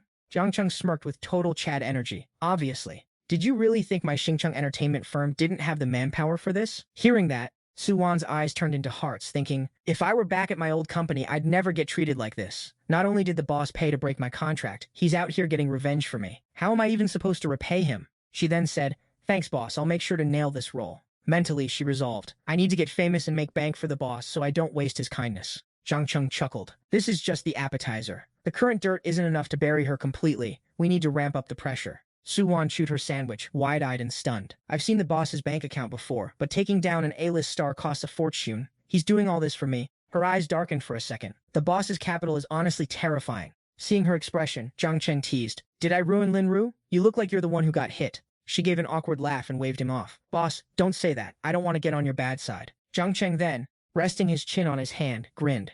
You haven't even been touched by me yet, and you're already acting all frantic. Suwan blushed. Here he goes with the dirty talk again. She then asked, Boss, I'm actually curious. How can you be such a shameless flirt without even blinking? Jiang Cheng replied, Just gotta have a thick enough skin. Meanwhile, at Tianwang Entertainment, total chaos was erupting. In a meeting room, a man screamed at Lin Ru. We spent years building up 20 million fans. We've lost 1.5 million a day, and the comment section is a total war zone. You're usually such a silver-tongued devil, so why are you acting like a mute now? Lin Ru started fake crying. Boss Tai, I don't know who's leaking this stuff. Everything was fine yesterday. It's definitely some green tea bitch who bought the hot search to frame me. Her manager backed her up. Exactly. I've been with Lin Ru the whole time on set. This leak came out of nowhere. It's gotta be a competitor. The man across from her was Tai Song, the CEO of Tianwang Entertainment. He asked sternly, What exactly happened yesterday? Why the hell are you bullying a side character? Does this have anything to do with her? Lin Ru sobbed. Boss Tai, how could that be? Suwan is just a bottom-tier extra. She's been playing trash roles for years. It couldn't possibly be her. She looked at her manager for help. Besides, me hitting her was just standard acting. Sure, the sound was a bit loud, but the engagement is good PR for our new film. The manager chimed in. Exactly, Boss Tai. Bad fame is still fame. Better than having zero traffic at all. Old man Tai softened. Fine, I've already paid to bury the hot search with others. Let's see if we can cool this down. Try to keep your head down from now on. Lin Ru sighed in relief. Thank you, Boss Tai. I understand. I'll work harder. Right then, an employee rushed in and whispered, Boss Tai, Intel says this is the work of the boss of Xingcheng Entertainment. He's offering a 20 million bounty for anyone with more dirt on Lin Ru. The old guy shot up from his chair, completely shook. What? 20 million. Then he turned to Lin Ru and grilled her. The boss of Xingcheng, what's your relationship with him? Did you dump someone again, didn't you? Lin Ru asked, confused. Who is the boss of Xingcheng? She recalled the guys she'd cycled through and muttered under her breath. I've slept with and dumped so many CEOs, but someone like that? No memory at all. While she was pondering, old Tai shouted, I'm giving you a chance. Think carefully before you speak. The assistant suddenly remembered something. Boss Tai, maybe this has something to do with Suwan. He pulled out his phone and said, Xingchen is trying to terminate Suwan's contract lately, and they're setting her up for the lead role in several hot dramas. Old Tai looked annoyed. Didn't you say she was just a small-time nobody earlier? Seeing this, Lin Ru turned on the crocodile tears and sobbed. Boss Tai, I didn't know she changed companies. She provoked me last time, made me lose face in public, so I used the filming opportunity to teach her a lesson. I really didn't know it was this serious. She leaned in, pressed her fake assets against old Tai, and cooed. What do I do now? Boss Tai, you have to help me! Old Tai blushed, thinking, Lin Ru has so many endorsement deals. If she loses them, the breach of contract fees will cost hundreds of millions. With that, he ordered his assistant. Put out the word. Our Tianwang Entertainment is backing her. The other side offered 20 million. We'll offer 25 million. The assistant replied, Understood, I'm on it. Seeing this, Lin Ru bowed deeply and chirped. Thank you, Boss Tai. Thank you. Old Tai replied sternly. Remember this is the last time. If there's a next time, expect to be blacklisted. Because of your stunt, the company had to drop 20 million. You're a total idiot. Back to Jiang Cheng, his phone rang. It was a video call from Xiaoxiao. He answered, Xiaoxiao, isn't it a bit early for a date? Xiaoxiao responded awkwardly. Jiang Cheng, stop messing around, let's talk business. I just got news that Tianwang Entertainment is shelling out 25 million to protect Lin Ru. Right on cue, the system notification popped up. Special mission, petty revenge. Primary objective, crush Tianwang Entertainment at all costs. The system will cover all expenses. Jiang Cheng smirked. That makes it easy. The system's handing me a way to make bank. He replied, What's the problem, Xiaoxiao? We'll just raise our bid. Easy money. Go ahead, set the budget to 100 million for starters. If we don't bury Linru, I'll just keep adding more. Hearing that figure, Xiaoxiao gasped. What? 100 million? Even Suwan nearby was shocked. If 100 million isn't enough, you're gonna add even more? Xiaoxiao said anxiously. They're just trying to save face for Tianwang. They only bumped it by 5 million. Our Jingchen just launched. We need cash for everything. Isn't 100 million a bit too much? Jiang Cheng replied, indifferently. Tu don't think so. Jingchen is new, sure, but throwing 100 million shows our strength. Strength isn't something you let others look down on. He thought to himself, I'm just entering the business arena. The newer you are, the more arrogant you need to be. If you lack connections, you fill the gaps with cash. This 100 million is just a calling card. Besides, if you offend someone, you go all the way. I want everyone in this industry to remember the name Xingchen Entertainment and the name Jiang Cheng. Xiaoxiao giggled. Got it, I'm dropping the news now. She thought to herself, honestly, with moves this big, I'm starting to be a little jealous of Suwan. At the same time, elsewhere in Magic City, Qin Fen was hanging out with some girls and saw the news. Xingchen Entertainment dropping 100 million to expose Lin Ru. Whose company is this? So generous. Someone nearby added. I heard it's a new startup. The boss is named Jiang Cheng. Heard he's super young. Upon hearing that name, Wang Zheng paused. Wait, Jiang Cheng? Qin Fen turned to look. What's wrong, you know him? Wang Zheng recalled the past. He laughed. Brother Qin, you forgot? At the auction, you tried to outbid him. Right, you went abroad the next day, so you haven't seen him since. Jiang Cheng dropped 20 million on the first day of that auction, and another 5 million the next. He's no pushover. Look at that, he's only 18 and already has that much liquidity. When I was 18, I didn't even have a single zero in my bank account compared to him. Qin Fen was stunned. Only 18 and that much cash? Spending 100 million in 2 days, then another 100 million to expose Lin Ru. He thought, I used to think he was just some sheltered rich kid, but he took down Wang Xiang and now he's crushing Lin Ru. This guy is a serious player. Then he asked, is that actress his girlfriend? Wang Zheng laughed. No, he says they're strictly professional, just an actress he signed. Qin Fen marveled. Then he's a true Giga Chad. If I were Lin Ru, I'd expose myself, take the 100 million, and retire on the spot. He smirked. Jiang Cheng is interesting. I should call him out to play sometime. Back at Tianwang Entertainment in the dead of night, an emergency board meeting is going down. One suit barks. Boss Tai, 100 million is a pipe dream. The company can't even cough up the 25 million you already promised. If you want to pay out of your own pocket. Another shark agrees. Exactly. We built Lin Ru from scratch. We can just manufacture another one. Right now, damage control is the only priority. Watching them squabble like toddlers, the boss takes a long drag from his cigar, blows a puff of smoke, and drawls. We aren't here for a cage match at midnight. Anyone actually have a solution? Finally, one guy pitches a plan. Here's the deal. Lin Ru pays the breach of contract penalties to the big brands herself, and she takes on the company debts too. If she can't get domestic work, she can go film adult movies in the island nation. Hearing she's getting shipped off to do porn, Lin Ru is bawling her eyes out. Boss Tai is fuming. Cry, cry, cry. Is that all you can do? Where were these tears when you were busy slapping people around? Lin Ru sobs. Boss Tai, don't send me to the island nation. How about this? I'll go beg Suwan and her boss. I'll get on my knees and grovel, okay? Boss Tai, please, you have to help me.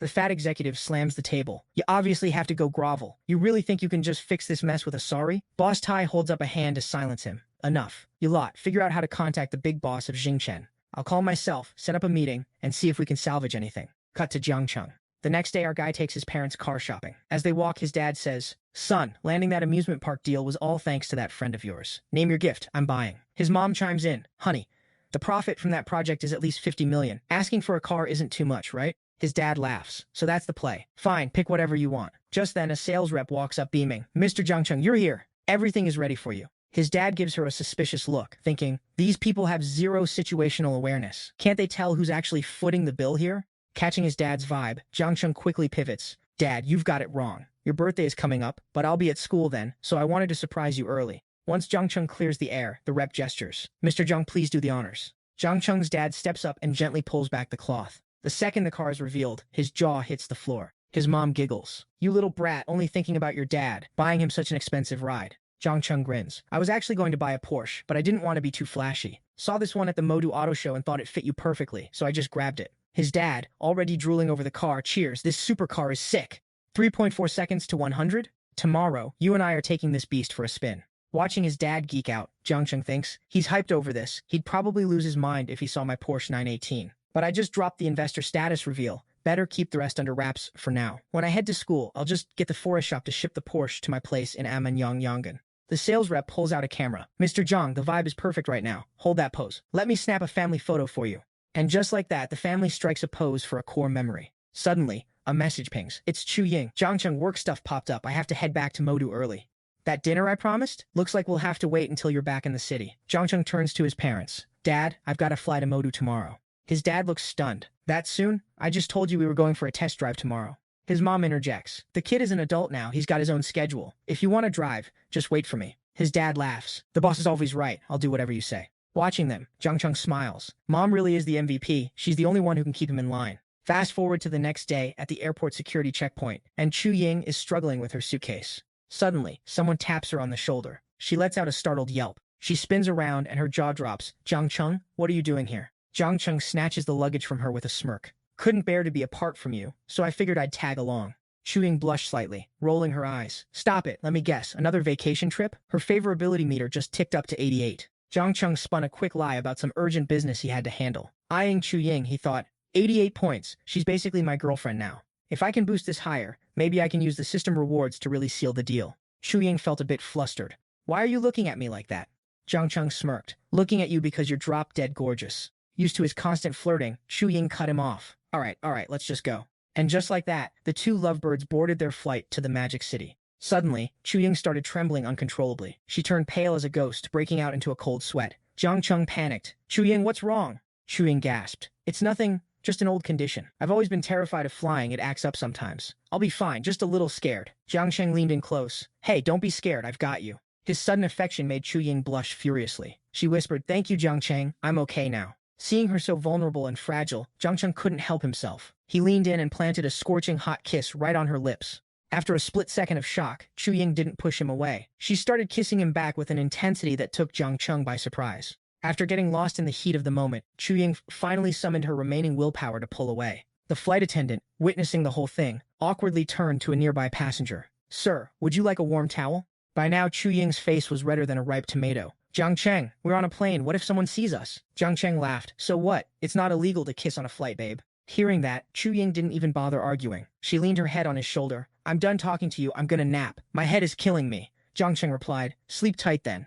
2 hours flew by and they touched down in the Magic City. Jiang Cheng offered. Ying, let me drop you off. Ying shook her head. No need. It's a 1-hour drive to Manhua from here. It's a waste of your time. I'll just grab a cab. She thought to herself. Plus, we aren't exactly ready for that level of intimacy yet. With that, she hopped into a taxi. Go get some rest. We'll grab a meal another time. Jiang Cheng didn't push it. Shoot me a WeChat message when you get home. Watching her drive away, Jiang Cheng mused. Might have been a bit too aggressive on the plane. Whatever, let's keep playing the long game. A while later at Manhua, Yuan was already waiting at the entrance. Welcome back, Mr. Jiang. Dinner and a bath are all ready for you. Would you like to eat first or bathe first? Jiang Cheng walked in, exhausted today. Bath first. Yuan turned to leave. As you wish, Mr. Jiang. Watching her walk away, Jiang Cheng thought, haven't seen her in a few days. Manager Wang seems a bit distant, acting all professional like a machine. Shortly after, Jiang Cheng settled into the tub. He called out, hey Manager Wang, care to scrub my back for me? Yuan stood there, torn. He sent me 100k yuan when he left. He didn't text at all while he was gone. I had to be the one to initiate contact. I really thought we were over.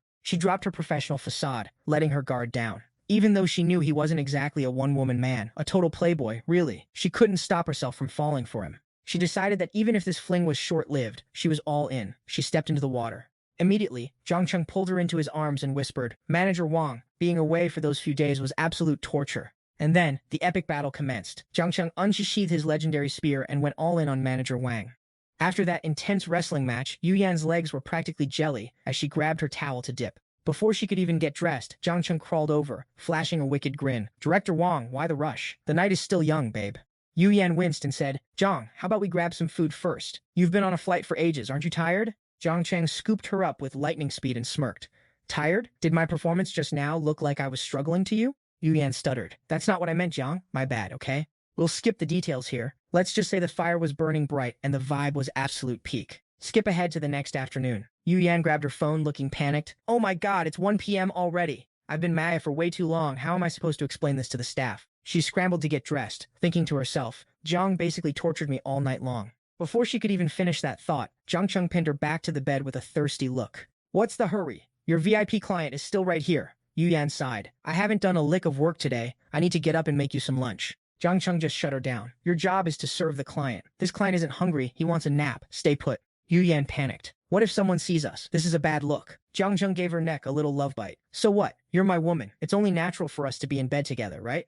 With that, he dove right back into the fruit basket. Yuan blushed, thinking, he called me his woman. She whispered, Jiang Cheng, what exactly are we? Like, am I officially your girlfriend? Jiang Cheng poked his head out. If you want to be my girlfriend, then you are. Yu Yan pressed him. What does that mean? Only if I want to. Jiang Cheng chuckled. As long as you want to be by my side, you're my girl. If you don't, then you aren't. Get it? Yu Yan thought. I know exactly what kind of player he is, but I still want a spot in his heart, she asked. So do you like me even just a little bit? Jiang Cheng kissed her neck. Obviously. Why would I be holding you right now if I didn't? In a daze, Yu Yan whispered. I know you've got a massive harem, but I have one request. Don't bring them around here, please? I don't want to serve you while others are watching. Jiang Cheng replied. Bet. You got it. They were just about to go for round 2 when the radio buzzed. Director Wang, your client's car has arrived. Please come deal with it. They finally pulled apart, and Yu Yan sat up. Jiang Cheng, let's go check out that car. Cut to the front of the villa. A giant container truck had just pulled up. The delivery guy handed over the manifest. Morning, boss. The car is here. Just need a quick signature. Jiang Cheng signed it like a boss. The crew popped the container open. Everyone watching collectively lost their minds. Holy hell, that is sick. Never seen one of those in real life. No wonder. It's a Porsche 918. Pure luxury. Only a baller could afford this. And they definitely aren't worried about petty cash. I'd kill to get behind that wheel. While the crowd was buzzing, another car pulled up. It was the director of Aman Yang Wang Mingyang. He poked his head out, annoyed. What's going on? Why is the road blocked? A staffer rushed over, bowing low. Director, you're here. This is Mr. Zhang's car. He's a VIP at the hotel. They're finishing the unboxing. I'll clear it out immediately. Old man Wang stepped out, fuming. My car has been stuck here for ages. I don't care who he is. Can't they unload somewhere else? Are we trying to kill our business? The staffer looked awkward. Director, I know. I'll go tell the client to move it. He thought to himself.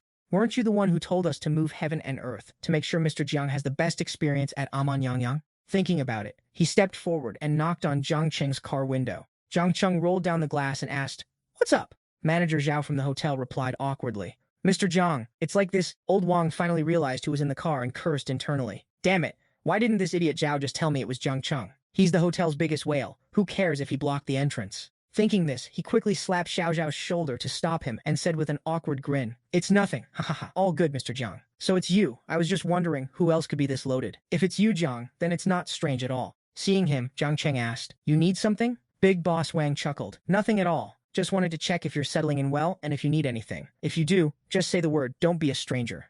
Jiang Cheng heard him out and said, Manager Wang, this ride of mine is pretty top tier. I don't want some basic, mid-tier license plate. You got any special connections? Old Wang replied, Actually, I do. There was an auction at Aman Yangon a while back, and a frequent VIP client of mine won a special plate. I'll hit her up to see if she's willing to transfer it. I'll set up a meeting and give you a call. Jiang Cheng nodded. Bet. He thought to himself. Someone who wins vanity plates at auctions definitely isn't hurting for cash. An hour flew by, and once the task was handled, Old Wang immediately called Jiang Cheng. Mr. Jiang, I've set it up. Let's meet at Rongjia Restaurant, booth 3, or I'll just send you the address. Jiang Cheng replied excitedly. I'll be there in a bit. A while later, Jiang Cheng arrived at the location. As soon as he walked in, he asked, Manager Wang, how come you're all alone? Old Wang replied, Have a seat, Mr. Jiang. She just texted me saying she's already here. Moments later, a stunning bombshell with a model-tier hourglass figure walked through the door. Seeing this sight, Jiang Cheng's inner degenerate immediately went into overdrive, thinking, Damn, another top-tier goddess. System, scan her stats. Her info immediately popped up. Name, Chen Xuanyi, 26 years old, 1668 tall, looks 92, body 94. Private value, NZ favorability 70, loyalty 120, absolute loyalty. After reading,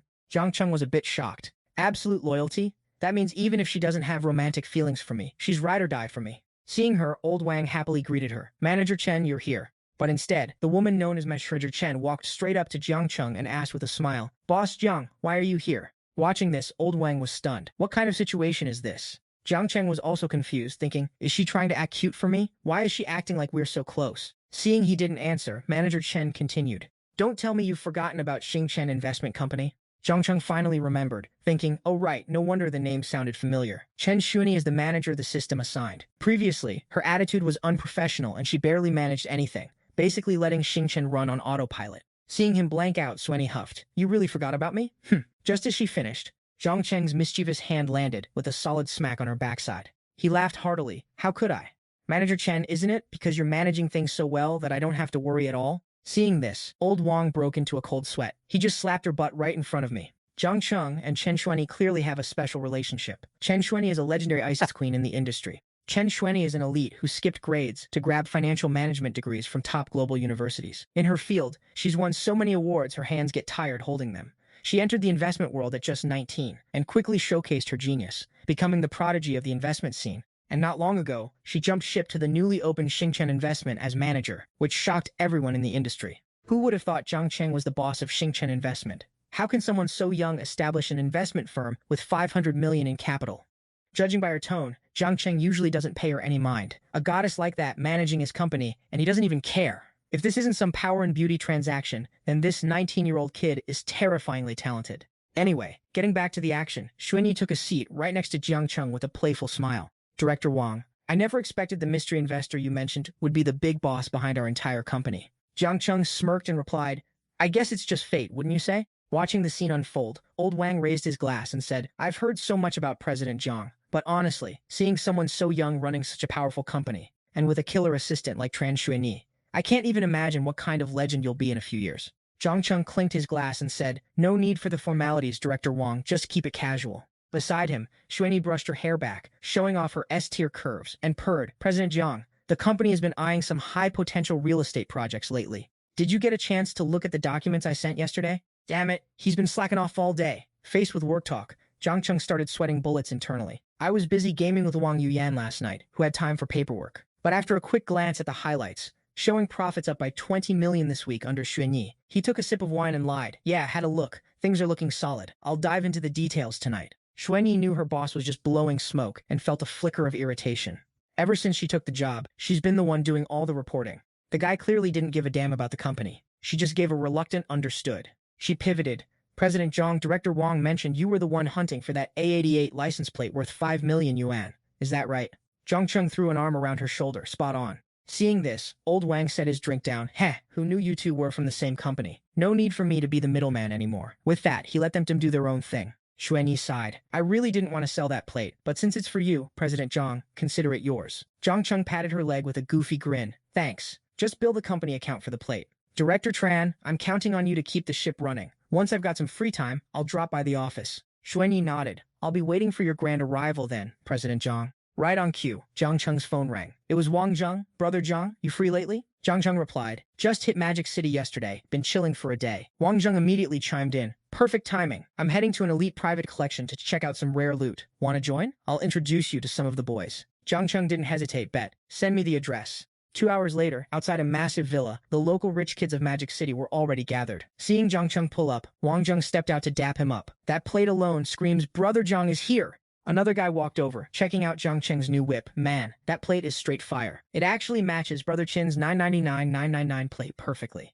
Soaking up the praise, Jiang Cheng was 3 parts humble and 7 parts flex. A gorgeous girl gifted it to me. I tried to pay her, but she wouldn't take a dime. The guy laughed. We all know you've got that infinite riz. The owner of this gallery is a woman too. Let's see if you can work your magic and get her to waive the price. Jiang Cheng perked up. A woman? Is she old? Wang Zheng stepped in. Not really, but word is she's already a mom. Jiang Cheng looked disappointed. A mom? That's playing on hard mode. The other guy hyped him up. We saw you in action last time. You're the go to flirting. Time to show us your real technique. Jiang Cheng chuckled. Cut it out. I've always wanted a sugar mommy to see my talent. Besides, the doctor said my teeth are weak, so I'm strictly looking for that soft rice life. The guy roared with laughter. Bro, with your stats, if you're eating soft rice, the rest of us might as well give up.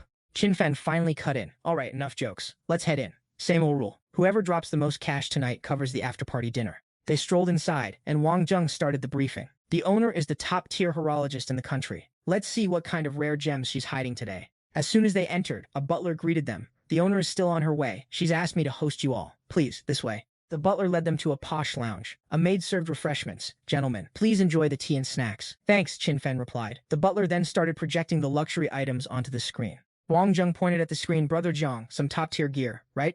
Check out that 06104R watch model. Just looking at it is a flex. Jiang Cheng rubbed his chin. Jade rings, necklaces, watches. It's all premium stuff. Qin Fan turned to the other guy. Jiang Xin, you're really only eyeing that 1.5 million yuan Allen EOH? Jiang Xin laughed bitterly. Brother Qin, you're looking at that 8 million yuan Richard Mill. I can't compete with that. Wang Zheng laughed. Brother Qin, with all these late-night adventures, aren't you worried about your back? Jiang Xin chimed in. For real, this guy is the ultimate lady killer of the nightlife scene.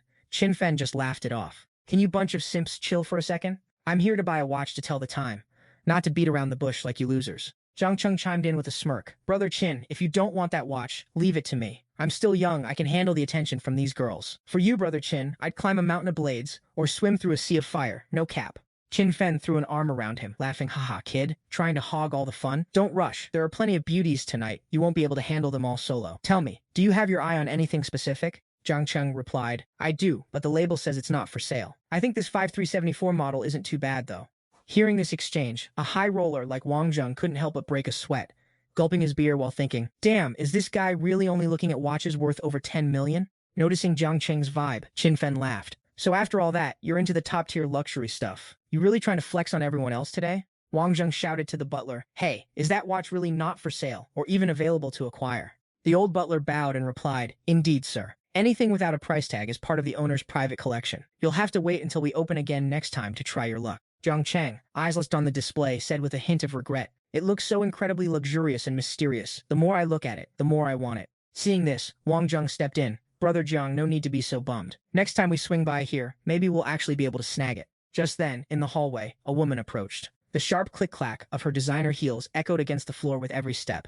The old butler heard the sound, immediately stood up and bowed. Owner, you've arrived. The owner was none other than An Jin. She walked in, crossed her arms and said, apologies, traffic was a nightmare. Am I late? Everyone already finished looking around? Seeing her, the group of young masters immediately started simping. Sister Jin, we meet again. You're looking even more gorgeous than last time. That aura of yours, God-tier, truly unbeatable. Jiang Cheng realized who she was, thinking, wait, she's the one who owns this private gallery? As soon as she locked eyes with him, An Xin asked, stunned, Jiang Cheng, why are you here? Qin Fen was floored, thinking Sister Xin knows Jiang Cheng, and that expression, something's definitely up. What's going on here? Wang Cheng walked over with a grin. Didn't expect to find you as the owner of this place. An Jin replied, it's mine, yeah. She then asked, what brings you to Magic City? Weren't you supposed to be in Rongcheng yesterday? Jiang Cheng shrugged. Just got bored. I arrived yesterday. An Jin nodded. I just got here yesterday too. If I knew you were coming, we could have traveled together. An N has been asking about you constantly. If she knew you were in Magic City, she would have dragged me here to find you already. Watching this, Wang Zheng couldn't help but think, damn, Sister Jin is actually close with Jiang Cheng.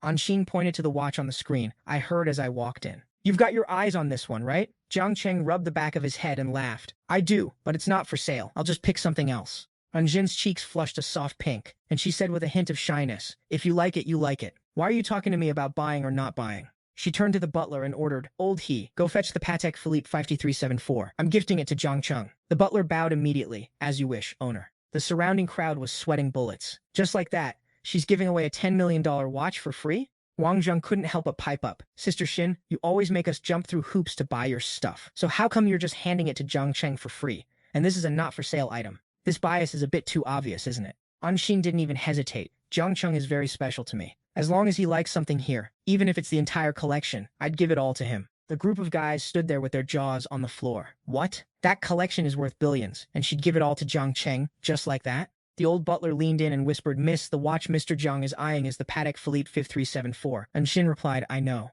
She turned to Jiang Cheng and said, Jiang Cheng, I'll go get it for you right now. Jiang Cheng quickly shook his head. No, Sister Xin. If you're selling it, I'll pay market price. But if you're just giving it to me for free, I'm not taking it. An Jin chuckled. We're close. Why are you being so polite with me? Jiang Cheng insisted. I can't just take it for free. That's not how it works. Seeing how stubborn our boy was, and Jean thought to herself, if he won't take a handout, I shouldn't force it. I'll just wait for a chance to go all out and help him when he really needs it later. She then said, all right, I'll go grab it. Oh, I've got a few other collections too. Want to come take a look? Jiang Cheng immediately agreed. Bet? Jiang Tan asked excitedly. Sister Jin, can we tag along? Hearing that, Qin Fen sighed in frustration, thinking, asking to see a private collection like that is a total collector's taboo. He's breaking all the unwritten rules. But contrary to his worries, An Jin just waved her hand and agreed. No problem, let's all go. Hearing that, Qin Fen was shook. Sister Jin isn't even mad, she's actually inviting us too? We're eating good today. A moment later, An Jin led the squad to a secret door and started doing the whole fancy fingerprint and retina scan routine. Ding! The door clicked open and the crew stepped into the vault. Looking around, Wang Zheng was sweating bullets, thinking, first time in a place like this, the security here is literally on par with a central bank's vault. An Jin headed down a staircase into the underground bunker. Seeing the guards, Jiang Tan marveled. We've got so many guards following us in here. An Jin replied, standard procedure, they're used to it, don't worry about them. They eventually reached the display room. An Jin gestured, this is all my personal collection, feel free to look around. Jiang Cheng walked over to a cabinet and pointed, enamel dial watches? Qin Fen nodded. There's only one of each in the world. These are absolute top-tier grails you can't buy even with all the money in the world. I didn't think Sister Xin had so many. Over on the side, Jiang Tan and Wang Zheng were fanboying hard. Is this the Rolex James Bond wore in 007? Absolute fire. Look at that one. That's the Audemars Piguet Royal Oak T3 chronograph. Arnold Schwarzenegger wore in Terminator 3. This is insane. After letting them gawk for a bit, An Jin walked up to Jiang Cheng. Other than that one, anything else catch your eye? Jiang Cheng grinned. There's a lot I like, but these are your prized possessions. I don't want to snatch your favorites. I'll stick with the one I picked earlier. Hearing him, Anjin thought, he's being too considerate with everyone watching. It'd be awkward to force it on him now. I'll just wait for his birthday or some other holiday to gift it to him later. Yeah, that's the play. Half an hour later, the group headed back to the lounge. Wang Zheng gushed, thanks to brother Jiang, I've finally seen the world today. Jiang Cheng joked, I don't know about seeing the world, but if you want to get cultured, maybe go find some pretty girls instead. Wang Zheng just cursed under his breath. Damn, shut up, man. I ain't into that simp life. Qin Fen chimed in. Wait, isn't Boss Anne around our age? I also heard she's already a mom. Does she have a thing for you? Jiang Cheng sighed. This is only the third time I've met her. There's absolutely nothing going on. Wang Zheng was stunned. Wait, only the third time? No way, don't tell me she's already fallen for you? Jiang Tun added, Boss An is a total goddess. Face, body, and taste in collectibles are all S tier. Being the target of her affection is enough to make any guy jealous to death. Seeing them spiral into fanfiction mode, Jiang Cheng explained, you guys are overthinking it. It's mostly because of her kid, Ani. She just really likes me. Wang Zheng cracked up. You absolute savage. You won't even spare a little kid's heart. Jiang Cheng just told him to get lost. Anshin walked back out with the watch and said, Jiang Cheng, I bought this 5374 back in 16 for 18 million. The market price is 30 million now, but I'm not taking that from you. Let's call it 23 million. Sound fair? Jiang Cheng reached out his hand, beaming. Deal. Sister Jin, can you help me put it on? I'll transfer the funds in a bit. Anjin replied, no problem. Come here. Closer. Let me take that old one off for you. She leaned in and strapped the new piece onto Jiang Cheng's wrist. Once done, Jiang Cheng admired the watch. Thanks, Sister Shin. Having you put it on for me feels different. It's super comfy, fits perfect, not too tight or loose. Hearing that, Anjin's eyes curved into gentle crescents as she gave him a soft smile. Looking at her expression, the bros immediately knew something was sus. The way Sis Hin is acting, she looks absolutely ecstatic. She's enjoying this way too much, right? Is this really the same Sis Hin we know? Brother Jiang's driving skills aren't the only thing that's top tier. Top tier? Nah, that's straight up God tier. After a moment, Jiang Cheng turned and said, Sis Hin, I've already transferred the money to you. Catch you next time. Qin Fen also waved. We're heading out now. With that, the whole squad dipped. As soon as they hit the curb, Jiang Xing chimed in. I remember we had a rule. Whoever spends the most has to host the next party, right? Wang Zheng laughed. Back in the day, Brother Qin was always the one footing the bill, but today it's Brother Jiang's turn. We gotta drain this man's wallet for a feast, boys. Hearing this, Jiang Cheng pulled up his system menu to check his stash of critical cashback cards, thinking to himself that he might as well burn those 4 cards the system gifted him, then said, you guys decide. I'm not really picky. Just point me to the spot. Qin Fen suggested. A buddy of mine just opened a high-end sauna club. I've been once. The decor is top tier and the service is straight up legendary. Shall we hit that place up? Wang Zheng asked half-jokingly. A sauna, huh? Is it, wholesome? Qin Fen gave a wicked grin. If it was completely wholesome, nobody would bother going. Jiang Cheng nodded in agreement and laughed. The way you put it, my back suddenly feels stiff. I definitely need a healing session ASAP. Jiang Xin jumped in. Haha, me too. Honestly, my neck and shoulders are killing me. At that point, Qin Fen spoke up. All right, stop acting. I'll lead the way. Everyone follow me. Cut to a bit later, the group arrived at the sauna. The manager ushered out several stunners and said, welcome, distinguished guests, young masters. These are our top-tier special models. Great technique, perfect figures, and they can satisfy every single one of your needs. Qin Fen draped an arm over Jiang Cheng's shoulder and said, this bro of mine is a first-timer on the scene tonight. Take him over there and let him pick first. The manager led over 6 gorgeous girls and asked, this young master, who catches your eye? Jiang Cheng activated his Riz scanner, and the stats popped up. Oqian 22, 165 centimeters, visuals 88, body 95, privacy 5, favorability 55. Zhao Huan 19, 158 centimeters, visuals 92, body 89, privacy 6, favorability 55. Guofang 21, 165, visuals 90, body 96, privacy 4, favorability 50. Fanghui 22, 155 centimeters, visuals 89, body 85, privacy 7, favorability 55. Li Xiaoyan 23, 160 centimeters, visuals 88, body 96, privacy 5, favorability 55. Xiaomeng 20, 162 centimeters, visuals 90, body 94, privacy 0, favorability 55. Jiang Cheng thought to himself, only Xiaomeng has a privacy score of 0, the others are all at 5. He pointed at Xiaomeng, leaving the poor girl stunned. The manager shoved Xiaomeng forward. Did you hear him? What are you standing there for? Go serve the young master properly. Xiaomeng walked over with a frown. Yes, manager. Over on the side, Qin Fen picked his own girl and waved. Once you're done choosing, get over here. Let's grab a bite first. The group sat down, and the girls were super attentive. Honey, try this. It's delicious. Open up. Ah. Sitting next to Jiang Cheng, Xiaomeng looked miserable. Jiang Cheng turned to her. Why so tense? Why don't you have a bite too? Just then, Jiang Cheng's phone rang. He picked up, and on the other end, Chaonan chirped. Jiang Cheng, you back? Jiang Cheng replied. Yep, miss me already? Inan responded. Obviously, I missed you like crazy. I'm coming to see you tonight. Wait, are you holding someone else? Hearing her, Jiang Cheng gave a bitter laugh. Let's do tomorrow. I've got a business meeting tonight. Inan answered obediently. Okay, I'll wait for your call tomorrow. Wang Zheng teased. Whoa, brother Jiang, was that the wife doing a surprise inspection? As soon as he hung up, the phone rang again. It was Xiaoxiao. Hubby, who were you calling earlier? It kept giving me a busy signal. Jiang Cheng answered, just a client. Xiaoxiao replied, fine, fine. Do you miss me? Jiang Cheng smiled, of course I miss you. Xiaoxiao then asked, so when are you coming to find me? Jiang Cheng said, tomorrow morning. Make sure you're all freshened up. I'll swing by your company to pick you up. Listening in the whole time, Qin Fen was shocked. Wait, that wasn't the same girl from before, was it? Wang Zheng laughed. That's already the second one. And suggested, let's make a bet. Let's see how many more he's got lined up. Hearing Wang Zheng's crew, Jiang Cheng waves it off. Nah, I'm good. Wouldn't want to ruin our boys' night out. Zhang Dao stares in awe. Bro, our guy Zhang is a total playboy legend. Wang Zheng nods in agreement. He's not just a player. He's a master of time management. Qin Fen laughs. Haha, out here today. 2 different spots tomorrow. Busy schedule, right? Don't flex your young back too much. You gotta pace yourself, or you'll end up like me at my age. Wang Zheng immediately fires back with a sarcastic smirk. Bro Qin, what's so bad about your age? Give us the secret sauce. We're all ears. Qin Fen quips. As you get older, the gap just gets bigger, while casually slapping the waist of the girl next to him.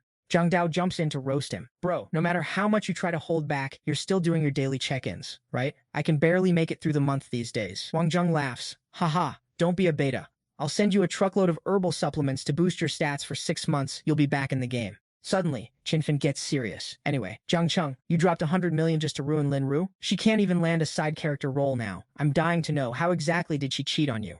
Jiang Cheng waves his hand. Where are you getting these rumors? When did she ever cheat on me?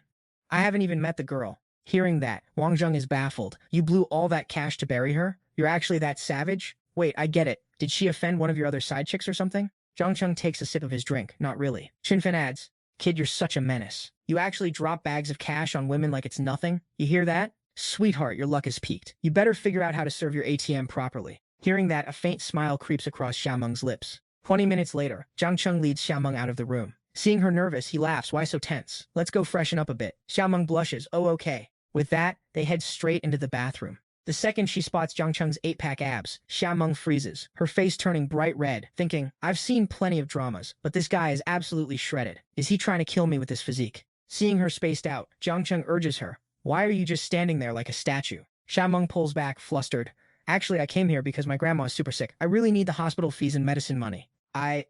Before she can finish, Jiang Cheng wraps his arms around her and plants a kiss on her lips. You're a good filial girl. Don't worry, I'll take care of you. And just like that, the barrier is broken, and things quickly heat up against the bathroom mirror. Fast forward to the next morning. Xiaomeng wakes up, looking around. Did young Master Zhang already leave? She glances at the bedside table to find a bank card and a handwritten note left by Jiang Cheng. The card has 100,000 yuan on it. The pin is 666666, with a note wishing her grandma a speedy recovery and a cute smiley face. Xiaomeng reads it, tears welling up in her eyes as she whispers, Young Master Jiang. Meanwhile, Jiang Cheng arrives at the company, stepping into the elevator while on a call. Xiaoxiao, I'm getting in the elevator now. Suddenly, a cough echoes from behind him. It's Su Wan. The beauty walked in, lowered her shades, and teased, well, if it isn't the big CEO Zhang himself. Seeing her, Jiang Cheng grinned and asked, Su Wan, you waited for the elevator for so long. Why wait until we're inside to say hi? Su Wan gave a bitter laugh. Aya, CEO Zhang, I was scared we'd get snapped by the paps. I don't need you trending on the hot search for all the wrong reasons tomorrow. Jiang Cheng chuckled. Oh, are you really that famous now, sweetheart? Su Wan replied. That's all thanks to your support, CEO Zhang. I've definitely been getting more attention lately, and I owe it all to you. She added, CEO Zhang, this is the first time I've seen you at the office. Seems like only Xiaoxiao can get you to show your face around here. Jiang Cheng smirked. Don't be so modest. You'd have the same effect on me. If you miss me, just come find me anytime. Just as the elevator pinged and the doors opened, they ran into Xiaoxiao, who immediately asked, CEO Zhang, why are you coming over with Su Wan? Jiang Cheng kept it cool, just ran into her in the elevator. Xiaoxiao smiled. Let me lead you to your office then. Seeing the vibe, Su Wan dipped out immediately. Sister Xiaoxiao, CEO Zhang, you two get back to work. Just call me if you need anything, and she vanished. As soon as he walked in, the office staff started whispering like a gossip squad. Who's the guy general manager you brought in? He's a total snack. Is he the new idol recruit? If he's actually our artist, I'm gonna lose it. I'd stalk my idol every single day from this close. Inside the office, Jiang Cheng did a quick perimeter check. Xiaoxiao, the office setup is fire. I can tell you put a lot of heart into this. Xiaoxiao poured a cup of tea and said, as long as you like it. Here, take a sip of this. Jiang Cheng took a gulp and commented, this tea is top tier, but honestly, us young folks prefer bubble tea. Xiaoxiao didn't miss a beat. There's a shop downstairs. Tell me what you want, and I'll have someone grab it right now. Before she could even finish, Jiang Cheng wrapped his arms around her from behind and whispered with a smirk, why go through all that trouble? Isn't there something sweet right here already? Fast forward half an hour later, Su Wan walked through the door, beaming, Sister Xiaoxiao, how did your talk with CEO Zhang go? Startled by the sudden arrival, Xiaoxiao stammered, it went well. I'm just gonna go grab some more documents. Suwan leaned in close and whispered, Sister Xiaoxiao, your lipstick is all smudged. Xiaoxiao looked flustered. Yeah, I was drinking tea with CEO Zhang earlier. This brand is trash. It gets all over the cup. Suwan reached out and wiped the corner of Xiaoxiao's mouth. Sister Xiaoxiao, what were you two eating in there? There's a bit of milk left on your face. Let me get that for you. Xiaoxiao panicked and brushed her hand away. Aya, look at me being so careless. This is so embarrassing. I need to go touch up my makeup. Watching her scurry off, Suwan grabbed a tissue, wondering to herself, what exactly has Sister Xiaoxiao so flustered? Just then, her hand brushed against a sticky substance on the table, and she jumped. Wait, why is this so sticky? She brought her finger to her nose and muttered, This is a weird smell. What on earth were Sister Xiaoxiao and CEO Zhang eating in there? After a brief moment of side-eyeing the slime on the box, Suwan walked in and called out, CEO Zhang, you busy? If you don't mind, I'm going to take a tour of the place. Jiang Cheng, chilling with his tea, replied, Make yourself at home. Suwan didn't hesitate, scanning the office with a smirk. Damn, this setup is way more luxurious than my old firm. I guess rich people really know how to live. Jiang Cheng took a slow sip of tea and teased, impressed. Why don't you stick around and experience the lifestyle with me? Suwan thought to herself, this dude is flirting with me again. Let's see how he handles it if I actually turn up the heat. She walked behind him, started massaging his shoulders and purred. Boss, let me take care of you. I learned some pro-level techniques when I played a maid on set. Jiang Cheng chuckled. Not bad. Your skills are actually decent, though your hands are a bit weak. Suwan put some extra muscle into it and asked, Like this? How about now? Jiang Cheng sounded satisfied. Now we're talking. Suwan went for it, thinking, let's see if you can handle the intensity. But before she could finish the thought, Jiang Cheng was already out cold, snoring softly. Suwan was left speechless. Bruh, Jiang Cheng, you're so comfortable you fell asleep? Do you really think I'm your personal masseuse? Just then, Xiaoxiao walked in, caught the scene, and raised an eyebrow. Why is he sleeping? Suwan, wake him up. Suwan obeyed, understood. She shook him gently. CEO Zhang, wake up, Xiaoxiao is back. He jolted awake, yawning. Whoa, I totally passed out. Xiaoxiao looked annoyed. CEO Zhang, we're still on the clock. It's hard enough getting you to the office and we've got business to discuss. Suwan immediately backed off. My bad, CEO Zhang. Xiaoxiao, you two handle the work. I'll head out. Internally, she was dying to know if there was some secret romance going on, but seeing Xiaoxiao's serious CEO mode made her feel like a total NPC, so she dipped. Xiaoxiao dragged Jiang Cheng through 2 hours of boring company admin until he couldn't take it anymore. Everything's reviewed and signed. We done now? Xiaoxiao switched to a needy tone. Honey, you fell asleep earlier. Be honest, are you drained because you've been busy with some other girl? Before she could finish, Jiang Cheng grabbed her waist and pulled her in. Xiaoxiao, you're bold. Starting drama already? She giggled. Just kidding. But for real, I want to know, how many other girls are there besides me? Jiang Cheng didn't even blink, maybe 2. Xiaoxiao pressed, do I know them? Jiang Cheng replied, you've met one, Director Wang from Ant-Man. The other is just some low-key streamer. Xiaoxiao's ears perked up. A streamer? Is she as pretty as me? Jiang Cheng lifted her chin. Everyone has their own vibe, but you were my first. You know you're special to me, right? Xiaoxiao thought, fine, even if he stacks up a harem, I'm the main character in his life. That's enough, she whispered. Whatever, you greedy pig. One last question. You think you can handle all 3 of us? Jiang Cheng leaned in, pinning her down. Oh, so you want me to perform better, is that it? Xiaoxiao thought about how she wanted to crash, but knowing he wasn't spending the night, she decided to tire him out first. How about I take care of you then? And that's where the author cut the scene. You guys know the drill. Use your imagination. 4 hours later, Jiang Cheng hopped back into his ride, thinking, man, Xiaoxiao really drained my stamina, I'm starving. He pulled up to a street food stall, rolled down the window and asked, boss, can I park here? The cook, busy grilling, replied, sure, as long as the cops aren't scouting, you're good. Jiang Cheng hopped out. Give me 20 skewers of pig kidneys and oysters, and a cold Coke. The boss grinned. You got it. Head inside, I'll bring it over. 2 old dudes at the stall started gossiping. Did you see that? That kid ordered nothing but kidneys and oysters. The other chuckled. Look at his fit. He's definitely loaded. It's late. Man's gotta fuel up after a hard day's work, right? One of the uncles chirped in. Back in my day, I didn't even need a drink of water to keep going. No need for all these fancy supplements. The other uncle clapped back. It took you a decade to get married once. Of course you're jealous. This guy is living like a groom every single day. You really can't compare. The first uncle got absolutely cooked and went silent. Just then, the shop owner came sprinting in, looking like he'd seen a ghost. Boss, major drama. Your car got smashed. It's all my fault. I shouldn't have let you park there. Jiang Cheng, still sipping his soda, stayed ice cold. It's not like you hit it. Don't sweat it. Is my grilled kidney and oysters ready yet? The owner stammered. It's done! Done! Just give me a second. I'm bringing it out right now! Watching this, the 2 uncles were low-key losing their minds. Holy sh! A Porsche 918 just got wrecked. And this dude only cares if his grilled kidney is ready. To him, the car is worth less than a snack. This kid's family background must be absolutely insane. Right on cue, the owner brought out the oysters, followed by a young dude, and pointed at Jiang Cheng. That's the car owner right there. The kid walked up to Jiang Cheng, did a 90-degree bow, and started sweating bullets. Yo bro, I am so incredibly sorry. I was driving fine, but a stray dog ran out, and I had to swerve. Jiang Cheng didn't even blink. As long as you're not hurt, that's all that matters. Let's go check out the damage. A moment later, they stood in front of the crumpled pile of metal. Jiang Cheng just shrugged. Looks fine to me, no big deal. You handle the insurance stuff. You're good. The kid pulled out his phone. Hold on, let me make a quick call. The kid was thinking to himself, he's way too calm to be faking it. Anyone who doesn't care about $1 million car loss has massive wealth, and that license plate? That's not something money can just buy. After the call, the kid turned back to Jiang Cheng. Sorry again, bro. I've got people coming to handle it. Honestly, I'm obsessed with your car. How long until I can afford one of these? Jiang Shizheng gestured to the table. Whatever. Let's just grab a bite. The kid nodded. Bet, let's go. Time passed, and as they were smashing the food, a loud voice boomed from the entrance. Qi Yuan, the kid, turned around immediately. Brother Tong, I'm over here! In walked a guy with an undercut, grinning like a shark. I'm actually speechless. The road is huge, yet you still managed to crash? Just call the insurance and be done with it. Why call me? This guy was the son of the richest man in town, Wang Tongming. Qi Yuan replied, You know my situation.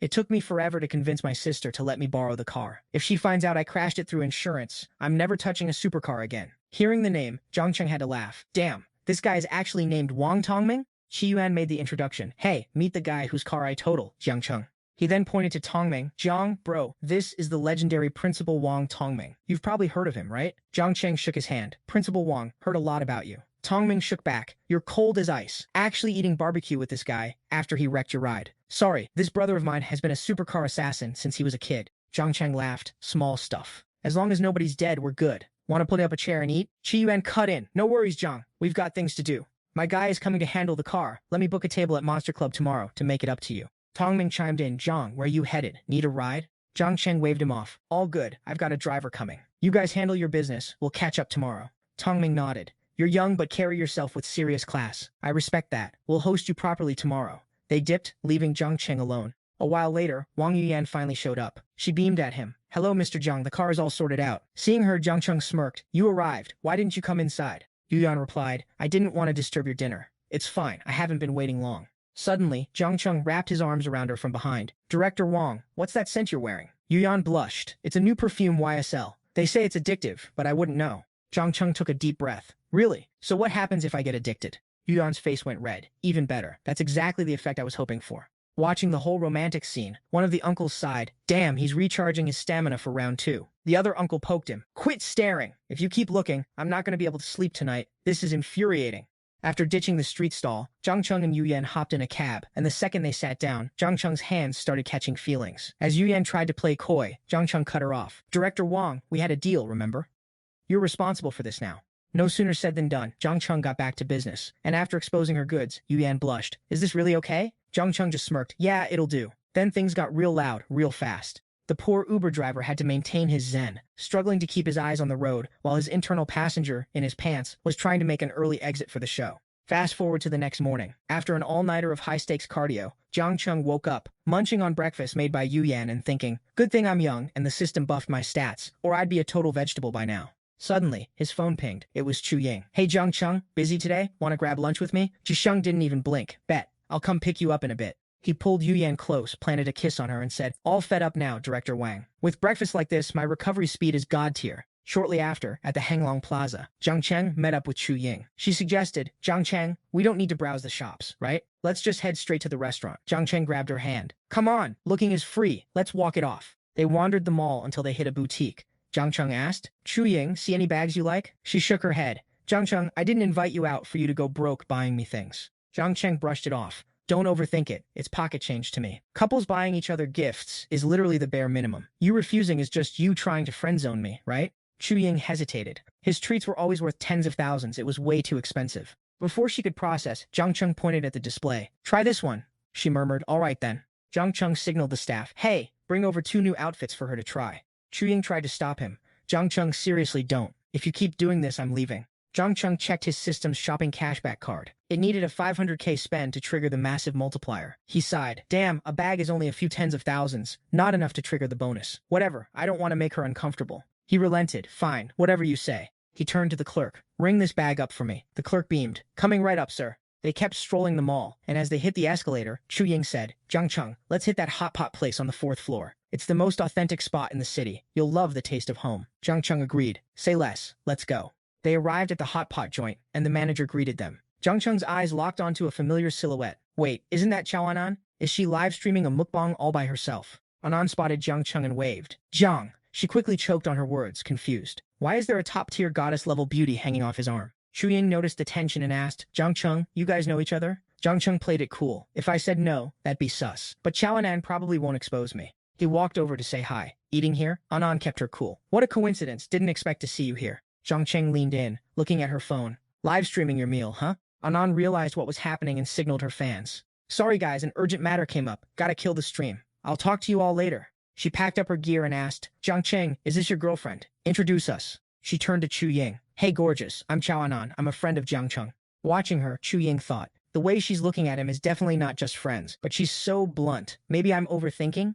Better not be too sensitive. Don't want to cause a scene. She reached out her hand and chirped. Hi there, nice to meet you. I'm Chu Ying. Anan shook her hand. Chao Anan. Watching his two waifus shaking hands, Jiang Cheng was sweating bullets, thinking to himself. They're actually shaking hands? This is turning into a legendary battle of the goddesses. After the greeting, Anan suggested, come sit with us. I'm all alone over here. Jiang Cheng replied, nah, don't worry about it. You should just eat alone. Plus, there isn't enough food for all of us. Hearing that, Anan immediately grabbed Chu Ying. It's no big deal. We'll just order more. Let's eat together. It's rare to meet such a top-tier beauty like you. Chu Ying, mind joining me? Chu Ying looked a bit flustered. Wouldn't that be a bit awkward?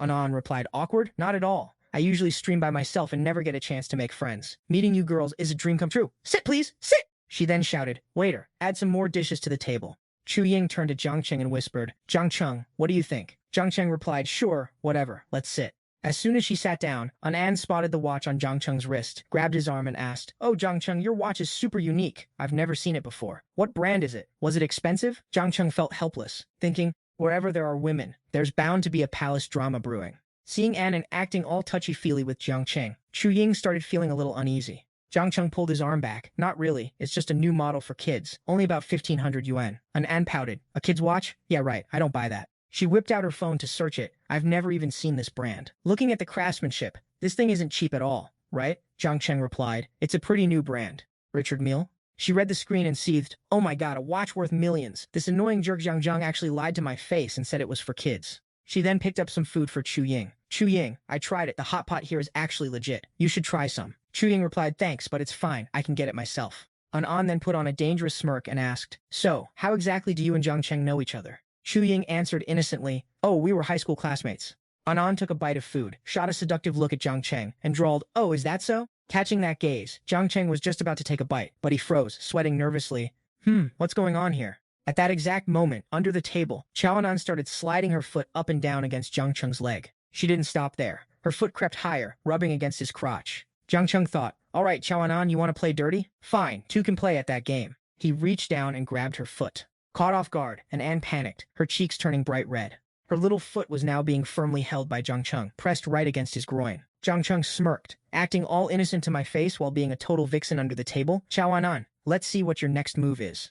Anan tried her best to keep the convo going with Chu Ying, but honestly, who knows what they were yapping about. Chu Ying just started laughing like a maniac. I never knew live streaming could lead to such hilarious drama. Ha ha ha ha, this is gold. Jiang Cheng watched this mess and thought, oh, you can hold it together? Bet. Let's turn up the heat on you, shall we? And he went for it. Jiang Cheng immediately started tickling her foot with his fingers. N. She burst into uncontrollable laughter like a total crackhead, leaving Chu Ying looking at her with major side-eye. N scrambled to fix her vibe, laughing through the awkwardness. Haha, oops, just remembered something even funnier. Ugh, I can't, it's just too much, I can't stop. Jiang Cheng went even harder with the tickling, while Chu Ying started looking at N indifferently, like she was just a pure, wholesome girl who wears her heart on her sleeve. She then chimed in, let's stop overthinking it for a second. Just eat already. The meat's gonna taste like cardboard if it gets cold. Anan was literally crying from laughter. Thanks, but I seriously can't control it. It's just way too funny. I promise I won't think about it again next time. Haha. She gave Jiang Cheng a death stare that clearly meant, big brother, I'm sorry, I'm begging you to stop, okay? Jiang Cheng replied, since you're begging, I'll let you off the hook this one time. He stood up and said, Chu Ying, I'm gonna hit the restroom real quick. 3 minutes later, he walked back to see the two girls already swapping contact info. Should I scan you or you scan me? Let me grab your code. Jiang Cheng watched them like, wait, why are they adding each other on WeChat now? Once that was done, NN beamed. I'm officially declaring Chu Ying my new BFF. Whenever I'm free, I'm taking you out in Shanghai to hit the best spots and feast. Jiang Cheng smirked to himself, thinking, damn, she's actually good at this. Right on cue, his phone pinged. A message from Qi Yuan. Brother Jiang, meet at Monster Bar. Don't ghost me. Seeing him distracted by his phone, Chu Ying offered, you got work to do? Don't worry about me. You go handle your business. Onan shot him a mischievous wink. Chu Ying has me keeping her company. She won't be bored for a second. Trust me. Jiang Cheng thought. The fact that these two actually became friends is a total miracle, and just helplessly replied, "All right, fine." Fast forward to a bit later, Jiang Cheng pulled up at Monster Bar. As soon as he walked in, Wang Tongming greeted him with open arms. "Jiang Cheng, my man, get in here and take a seat." He introduced him to the room. "This is young Master Jiang. Tonight's party is specifically to welcome the man himself, so show him a good time." The Thirst Trap squad immediately swarmed him. "Hey, young Master Jiang, you're so hot. Young Master Jiang, dance with me later." The NPCs around them started whispering. As expected of Principal Wang, he always goes way overboard with the flex. Can he even handle that many girls? Wait, who's that guy in the middle? Principal Wang actually gave up the center seat. Even A-list celebs don't dare breathe too loud in front of him. This guy in the middle must be a total whale. Over on the side, Wang Tongming and Qi Yuan were low-key bickering. Wang Tongming said, "I'll handle the arrangements today." Qi Yuan waved him off. "Nah, leave it to me. I already said yesterday I'm doing this to apologize to Brother Jiang." Jiang Cheng jumped in. "No need. It's really not that deep. I'll take care of it." Qi Yuan laughed. "Brother Tong, Brother Jiang, don't even think about fighting me on this tonight." Without missing a beat, he turned to the waiter and ordered, "Bring out 5 sets of the Gold Dragon packages right now." The girl started buzzing again. "Did you hear that? 5 Gold Dragon sets. One set has 10 bottles of that liquid gold champagne. Each bottle is 88,888, so 5 sets is like 500,000 bucks right there." Seeing the massive flex, Wang Tongming joked, "Look at you being a big spender for once. The last time you acted this rich was like a year ago, right?" Qi Yuan replied, "Big brother, can I even compare to you? This is literally all the cash I have. I'm going to be eating instant noodles for a month after this." Meanwhile, Jiang Cheng was quietly running his system scanner on them. Qi Yuan, 18 years old. Height 178 centimeters, weight 65 kilograms, favorability score 85. Closest friends, Wang Tongming, 27 years old, height 172 centimeters, weight 69 kilograms, favorability 70, current status, road-tier relationship. Jiang Cheng checked their aesthetics and noticed both Qi Yuan and Principal Wang had high favorability toward him, which was a surprise, so he patted Qi Yuan on the shoulder. He flashed a bright smile and said, "Bro, thanks a ton." Qi Yuan replied, "Don't be a stranger, Brother Jiang." He then turned to the staff and commanded, "Go all out with the snacks, fruit platters, and sparklers for the celebration. Put it all on Brother Jiang's tab." The waiter bowed and answered, "You got it, Brother Yuan. Give us a moment. I'll get that set up immediately." Instantly, the club's announcer boomed over the speakers. "Big shout out to our guest in Zone 1 for ordering 5 sets of Gold Dragon fireworks. Let's hear it for young Master Jiang." Suddenly, a squad of hot models in bunny girl cosplay marched in carrying champagne. The surrounding crowd started pulling out their phones to record, gasping, "Holy crap, how many bottles is that? Quick, count them!" Not surprised it's Principal Wang's party, but who is this young Master Jiang? I've never seen him before. Could he be some hidden billionaire heir? This is insane. Once the drinks were served, the 3 of them raised their glasses. Qi Yuan said, "Brother Jiang, Brother Wang, let's toast to having a good time tonight." Jiang Cheng clinked his glass and replied, "Cheers, let's enjoy ourselves." Just then, a gorgeous girl walked up to greet them. "Young Master Jiang, I'm Jenny. May I toast you?" Seeing her, Jiang Cheng smiled. "Jenny, your Mandarin is impressive. You don't sound like a foreigner at all." Jenny replied, "My mom is Chinese and I love Chinese culture, but unfortunately, I don't have citizenship yet. I've been working here for 10 years just to get permanent residency." Jiang Cheng clinked glasses and asked, "What do you do for a living?" Jenny answered, "I'm a model." Jiang Cheng suggested, "With your look, being an influencer would be way more profitable." Jenny asked skeptically, "You think people would actually follow an influencer like me? Western and Chinese aesthetics are totally different. What niche do you think fits me? Makeup tutorials or fitness vlogging?" Jiang Cheng explained, "The next generation of influencer marketing is completely different. If you just take what you love and repeat it to the netizens, that's your cheat code to wealth. With your face and your physique, you could blow up overnight." Jenny hesitated. "I post vlogs sometimes, but I don't have many fans. I can't make a living off it. Plus, my daily life isn't that interesting." Jiang Cheng replied, "It's not about the daily grind." Jenny asked curiously, "Could you elaborate, Mr. Jiang? What kind of wealth code could make me go viral that fast?" Jiang Cheng took a sip of his drink and explained, "It doesn't matter what your skin color is, or if you're a rich girl or a nomad. If you're willing to just say, 'I love China' in your videos, you'll bait millions of fans and become a top-tier influencer in a heartbeat." Jenny was skeptical. Is that for real?" Wang Tongming, who had been listening in, chimed in. "Brother Jiang, you're really into the influencer scene, huh? Don't tell me you're planning to start a company in this industry too?" Jiang Cheng swirled his drink and replied, "I'm not interested in being an influencer, but I am very interested in the influencer economy." He elaborated, "Even though influencers make decent money, the platforms that incubate them and the enterprises behind those apps are the real bosses." Wang Tongming raised his glass. "Care to share your thoughts?" Jiang Cheng clinked back. "The current influencer market is scattered. There are too many people doing their own thing. If we integrate them into a unified ecosystem and scale it, imagine how much market value that would generate." Wang Tongming asked, "So, you're thinking of starting an MCN-style influencer agency?" Jiang Cheng shook his head. "Not interested in MCNs. That business model barely nets a few tens of millions a year. Boring. Wang Tongming sighed in awe. Brother Zhang's ambition is on another level. Not even blinking at tens of millions. Jiang Cheng replied, if I'm going to play, I'm going for the big bucks. Like the upstream capital of the influencer industry. Wang Tongming asked. Upstream capital? You mean developing apps for influencers, like Douyin? But the market is already saturated, and building a new app from scratch would cost over $1 billion. Hearing this, Jiang Cheng thought to himself, not bad for a rich kid, his brain actually works. They had no idea that in the next 4 years, a certain short video app was about to explode. By 2023, before his rebirth, that company's market valuation reached over 400 billion USD, becoming the undisputed king of the nation's internet giants. There were still a few months left before the next funding round. Even if he only snagged 1% of the equity, it would be a legendary fortune later. A golden ticket like this? He was absolutely not going to miss it. Seeing Wang Tongming and Jiang Cheng whispering in the corner, Qi Yuan, with a girl draped over him, shouted, Yo, why are you two bros whispering like secret lovers? Come drink, you're killing the vibe for these cuties.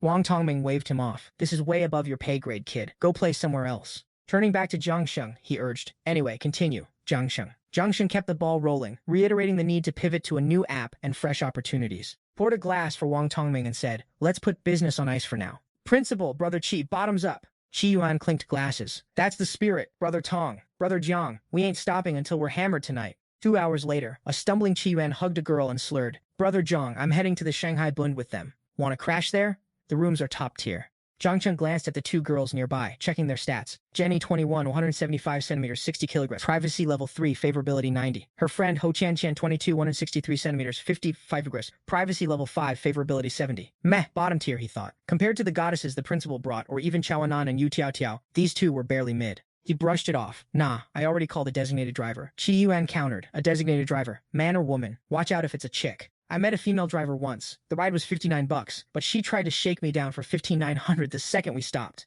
Jiang Cheng chuckled. Good looking out, Brother Qi. Thanks for the heads up. Wang Tongming waved a hand. Brother Jiang, thanks for the gold nuggets of wisdom today. Let's pick this up next time. Jiang Cheng nodded. Catch you later, Brother Wang. A moment later, Anan pulled up. Seeing the girls flanking Jiang Cheng, she felt a pang of jealousy. Who are they? Why is he always surrounded by chicks? She marched over and loudly announced, Hubby, I'm here to pick you up. The girls immediately backed off, though not before giving Jiang Cheng some suggestive parting words. Jiang Cheng, thanks for everything tonight. You taught me so much. Let's do this again soon. Jiang Cheng just gave a forced, awkward smile. Sure. Once they were inside the car, Anan asked, Honorable guest, where to? Jiang Cheng pinched her cheek. To your place, obviously. Anan shot him a pout. I thought you were heading to Chu Ying's place. Jiang Cheng replied. If you're against it, I can go elsewhere. He thought to himself, that move under the table was actually pretty fun. What kind of drama is she trying to stir up now? Hearing that, Anon's attitude flipped instantly. She panicked, hubby. Don't be mad. I'm done, I swear. Jiang Cheng replied, I told you, you chose this life. If you regret it, you can walk away whenever you want. Anon hugged his arm tightly. I don't regret anything. I'm just greedy because I've actually fallen for you. Please, just treat me a little better? Jiang Cheng asked. Is what I've given you not enough? Didn't I give you enough clout on the live stream? Anon replied, You're amazing, but I'm just scared you'll get bored and forget me. Jiang Cheng stroked her face. As long as you stay obedient, I won't have any reason to toss you aside. Tears welled up in her eyes. So, do you like me? Jiang Cheng patted her head. Why wouldn't I like my own woman? Anon smiled through the tears. You left me itching for more this afternoon. Can you relieve me tonight? Jiang Cheng sighed. Fine, let's hurry home then. They arrived at her place shortly after. Looking around, Jiang Cheng thought, tiny place. So this is the humble apartment she lives in? Anon chirped. Don't judge, hubby. Take a seat first. Before she could finish, Jiang Cheng shoved her onto the bed. Priority 1, obviously. And just like that, the room filled with rhythmic, electric sounds, perfectly synced to the aggressive creaking of the bed. Cut to the next morning. After an all-nighter of intense combat, Jiang Cheng is already up. Seeing Anan wake up, he smirks. Didn't you say you were exhausted last night? How are you already back in action? And An doesn't answer, just mutters sleepily. You hungry yet? Let me go grab us some breakfast. Jiang Cheng pulls her into a hug. No need to go through all that trouble. Let's just head out. I don't see a kitchen here. How do you usually eat after streaming? And in size, instant noodles, or I just order delivery. Jiang Cheng raises an eyebrow. How much is the rent for this place? Anan replies, 100 yuan. Jiang Cheng nods. Not bad, I guess. Just a bit cramped. Anan shrugs. You get used to it. It's hard to find anything this cheap in the city. I searched for ages to snag this. Jiang Cheng prods further. Why not stay in the dorms? Anan looks annoyed. My roommates are toxic as hell. Ever since I started streaming, they've been trash-talking me behind my back. Once I started making some cash, I dipped. Now I barely even step foot on campus except for class. Jiang Cheng thinks to himself. With a face like that, the girls are obviously going to be jealous. She's literally stealing all the spotlight. It's a canon event. He drops the bomb. Time to move. Find a nice apartment near campus. Don't even sweat the rent. Just pick whatever you want. Anan's face lights up instantly. She jumps into his arms. Thank you, hubby. I'm on it first thing tomorrow. Jiang Cheng gestures to her closet. Look at this thing. It's basically empty. Aren't girls supposed to have a closet full of fits? Let's go buy you a real wardrobe. Anand protests. You've already given me so much, I don't need more. Honestly, just having you care about me is enough. Jiang Cheng purrs. Anything you want. Houses, cars, it's yours. Love? I got that too. But my eyes are on the stars. I'm building an empire, just know that. Anand smiles. Fine, fine. I'm already stuck with a scumbag like you. As long as you don't dump me, I'm not going anywhere. Jiang Cheng chuckles. I know. Let's get dressed and get out of here. A while later, they hit up the Hanglong Plaza. As they walk into a high-end boutique, the salesgirl rushes over. Welcome, sir and madam. She recognizes Jiang Cheng immediately and thinks, isn't this the guy from yesterday? And he's already got a new girl. Man, it pays to be rich. Whatever. As long as he's spending big at my store, who cares? After a quick shopping spree, the clerk announces, that'll be 480,000 yuan, sir. Jiang Cheng hands over his card. Swipe it. As the transaction goes through, he mentally pings the system. This qualifies for the cashback card, right? The system flashes. Cashback card activated successfully. Congrats, host. You just triggered a 100x return. You've just pocketed 48 million in cash. They head back into the crowd, and Anne clinging to his arm, grinning. Hubby, wanna grab some boba? Right then, a scrawny kid walks up with tears in his eyes. Brother, sister, please help. My name is Ahao. I'm 7. My dad got crippled in an accident, and my mom needs emergency surgery. We've begged everyone we know, but we're still short a few 100,000. Please, you're my only hope. Anand's heart breaks. She mumbles, oh, you poor thing, and squats down. She hands him all the cash she has. I'm so sorry, little guy. This is all I've got on me right now. Take it. The boy bows. Thank you, sister. May you have a long, happy life. The onlookers start chirping. Look at that. Total scammer. Is that girl brain dead? Another chimes in. Don't you see her rich boyfriend standing there? She's just playing the White Lotus Saint for clout, you idiot. Jiang Cheng watches the boy closely and thinks, nah, these eyes, he's not lying. He pulls out a huge stack of bills and tosses them to the kid. Hey, hold on. Take this too. The kid is shocked, falling to his knees and slamming his head on the ground.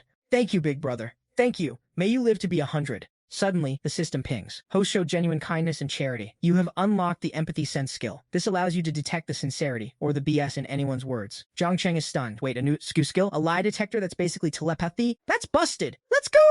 Seeing Jiang Cheng hand that fat stack of cash to the kid, the crowd's eyes literally popped out of their sockets. Holy shh! Is this guy insane? With that much cash, he could pick anyone, but he chooses a literal scammer? Someone suddenly caught on and whispered, wait, does that handsome dude look familiar? Isn't he the guy who went viral this morning for clubbing with Principal Wang? The person next to them chimed in, don't even start, it's definitely him. He's somehow even more of a gigachat in person than on camera. Meanwhile, the system pinged the host, activating the empathy scan skill to confirm that everything the kid, Ahao, said was 100% legit. Jiang Cheng checked the stats. It was all real. The kid's gratitude was genuine, and the internal pain he was feeling was the real deal. Thinking about that, our boy helped Ahao up and said, Ahao, stand up first. How much more do you actually need for your mom's surgery? Ahao wiped his tears and choked out, still short by 28,000. My dad and I have been begging in different spots, but nobody wants to donate anymore. Hearing that, Jiang Cheng felt his blood boil. It's all because of those scamming frauds, faking illnesses, ruining everyone's trust. Now, when people see actual tragedies, they assume it's a grift, leaving the ones who really need help in the dirt. He patted the kid's shoulder.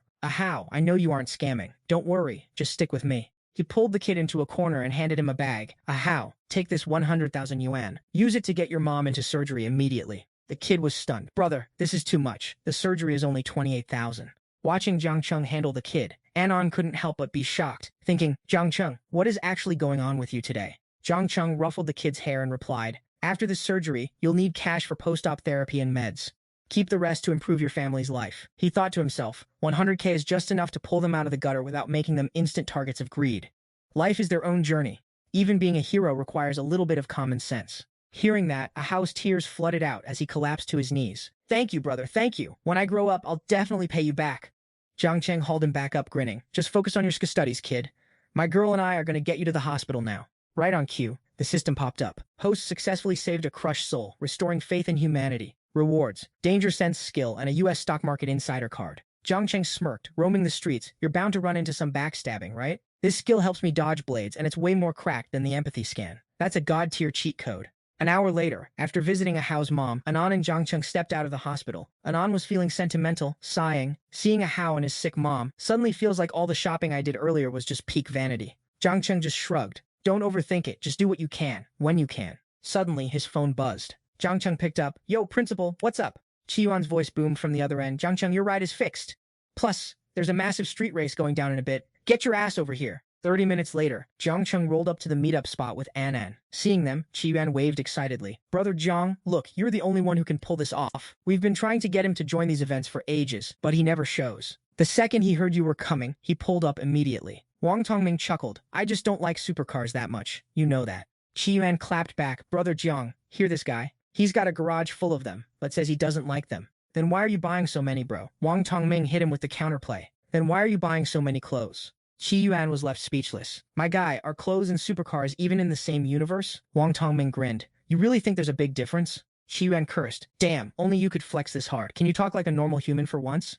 Just then, Anan's eyes locked onto an insane supercar. She walked up, mesmerized. This is the first time I've seen this many dream cars in one place. Do they have every model here? Qi Yuan jumped in. Sister-in-law, we've rented the whole track for the day. You can take any car for a spin. We've even got a women's race starting later. Anan turned to Jiang Cheng with starry eyes. Jiang Cheng, what do you think? Jiang Cheng laughed. If you like it, go ahead and hit the track for a few laps. Anan squealed with pure excitement. Awesome, Qi Yuan shouted. Coach, get sister-in-law over there to test drive. A girl in full racing gear walked up. Copy that, let's go. Staring at the car collection, Qi Yuan rubbed his hands together and drooled. Looking at all these rides is giving me major FOMO. I wonder when I'll finally bag a Porsche 918. If not that, a 718 would do just fine. Jiang Cheng looked surprised and asked, wait, you actually don't have a ride? You don't exactly look broke. Qi Yuan sighed. I'm literally tapped out. I'm stuck using my dad's secondary card. Ever since I totaled 2 cars, he cut my allowance, and my personal savings are pathetic. If I tried to finance a 718, I'd be drowning in debt. Jiang Cheng patted his shoulder and said, if you're broke, just go make some bread. Qi Yuan groaned. How? I wish I knew. I tried day trading stocks a few times, but that roller coaster of emotions wasn't my vibe. Wang Tongming slung an arm around him and chirped. With your work for 3 days, ghost for 2 energy, you were never going to survive the stock market, bro. Right on cue, the system pinged him with a US stock intelligence card. After checking the details, Jiang Cheng thought, this US stock card is a top-tier reward from the system. A hot pick with a massive bull run, and smirked. Trading stocks isn't bad, it's a fast track to stacks. Qi Yuan immediately turned around. Brother Jiang, you're into stocks too? The system dropped a mission prompt. Get the squad in on this US stock pick. Rewards, 5 100% cashback shopping cards, up to 2 million cap each. Jiang Cheng thought, the rewards are mid, but the real play here is networking. If I help them secure the bag, I'm not just networking. I'm establishing myself as the genius in the room. He replied coolly. I don't usually trade, but I got some insider info recently. If we swing trade this, we're looking at a 25% return. Easy. Wang Tongming's jaw hit the floor. Insider info? A 25% return? Isn't that a bit sus? He thought to himself, if he said 3 or 4%, I'd bite, but 25% sounds like a total scam. Conversely, Qi Yuan was hyped. Brother Jiang, where'd you hear this? Is it legit? My best trades usually cap out at 4%. Jiang Cheng replied, I appreciate you guys hosting me these past few days, so consider this a gift. I guarantee this play is practically risk-free. Wang Tongming asked, so what's the ticker symbol? Jiang Cheng laughed. I can't just drop the ticker like that. If you're interested, you can route the funds through my investment firm. Trust me, it's a guaranteed win. Qi Yuan didn't hesitate. If you're saying it, I'm all in. The only problem is, I only have 700 RMB saved up. Is that too little? Jiang Cheng smiled. It's a bit light, but with those returns, it'll be more than enough to get you that Porsche 718. Qi Yuan asked. So, Brother Jiang, how much are you putting in? Jiang Cheng pulled out his phone to check his balance. Let me see. Let's just dump the whole thing in. When the number flashed on the screen, Qi Yuan cursed. Holy sh! Did you rob a bank? How do you have this much liquid cash? Wang Tongming was equally shook. People call me the son of the richest man, but looking at you, I think you've got that title in the bag. Jiang Cheng kept it chill. Think about it. If you want in, move the funds to my firm. If not, no stress. Don't let this mess with our friendship. I was just putting it out there. Wang Tongming gritted his teeth and said, screw it, I'm putting in 100 million RMB. Seeing that, Qi Yuan panicked. Brother Jiang is dropping 600 million and Tongming is dropping 100 million, and I'm stuck with only 700k? No way, I gotta find some more capital. Brother Jiang, give me some time. I'm gonna go raise some funds right now. Just then, Anan walked up from behind and overheard them. She was sweating bullets, thinking, did I hear that right? Jiang Cheng is just dropping 600 million into a stock pick? Just how much money does this guy have? What exactly is his background? Oh my god. Seeing Qi Yuan so anxious, Jiang Cheng smiled and offered, don't sweat it. How about I front some capital to help you out? Qi Yuan scratched his head, embarrassed. I can't do that. You already hooked me up with this rare opportunity. I can't just take your money to make more money. That's not right. I'll figure it out myself. Wang Tongming chimed in. You're too shy to take Jiang Cheng's cash. But what about mine? I can lend you some. Qi Yuan waved his hand, refusing. Brother Tong, if I can't even scrape together this much scratch, I won't have the face to hang out with you guys anymore. Hearing this, Wang Tongming didn't press further, turning to Jiang Cheng instead. If your honor wants to be independent, let him be. Jiang Cheng, just send me your account details later. I'll have someone wire the funds. Jiang Cheng nodded, bet. Once we get to the actual racing, I'll show everyone how it's really done. He turned away and said, I can wait. Thanks in advance, bro. Standing by and watching the whole time, Anan walked over and said, Jiang Cheng, did you see that? That was way too dangerous just now. I've been helping people drive for so long, but I've never realized racing could be this exhilarating. Jiang Cheng smiled. Like it? How about I just buy you one? He calculated internally. He'd just snagged 5 shopping rebate cards. Dropping a car here would probably net him a massive cashback reward of tens of millions. Anan shook her head. No need. If I want to buy one, I'll buy it myself. You've already spoiled me with enough cash to afford one. Thinking about it, cars are way too expensive, so I'll pass for now. Taking a cab is still more convenient. Hearing her reply, Jiang Cheng thought, looking at her apartment layout, she's clearly not the type to blow money recklessly. If I force a car on her, she'll just feel pressured. I'll wait for a better chance later. Just then, a staff member walked over to announce, the track is prepped. Everyone, get ready and head over to get familiar with the course. Qi Yuan asked excitedly, what should the prize pool be for today's race? Wang Tongming replied, don't ask me. I'm just here to watch the chaos. Zero interest in the stakes. Qi Yuan turned to Jiang Cheng. What about you, brother Jiang?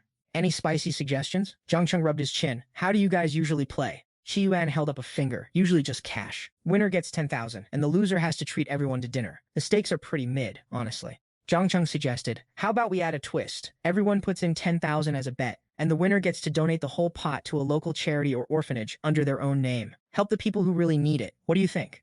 Wang Tongming immediately agreed. That's fire! Jiang Cheng, your idea is legit. Suddenly, this race actually feels worth winning. I'm getting hyped to get behind the wheel myself. Qi Yuan whipped out his phone, sending the new rules to the group chat now.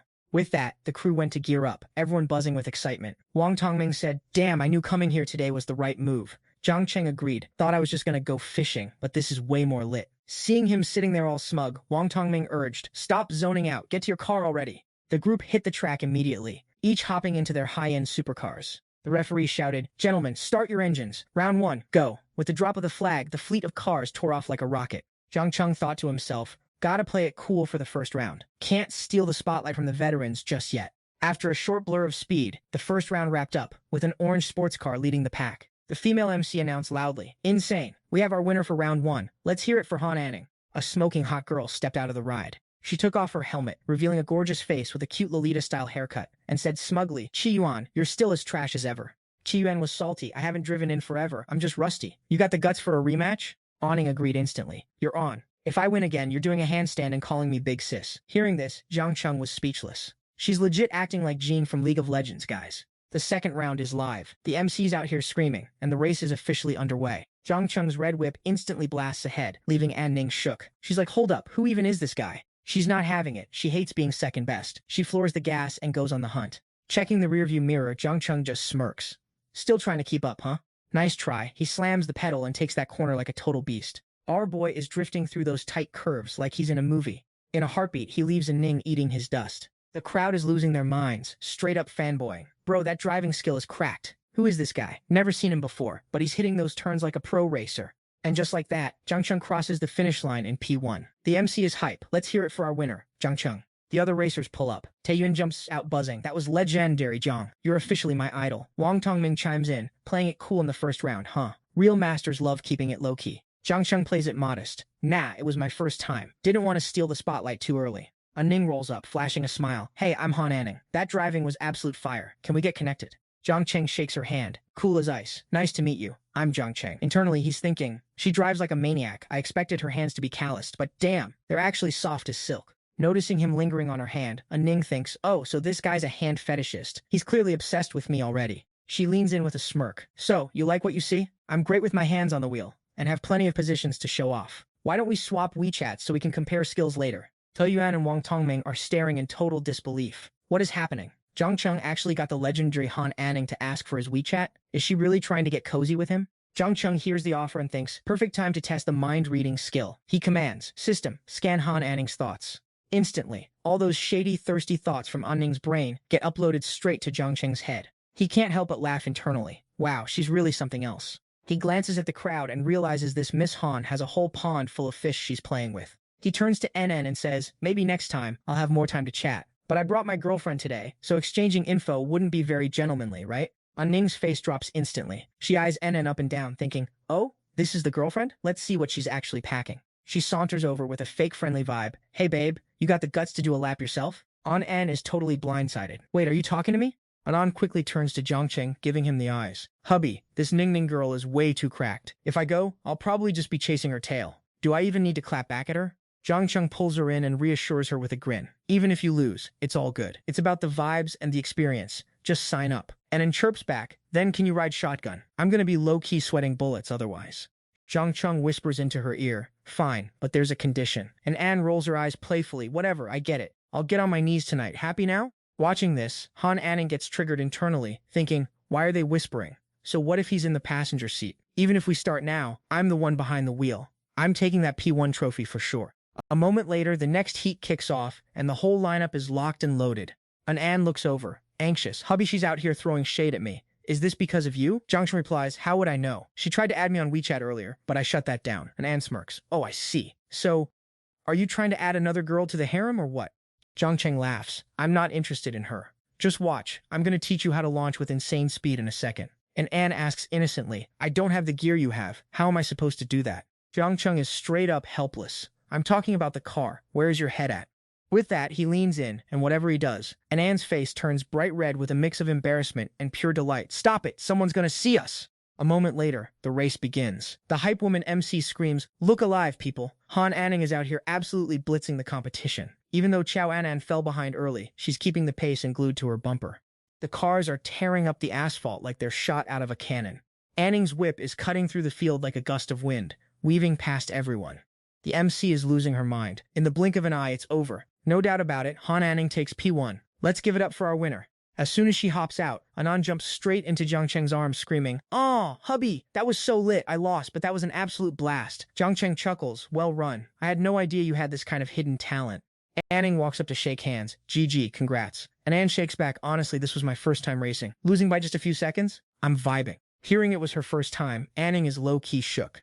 She puts on a fake smile. "I was just playing around earlier. If I knew you were that good, I would gone full sweat mode. Whatever I want, I've never failed to take home." Jiang Cheng starts running a background scan on her. Name Han Anning. Age 19, height 165 centimeters. Looks 92. Body 93. Privacy level 0. Favorability 6. Status acquaintance. Jiang Cheng is stunned. Wait, her privacy level is 0? Looks like she's not into me. She's just trying to conquer me like a challenge. He turns back to Anan, who's still obsessing over the sports car, and asks, "You like it that much? Let me buy you one." Anan refuses. "Nah, I don't need it. Don't waste your cash. I'm just still hyped from that drift earlier." Qi Yuan sees the opening and trolls them. "Bro Jiang, looking for another girlfriend. If you're short on candidates, I don't mind the gender. Think I've got a shot?" Jiang Cheng laughs. "I'm a dude who likes girls. Go ask Brother Wang if he's interested." Wang chuckles, "Haha, me and Jiang Cheng have the exact same taste." Seeing their antics, Qi Yuan waves it off. "Forget it, you guys are hopeless. Activities are over. Let's go hit the town." Jiang Cheng turns to Anan. "You coming?" Anan replies, "I've got a stream tonight. You guys go have fun. I'll be waiting for you back home." Fast forward 30 minutes to a restaurant. As soon as they walk in, the squad runs into some trust fund baby named Wang Hao. Seeing Qi Yuan, he starts acting cringe. "Qi Yuan, didn't expect to see you here today." Qi Yuan stays silent. Wang Hao keeps the heat up. "What's wrong? Cat got your tongue? Are you too scared to talk to me now? Getting soft lately, or did your old man finally scare you straight?" Qi Yuan finally spoke up, clearly annoyed. "Wang Hao, is there anything for us to talk about? Can you just crawl away somewhere else?" Wang Hao sneered. "I heard you messed up again and got grounded by your old man. Here to freeload off someone else's meal today? Not that it's any of my business, but the Qi family is supposed to have some reputation. I'm honestly embarrassed for your dad." He shot a sidelong glance at Jiang Cheng. "Everyone says you're a total loser. Look at the trash you're hanging out with, and a new guy too? Who is this bottom feeder anyway? Getting dragged into this for no reason." Jiang Cheng frowned and asked, "Who are you? Did I touch a nerve? Learn to speak like a civilized human being." Wang Hao stepped forward, sneaking his hand out to grab a knife from the table. All right. The new guy thinks he's something special, huh?" He immediately spun around and lunged at Jiang Cheng, snarling, "How dare a piece of trash like you talk to me like that?" Jiang Cheng quickly leaned back, the blade slicing through the air in front of him, and immediately countered with a clean slap to Wang Hao's annoying face. His sneak attack failed and he caught a slap instead. Wang Hao gritted his teeth, furious. "Motherfucker, you actually dared to lay a hand on me?" Before he could even finish his sentence, Jiang Cheng raised his leg and delivered a savage kick straight to Wang Hao's mouth. The guy went flying backward, spitting out 2 front teeth as he hit the deck. Suffering humiliation for the first time in his life, Wang Hao's eyes were burning with pure, unadulterated rage. He gripped the knife tighter and lunged again, screaming, "Do you even know who my father is? I'm going to end you." Faster than a blink, Jiang Cheng lowered his center of gravity to dodge the slash, then followed up by grabbing Wang Hao by the throat with a lightning-fast claw, effortlessly pinning him to the ground while saying, "You should be thankful we live in a harmonious society. Respect the law, buddy." Seeing this, Qi Yuan and Wang Tongming rushed to intervene. "Brother Jiang, stay calm. Don't stoop to the level of this scum. Stop fighting." "Jiang Cheng, that's enough. That's enough." Watching the scene unfold, Wang Tongming was sweating bullets, thinking to himself, Wang Hao's family has serious pull in Magic City, and he and Qi Yuan have hated each other forever. These shouting matches happen all the time, but usually they just have to swallow their pride. Qi Yuan was thinking the exact same thing. Wang Hao's background is way too sensitive. If this blows up, it's going to be a nightmare to handle. Jiang Cheng saw the situation and stopped, saying, Fine, I'll give Brother Qi and the principal some face. Get lost. Wang Hao gritted his teeth in hatred. I'm not letting you off the hook for this. If I don't get you thrown in jail, I'm changing my last name. Seeing that this clown wasn't planning on dropping it, Qi Yuan asked nervously, Wang Hao, what are you doing? Our beef should be handled between us. Why involve your parents? Wang Hao pulled out his phone and spat. Qi Yuan, don't think I don't know what you're plotting. Unless he gets on his knees and apologizes, there's no way this ends. Seeing this, Qi Yuan leaned toward Jiang Cheng and whispered, Brother Jiang, you should probably bail. Wang Hao's dad holds a high position in Magic City. This isn't going to end well. Just go, I'll figure something out. Hearing that, Wang Hao started screaming, You aren't going anywhere. I don't care what it takes, I'm putting you behind bars today. Once you're inside, let's see how you survive. If I don't finish you off, I'm not human. Qi Yuan finally snapped, pointing his finger right at him. Wang Hao, are you out of your mind? You obviously started this. If your mouth wasn't so damn filthy, would any of this be happening? Jiang Cheng walked back up and asked, Oh, so you still want to run your mouth at me? Wang Hao yelled back, So what if I do? Before he could finish, Jiang Cheng delivered a clean slap to his face, smashing that nasty mouth of his, then immediately following up with another, and then a whole series of rapid-fire slaps. By this point, the principal and Qi Yuan were sweating so much they might as well have been in a sauna. Wait, didn't I just say his dad is a high-ranking official in Magic City, and this guy just hit him a dozen times in a row? I've never met anyone like Jiang Cheng in my entire life. Qi Yuan panicked. Brother Jiang, calm down. Stop it, just let him be. Jiang Cheng sneered at Wang Hao. Next time you feel like running your mouth, remember today. Not everyone has as much patience as I do. Qi Yuan was sweating bullets, thinking, What is wrong with Brother Jiang today? I already told him about Wang Hao's background. Why won't he just stop? Wang Tongming was thinking the same. Even though Jiang Cheng had solid cash flow, his family just ran a small architecture firm. No match for a trust fund brat like Wang Hao. Right on cue, the system pinged. Host acted with true sugar daddy energy. Reward privilege card granted. Jiang Cheng smirked, thinking, Why be afraid of anything with a system? What's the point of living if I can't flex? See? Refusing to be a simp actually pays off. Wang Hao clutched his swollen, dumpling-like face, shooting death glares at Jiang Cheng through his teeth. Do you have any idea what happens when you hit me? Do you even know who I am? Qi Yuan jumped in. Wang Hao, let it go. If you stop coming after me, I'll stay out of your way. Deal? Wang Hao snapped. I'm the one who got beat up, you idiot. How am I supposed to show my face in Shanghai now? Qi Yuan fired back. You started this. If you've got a problem, come at me. Stop dragging my friends into your petty drama. Wang Hao glared at Jiang Cheng. Plenty of time to settle scores with you later. Today, I'm going to show you who's boss. In Shanghai, not just any stray dog gets to walk around causing trouble. Seeing things spiraling, Qi Yuan pulled Jiang Cheng aside. Brother Jiang, just go. Let me handle this. Jiang Cheng shook him off. Not happening. Since he's so eager to teach me a lesson, let's see whose backing is actually harder. Remember, kid, you aren't the only one with connections. Qi Yuan started dialing his family, whispering, Brother Jiang, his old man is no joke. Let me call my dad and see if he can pull some strings. Jiang Cheng stopped him dead in his tracks. Absolutely not. He hit up his internal command, System, activate the privilege card. The moment the words left his mouth, his phone rang. Jiang Cheng picked up and an older man's voice rasped. Ahem, is this Jiang Cheng? Jiang Cheng replied, It's me. Who's this? The man chuckled. It's your second grandpa. Kid, you're in a mess and you don't even think to call home? If your grandfather's scouts hadn't tipped us off, were you really going to try to handle this solo? Jiang Cheng's head spun. Second grandpa? He'd never even heard of such a person in his life. The man continued. I know that brat Jiang Jianming never told you we existed. Jiang Cheng muttered. Yeah, grandpa. News to me that I even have a second grandpa. The old man laughed. Haha, don't pick up his bad habits. You're the only eldest grandson of the Zhang family. If something happens, you call us. Why do you think your grandfather and I broke our backs our whole lives? Just to make sure you kids could live comfortably and untouchable. That's why. Jiang Cheng blinked, thinking, Okay, that's a lot to process. The man added, Your grandfather's position is too sensitive. He can't show his face. I'll send my own people to fix this. Any cockroach still yapping at you? Just slap them again. Jiang Cheng obediently replied, Got it, second grandpa. Hearing the honorific, the man smiled. Kid, come visit us in Beijing when you're free. We're getting old. Your grandfather especially gets too much attention when he goes out. But regardless of family beef, we're still blood, you get me? Jiang Cheng nodded. I understand. I'll come visit soon. Qi Yuan watched in total confusion, thinking, How are you still thinking about family trips at a time like this? Just then, a squad of officers stormed in, one of them shouting, Who's causing a public disturbance here? It was Captain Chen Tan from the local station. Jiang Cheng shrugged. Just a minor misunderstanding, Captain. Don't worry about it. You can take your men and go. Wang Hao's blood boiled. Wanna leave? Keep dreaming! I'm about to show you what absolute power looks like. He pointed a shaking finger at Jiang Cheng. Captain Chen, thank God you're here. It's this guy. Cuff him. Look at what he did to my face. Captain Chen walked over and inspected the damage, asking what happened here. Did you beat him up? Jiang Cheng answered bluntly, yeah, I did. Chen Tan's face went pale. He pulled out his handcuffs and said, you're under arrest for malicious assault. You're coming with us. Jiang Cheng raised an eyebrow and deadpanned. And what if I don't feel like going? Seeing this level of absolute zero fucks given energy, Officer Chen started sweating bullets. He was terrified of accidentally stepping on some high-ranking toes, so he leaned over to Qi Yuan and whispered, Little Qi, who exactly is this kid? Before he could even finish, a woman stomped in and barked, who cares who he is? Assault is a crime, you incompetent losers. Is this how Chief Tai trained you? This is Lin Lan, Wang Hao's mother, and she's brought the local police chief along for a power trip. Chief Tai stepped forward, puffing his chest. Chen, why are you still yapping with him with this violent thug? Throw his ass in the cruiser already. Officer Li, pull the surveillance footage. Chen hung his head and mumbled, yes sir, right away. Seeing his boy looking like a wreck, Lin Lan rushed over, wailing, oh my poor baby, look what they did to you. Does it hurt? Let's get you to the hospital. Wang Hao sneered. Hospital? Screw that. I want this loser's hands shattered into pieces. I'm not letting this grudge go. He glared with pure malice, thinking, even if I can't kill him, I'm going to make sure he regrets the day he was born. Hearing her son's toxic demands, Lin Lan turned to Chief Tai and hissed, Chief, you'd better handle this fast and give us a fair judgment. If you can't get the job done, I'll just find someone more capable to replace you.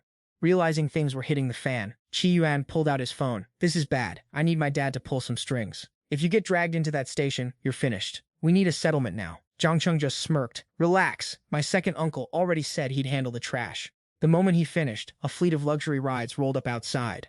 Watching the entourage step out, Qi Yuan and Wang Tongming's jaws hit the floor. Don't tell me. These guys belong to Jiang Cheng? A man in a sharp suit led his team toward them.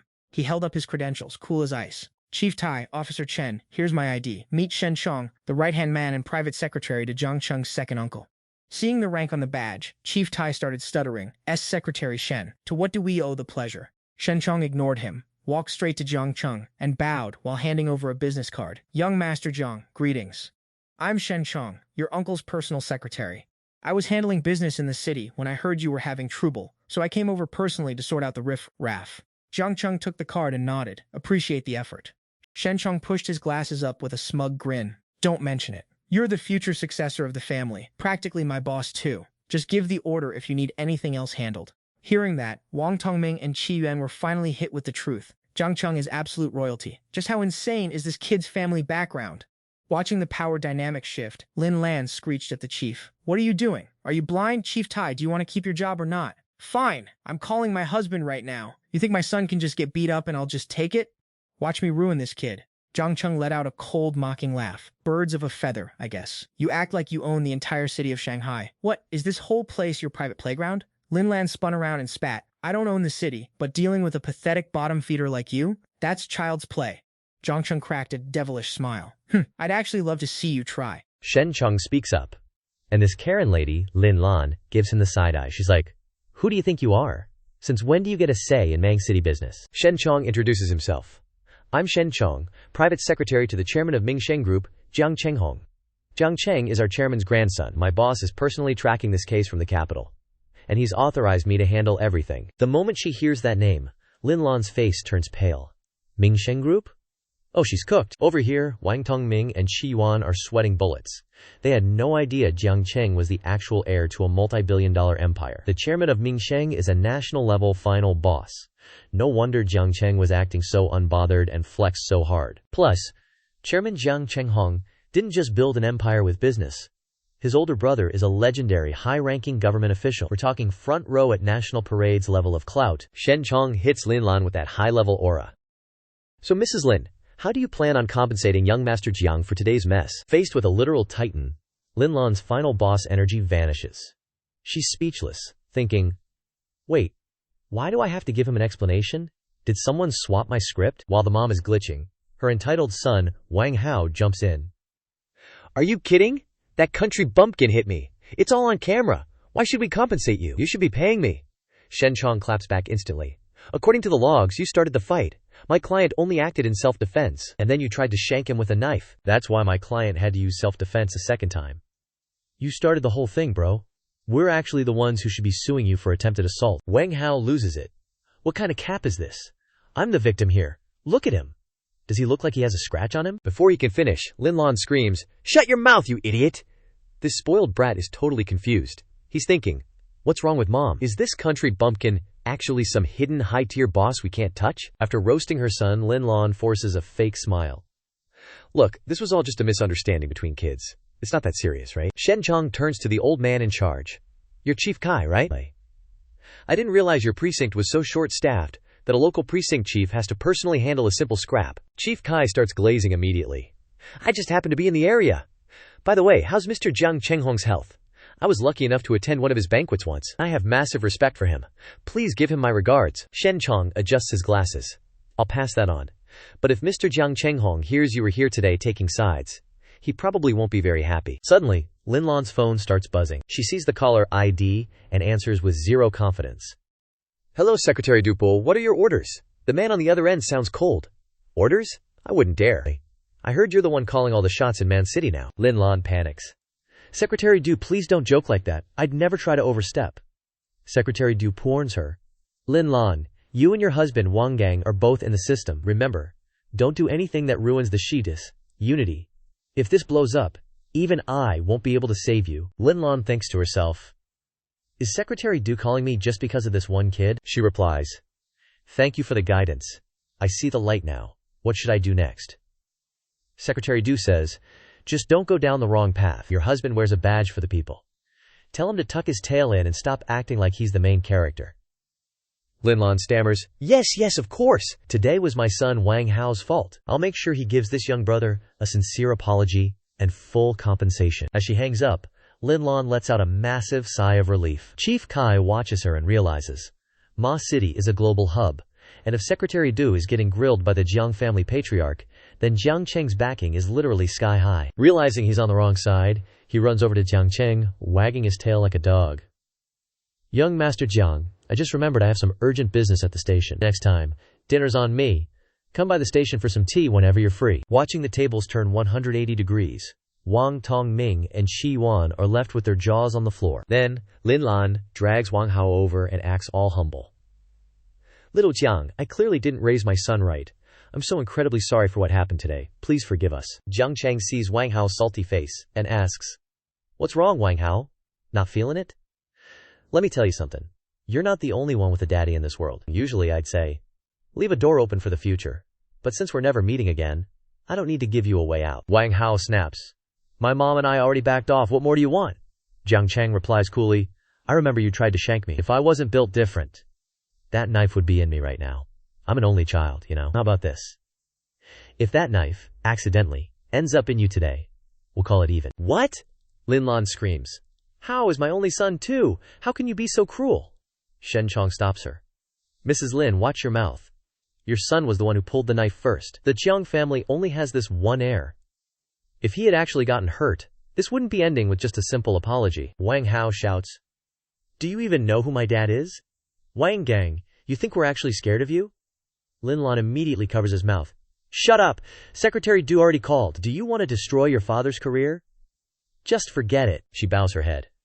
Young Master Jiang, it's all Hao's fault. I'm apologizing for him. Please don't hold a grudge. Even Wang Hao has to fold. Sorry. Today was my fault. Please forgive me. Jiang Cheng doesn't even look up. He's literally just playing a game on his phone. Wang Hao's blood is boiling. What do you actually want? Just say it. Jiang Cheng calmly replies, I already told you. Do what I said, and we're done. Wang Hao glares. That's impossible. I already apologized. Don't push your luck. Qi Yuan thinks to himself.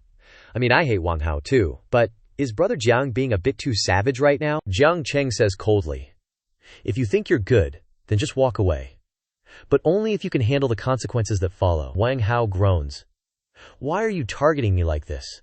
You're just using your power to bully me. Jiang Cheng stays chill. Oh, now you're the victim because you got slapped?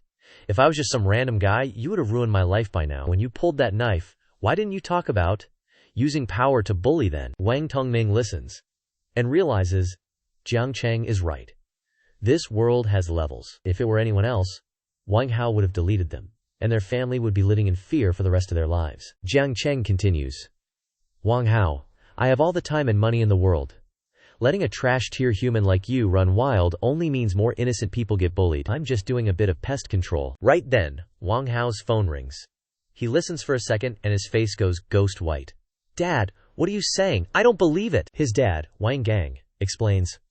"Old man Jiang is a war hero, with more medals than you have brain cells. I can't help you this time. I told you a million times. The higher you climb, the more careful you have to be. Your actions represent the whole family. You're almost 30, son. Use your head. We worked too hard to get here. Are you really going to throw everything away just because of your ego?" Hearing this, Wang Hao's spirit completely breaks. His whole body is shaking as he hangs up the phone. He walks to the table and picks up the knife with a trembling hand. "If I do this, if I stab myself, are we really done?" Wang Hao raises the knife, gritting his teeth. "You better keep your word," Jiang Cheng calmly replies. "Of course. Unlike you, I actually have honor." Wang Hao doesn't hesitate. He drives the knife straight into his other arm and lets out a blood-curdling scream. Linlan bursts into tears, fumbling for her phone. "My baby, you idiot! Someone call an ambulance, fast!" Wang Hao staggers, blood dripping everywhere. "The debt is paid." Jiang Cheng nods. "Yeah, we're even. Now get out of my sight." A moment later, the ambulance arrives. Linlan frantically shoves her son inside. "Quick, get him to the hospital. His arm better not be permanently ruined." Wang Hao and his goons finally beat it, while Wang Tongming and Qi Yuan told our boy Jiang Cheng they'd catch him later, with Wang promising a formal apology for dragging him into all this drama. Jiang Cheng just played it cool. "Don't sweat it, we're homies. If you need anything, just give me a shout." Once the coast was clear, Xiaoxiao escorted Jiang Cheng to his whip. "Young Master Jiang, hop in, let me drive you back to the crib." They both slid into the car, and Jiang Cheng was vibing. "Damn, this ride is actually smoother than a Rolls Royce." Shen Xiang flexed with a smile. "This is a custom-built beast, specifically for Chairman Jiang's use in Macau. It's yours to use whenever you want to flex." He then pulled out a mysterious card and handed it to Jiang Cheng. "Also, when I came here, Chairman Jiang told me to give you this. He's been holding on to it for you for over 10 years. He said you should spend it however you want. The bigger the scene, the better. He wants the world to know who you are, so NPCs don't try to mess with you ever again." Jiang Cheng took the card, feeling a bit shook. Spend without limits? Go as big as possible? Just how much bank did his great-uncle actually leave him? A bit later, the car pulled up to the villa. Shen Xiang walked him to the door and said, "If you need the whip, just take it whenever. If there's nothing else, I'll head out. Call me if you need anything, boss." Jiang Cheng waved him off. "Bet, see ya." Right then, his phone started blowing up. Jiang Cheng picked up. "Hello?" On the other end, old Jiang's voice boomed. "You finished up all that drama and didn't even think to call your old man?" Jiang Cheng walked over to Yu Yan while asking his dad, "Yo, they were saying I have a great uncle. What's the deal with that?" Old Jiang sighed. "That's a long-ass story. I'll tell you when the timing is right.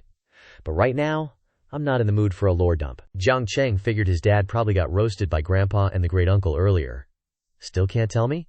The suspense is literally killing me over here." Old Jiang let out a heavy sigh. "Anyway, you know your grandpa isn't just some random NPC now. Listen closely. Don't go out doing anything stupid and watch what you say. Also, if you run into any more mid-tier trash like that kid today, just call your dad immediately." Jiang Cheng thought it was hilarious. Didn't his dad just tell him to be cautious, only to call a family like Wang Hao's mid-tier trash?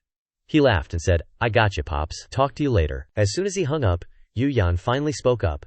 "Big brother Jiang, the bath is ready and dinner is served. Do you want to wash up first? Or eat?" Before she could finish, Jiang Cheng pulled her into a tight hug, his hands already wandering over her curves. "Honestly, I'm not really hungry for food right now." And just like that, another legendary battle commenced, but since the censors are breathing down the author's neck, we're skipping the spicy details. Hey. Time skipped to the next day, and Jiang Cheng showed up at a local shop. He walked in and greeted, "Wang Tongming, principal, you called me out this early? Is your house not selling or what?"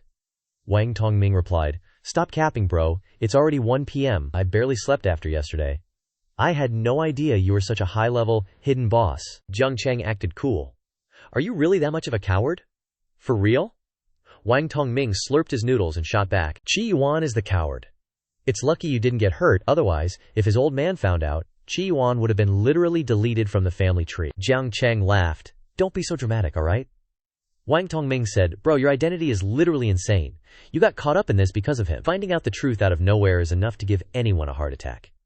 If you'd told us sooner, we could have at least prepared our souls." He thought to himself, "I've seen plenty of big shots and high-tier events, but But the real ones at the top always stay hidden in the shadows like Jiang Cheng. On the surface, he's just the son of a small construction boss, but his bank account is a total cheat code.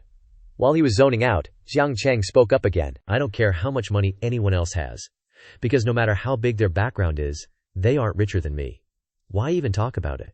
Wang Tongming thought, wait, why does that line sound so suspiciously familiar? He put down his chopsticks and asked, the other day when we were drinking, you mentioned wanting to buy a building near my place, right? Jiang Cheng nodded. Yeah, I'm planning to use it for my new headquarters. Wang Tongming stood up immediately. Bet. Let's finish these noodles and go shopping. A short while later, they arrived at the project site. A manager ran over to greet them like they were royalty. Young Master Wang, Young Master Jiang, you've arrived. Please, step this way. Wang Tongming smiled and said, I picked the best spot for you. The east side has 3 towers left. The south is sold out, and the center is being used as a hotel. You can buy 1 floor or multiple floors. What do you think? If you don't vibe with it, I'll take you to another spot. Seeing his professional side, Jiang Cheng realized the rumors about Wang being a useless rich kid were total cap. Our boy walked over to the model and pointed, Is that building over there already sold? The manager replied, The east tower hasn't been sold yet. Jiang Cheng nodded. Cool, let's go check it out. They walked over to a massive layout map while Wang Tongming hyped it up. Our management and operating standards are all 5-star international quality. Jiang Cheng just asked. So, what's the damage? How much? The manager chirped. Young Master Jiang, the current market price for our Wanzhong project is 20,000 per square meter. Wang Tongming cut him off. Alright, give him the real bottom line price. Don't play around with that market stuff. The manager looked a bit flustered and replied, Young Master Wang, that is the market price. But our lowest internal rate is 18,000 per square meter. Since he's your friend, we'll obviously use the internal VIP price. Wang Tongming patted Jiang Cheng's shoulder and grinned. 18K is the employee rate, but today, let's just call it 16,000 per meter and call it a day. Jiang Cheng was impressed. A 4,000-point difference? Real estate really is just a game of fleecing the sheep and sucking the life out of normal buyers. But honestly, for this prime location, that price was a total steal and a very sincere offer. The manager looked stressed and stammered. Young master, this isn't really following protocol. I need to report this to the main office first. Wang Tongming waved it off. Don't worry about it. I'll just give my dad a quick call and handle it. The manager could only bow and agree. Yes, sir, he thought to himself.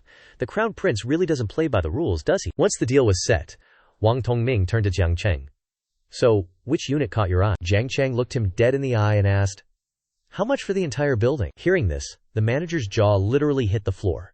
The whole building? He thought Jiang Cheng was just some rich kid buying a small office. But this man is a straight-up megalodon.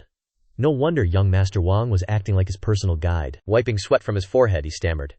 Young Master Jiang, if you buy the whole tower at the lowest price, it'll be about 6.5 billion. Jiang Cheng didn't even blink. I'll take the whole thing. By the way, is there a big bank branch nearby? One that can handle a multi-billion transfer in one go? The manager nodded frantically. Yes.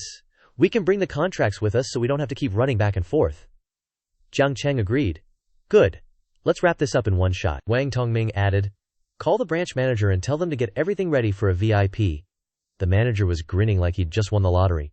Right away, sir. His heart was pounding out of his chest.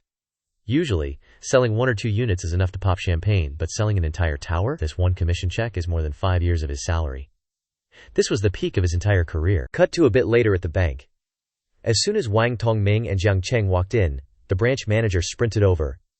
Young Master Wang, you're here! Your presence is a total honor for our bank. Please, come inside for some tea. Wang Tongming introduced him.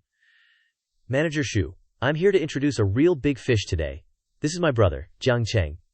This man is a much bigger deal than I'll ever be. Seeing this, the manager thought, Wait, is the crown prince actually acting respectful toward this guy? Anyone who can make young Master Wang act like this must be a hidden final boss. He rushed over to shake hands. Young Master Jiang, it's an honor. Thank you for choosing us. I'll make sure you get the absolute best service. Jiang Cheng kept it professional. Manager Shu, no need for the formalities. Let's just get to the main event. They headed to a private room where a cute staff member started pouring tea. The manager asked, So, young Master Jiang, what can we do for you today? Jiang Cheng pulled out his card. I'm buying a tower from Principal Wang's family and need to make a transfer, he thought to himself. The key is to do this in one single payment. Once it clears, I'll trigger my consumption critical hit. This is my biggest spend yet. Let's see what kind of multiplier I get. The manager agreed. Of course. Let me take your card, and my team will handle it. How much are we transferring? He figured buying an office building would be a few $100 million at most. Nothing too crazy. Jiang Cheng smiled and dropped the bomb. Let's start with 5.5 billion. I'll transfer the rest in the second round. The manager nearly jumped out of his skin. Young Master Jiang, did you just say 5.5 billion? Please tell me I didn't just mishear that. Checking Manager Shu's vibe, Jiang Cheng's like, is there a problem? Inside, he's thinking, can a bank this big really not handle 5.5 billion? If he can't transfer the full amount, his crit multiplier card is going to waste. He needs that full 5.5 billion drop to maximize the cash back. Looking at the card, Manager Shu realizes it wasn't issued at his branch. The guy wants to move 5.5 billion, meaning his balance is way higher. He's wondering which lucky branch managed to bag such a high-tier whale. Putting on his best it's complicated face, Zhou says, Mr. Jiang, a massive transfer like this can't be done in one go. Jiang Cheng is shook. Wait, why not? Shu gives him the corporate talk. Large transfers need a heads up, and the branch doesn't have that much liquidity on hand. Internally, he's salty. You keep your money at another branch but come here to withdraw? Now I have to find 5 billion in new deposits just to balance the books. What a headache. Jiang Cheng sees right through him and drops the bait. Manager Shu, your branch is the biggest in M City. Tell you what.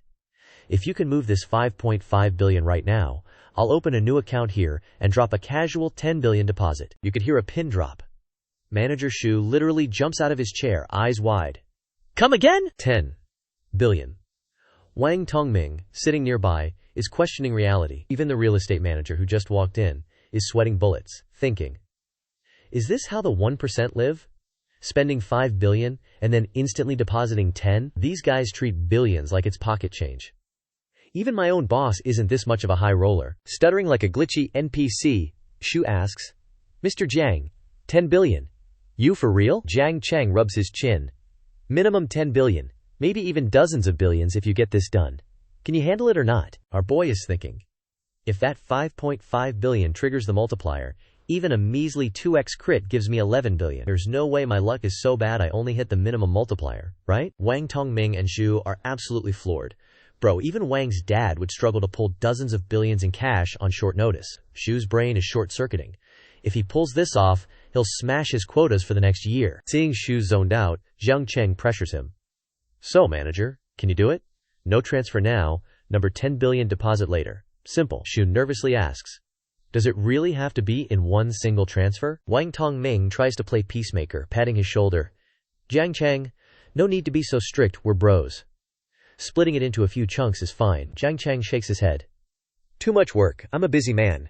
Manager Shu, yes or no, don't waste my time. He's actually thinking. If I split the transfer, my system rewards are gonna get nerfed. I'm not losing that bag. Manager Shu stands up and pulls out his phone. Mr. Jiang, give me a sec to make a call. He knows people with 10 billion in liquid cash are rarer than shiny Pokemon. He has to secure this VIP. Not just for the stats, but for the insane networking opportunity. Jiang Cheng waves him off.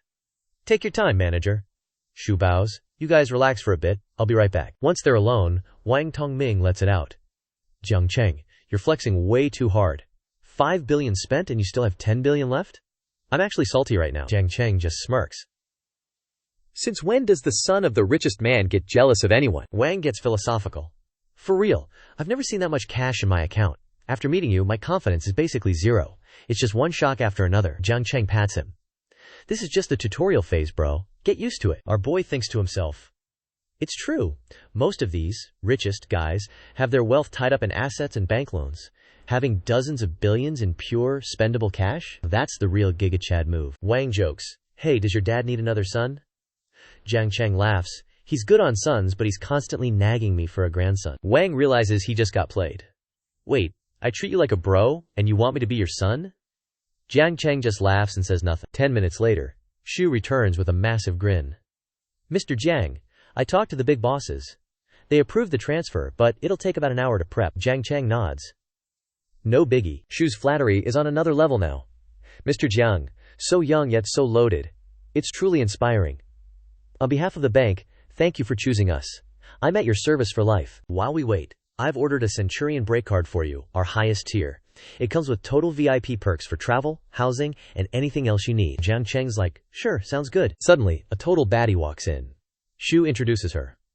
Mr. Jiang, meet Chu Yan, our top staffer and also my niece. From today, She's your personal assistant for anything you need at this bank. Chu Yan steps forward, showing off her impressive curves and adjusting her glasses. Hello, Mr. Jiang. I'm Chu Yan, and it's a pleasure to serve you. Seeing her assets, Jiang Cheng feels the heat. Damn, is M-City just full of baddies? Every corner I turn there's another waifu. Is this a hidden system perk or what? Wang Tongming pipes up. Yo, Manager Shu, I've been a client forever. Where's my personal assistant? Am I not worthy? Shu laughs nervously. Mr. Wang, don't put me on the spot. I wasn't the one who handled your card back then. If you're not happy with your current service, I'll switch it up right now. Wang Tongming waves him off. Forget it. 30 years east? 30 years west? Just wait until I'm even richer, then you'll see my true power. Shu just smiles. Mr. Wang is quite the comedian. I'll pick someone just as capable as Chu Yan for you later. Chu Yan gets to work, turning her laptop toward Jiang Cheng. Please review the details, Mr. Jiang. If everything looks good, sign right here. But Jiang Cheng isn't even looking at the screen.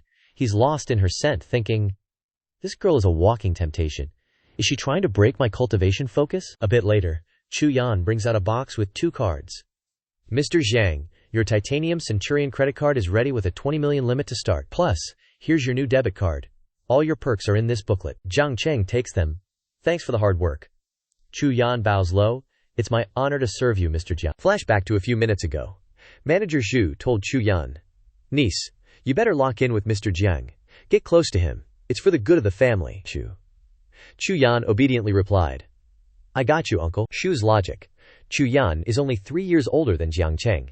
If they spend enough time together, nature will take its course. Plus, with her talent and his backing, she'll be vice president in no time. He watches them talk, hoping his niece can secure a special connection with Jiang Cheng to become his family's ultimate support pillar. An hour later, the cash is ready. Shu says, Mr. Jiang, Mr. Wang, the funds are prepped. Let's start the transfer. Jiang Cheng tells Wang Tongming, all right, Principal Wang, get the contract out. Let's sign and move the money. The moment it's done, the system pings. Ding! Consumption crit card used. Congrats, host. You hit a 5x multiplier. Total crit amount, 27.5 billion. Jiang Cheng's face drops. Only a 5x? That's the lowest it's ever been. Wang Tongming sees his annoyed face and gets confused. The transfer went through. You're officially the owner of the building now.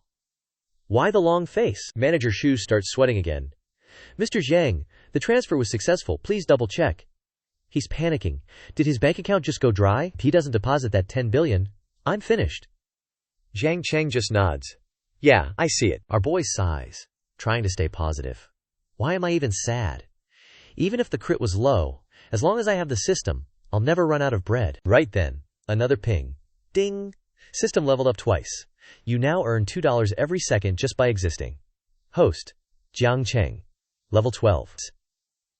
System fund, 1,886,410. Current passive, $2 per sec. Express, 6.12 B10B. Item list updated. Bad luck card, an air ender card, some basic and mid-tier cashback cards. Skills include flexible tongue, deep soulful eyes, mind reading, danger sense, and pro driving. The 27.5 billion crit has hit the account. Host, would you like to withdraw now? Jiang Cheng realizes the 5.5 billion spend pushed him straight to level 12. He calculates. $2 a second is $172, 800 a day, over 62 million a year for doing nothing. He hits the withdraw button. Seeing Jiang Cheng stay silent about the deposit, Manager Shu is losing his mind. He's sweating buckets and stammers. Mr. Jiang, about the deposit. Just then, a female staffer bursts in panting. Manager Shu! A massive deposit just hit our branch's system. Shu jumps. How much? The girl gasps. 27.5 billion. Wang Tongming's head spins so fast he almost gets whiplash. Manager Shu is just standing there with a total derp face, his brain completely fried. After seeing that fat 27.5 billion deposit hit the account, Director Tu couldn't keep his cool, ducking into a corner to cheer like he just won the lottery. He was thinking, betting my whole career on Mr. Jiang was a gigabrain move, because now he hadn't just hit his 10 billion quota, he had nearly tripled it, smashing his 3-year target in a single day. Meanwhile, Wang Tongming was still buffering in shock, thinking, Jiang Cheng just dropped 5.5 billion into my company, and a minute later, another 27.5 billion shows up? Who even is this guy? He finally turned to him and asked seriously, Yo, for real though, does your family literally own the central bank or something? Jiang Cheng just laughed and replied, Bro, if my family owned the bank, they wouldn't insult me with such a tiny amount of pocket change. Hearing this, Director Tu and his niece just stood there with their souls leaving their bodies. Wang Tongming gasped. What do you mean a little money? Which one of us has a broken brain? You're calling 27.5 billion small? Jiang Cheng replied. Nah, it's not that. I just expected the bag to be a bit heavier, you know? Wang Tongming sighed, thinking Jiang Cheng was regretting the house purchase, but realized he was just mad he didn't make even more money, reminding him of his dad's advice that there's always a bigger shark in the ocean. Jiang Cheng turned to the director and said, Director Tu, go ahead and transfer that final 1 billion into the account from earlier. The director bowed low. Right away, Mr. Jiang. While Jiang Cheng calculated his next move, the Drizin shares were secured, and in 2 days, he'd use this bankroll to farm the U.S. stock market and double his money again. Wang Tongming reminded him, Don't forget about those stocks, I told my old man, and he gave me another 300 million to make it an even 400 million. Even if it's just pennies to you. Jiang Cheng patted his shoulder. Relax, we'll talk business over lunch. I've got 2 more buddies in Shanghai joining us. If there's money to be made, the whole squad eats. Wang Tongming gave a huge thumbs up. Spoken like a true G. Everything's settled here. Let's go grab some high-tier grub and talk shop. He stood up and waved. Director Tu, we're heading out. Peace, the director replied. Safe travels, young masters. Call me anytime you need anything. Literally anything. Once they left, Director Tu collapsed into his office chair and let out a massive sigh of relief. Chu Yan saw this and asked, Uncle, what's up with the sigh? You just hit the biggest deposit in history. You should be celebrating. He took a sip of water and muttered, It's nothing. I just feel like a total failure at 40 seeing a kid flex that hard. My soul hurts. Chu Yan rolled her eyes. Uncle, are you really humble bragging right now? Most people would die to be in your position. Don't start acting like Mr. Jiang, complaining about 20 billion being too little, while I'm out here surviving on a basic salary, Director Tu asked. By the way, that transfer was legit, right? Chu Yan nodded. Don't worry, we ran the checks. That money came straight from the overseas U.S. stock market. Director Tu thought to himself, Makes sense. If that kind of cash was sus, the feds would have swiped him long ago. He then looked at her seriously. Chu Yan, from now on you're his personal assistant. Satisfy his every request, don't let your uncle down. Chu Yan replied, I got it, uncle. I'll give him the 5-star VIP treatment. Director Tu nodded, thinking, I'm playing the long game here. She's at the age to find a boyfriend, and if they vibe. Chu Yan cut him off, embarrassed. Gosh, uncle. Stop. Director Tu just chuckled. You know what I mean. A whale like Jiang Cheng is a 1 in a billion find. If we stay in his orbit, you'll be sitting in my chair in a few years. Back with Jiang Cheng at the Peace Hotel, the squad was already vibing. Wang Zheng laughed. Old Jiang, finally! Didn't know you were tight with young Master Wang too? Xin Fen added. Small world, huh? We saw your car got wrecked on the news. You good, bro? Jiang Cheng put an arm around Wang Tongming. I'm chill. The car is fixed already. The principal here handled everything for me. Wang Zheng was confused. Wait, did young Master Wang crash into you? Wang Tongming laughed. You think my driving is that trash? I was just helping a friend out, but thanks to that accident, I actually got to meet the legend, Jiang Cheng. Hearing this, Qin Fen took a sip of wine, shocked that Wang Tongming, a top-tier elite, was out here glazing Jiang Cheng like he's the main character. Jiang Cheng laughed. I never thought I'd be eating with Shanghai's legendary rich heirs and the Ru national husband himself. Wang Tongming waved him off. Drop that title, bro. If the girls in this country knew you just dropped 6.5 billion on my family's office building, you'd be the new national husband overnight. You're just too low-key? Want me to buy a front-page headline for you tomorrow? Wang Zheng nearly choked.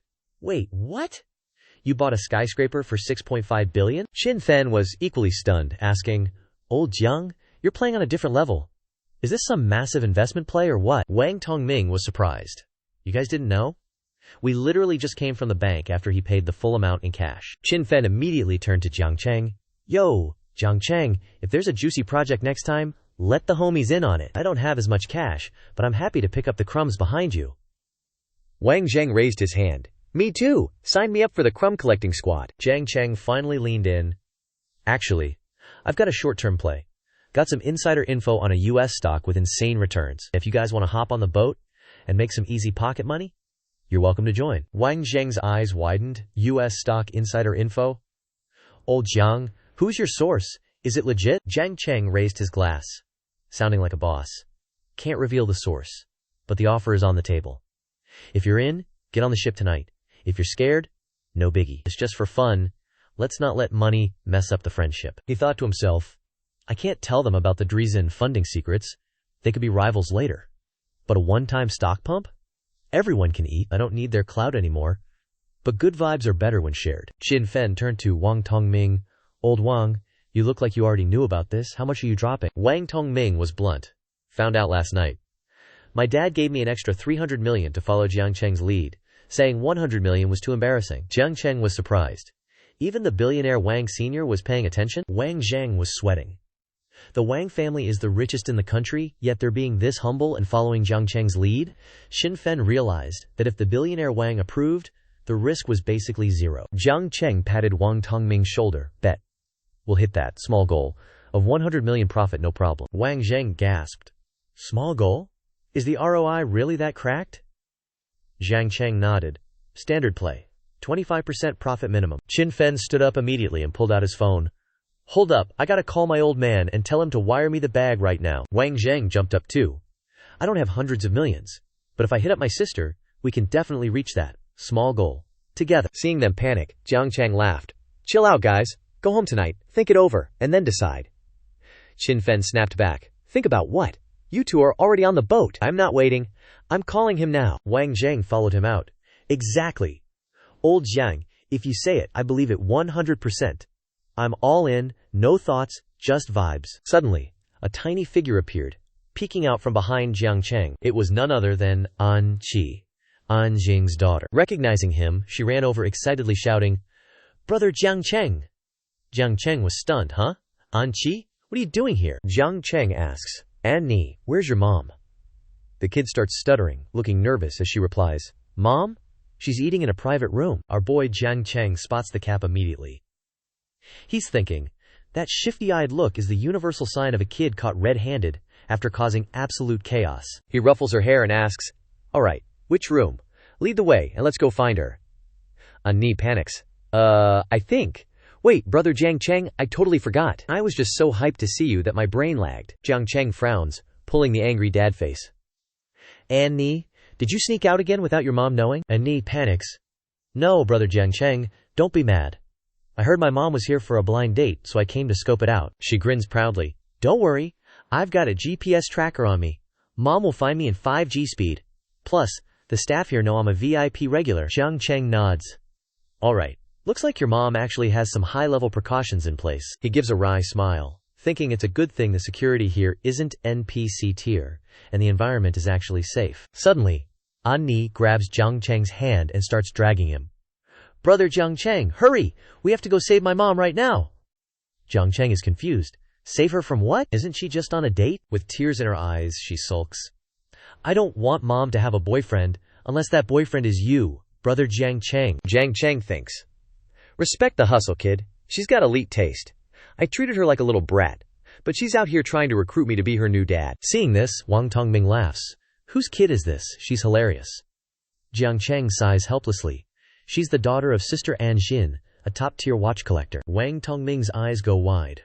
Oh, her. I've met her a few times. Didn't know she had a kid this big. Honestly, Jiang, standing next to you, she actually kinda looks like your mini-me. Hearing this, An Ni hugs Jiang Cheng like a koala. I look like brother Jiang Cheng? Say less, I'm winning at life. Jiang Cheng says, don't listen to his nonsense. Just aim to look like your mom, and you'll be fine. Qin Fen finally chimes in. Bruh, I can't take this wholesomeness. Anyway, I just talked to my old man. He only dropped 200 million. I scraped together some change to hit 400 million total. How are we moving this bag?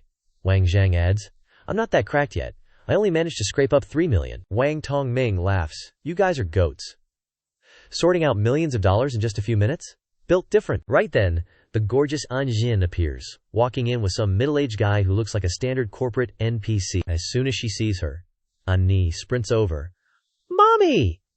And Jin ruffles her hair with a smile. She gives a gentle look and says, So sorry, Jiang Cheng, and sorry to the rest of you for the trouble this little troublemaker caused. Jiang Cheng fixes his jacket and replies, No trouble at all. Little An Ni is actually a total gem. Then the guy behind An Jin steps up, putting his hand on An Ni's head. Hey everyone, I'm An Jin's friend, Wen Ang. My family runs an export empire. He looks down at An Ni. You must be An Ni. I'm Uncle Wen Ang. Don't run off like that again, okay? Your mom and I were worried sick. An Ni straight up slaps his hand away. Don't touch me, she snaps, leaving him standing there looking like a total clown. And Jin sees this, and immediately goes into mom mode. An Ni! Why are you being so rude? And Nai starts sobbing, feeling totally wronged. I only ran out to find you. Mommy, do you not want me anymore? And Jin pulls her into a hug to comfort her. Don't say that. How could I ever not want you? And Nian then points straight at Jiang Cheng. Then does that mean you don't want Daddy Jiang Cheng either? Why are you eating dinner with some other guy? And Shin's heart skips a beat. She quickly covers her daughter's mouth. Ni, what kind of nonsense are you spitting right now? She's internally panicking. She doesn't care if Wen Ang misunderstands. This date was just a chore for her family. But if Jiang Cheng and his squad get the wrong idea, it's game over. Especially since she's low-key catching feelings for our boy. On the sidelines, Wang Zheng and the boys are losing it. Yo, did I just hear that right? Jiang Cheng is a whole father now? Wang Tongming is skeptical. No way, right? Sister Xin is 26, and Jiang Cheng is only 18. If he's the dad, he would have been in middle school. That's wild. Meanwhile, Wen Ang is over there thinking, my intel says An Ni's real dad shouldn't be this young.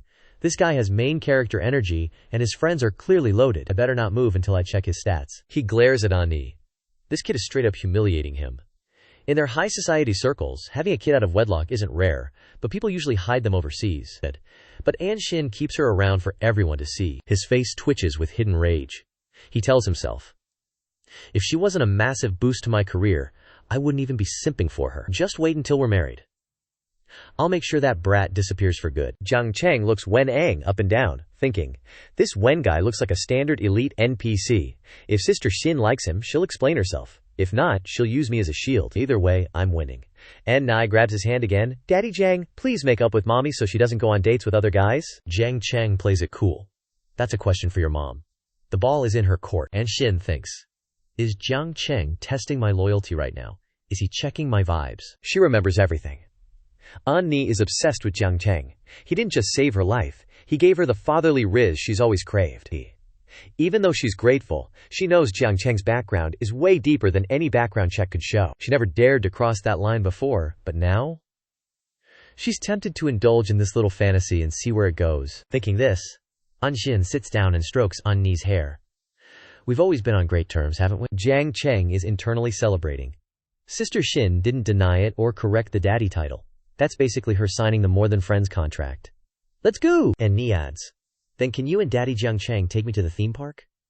And Jin smiles, I'm always free for you, but I don't know about his schedule. And Ni turns to Jiang Cheng.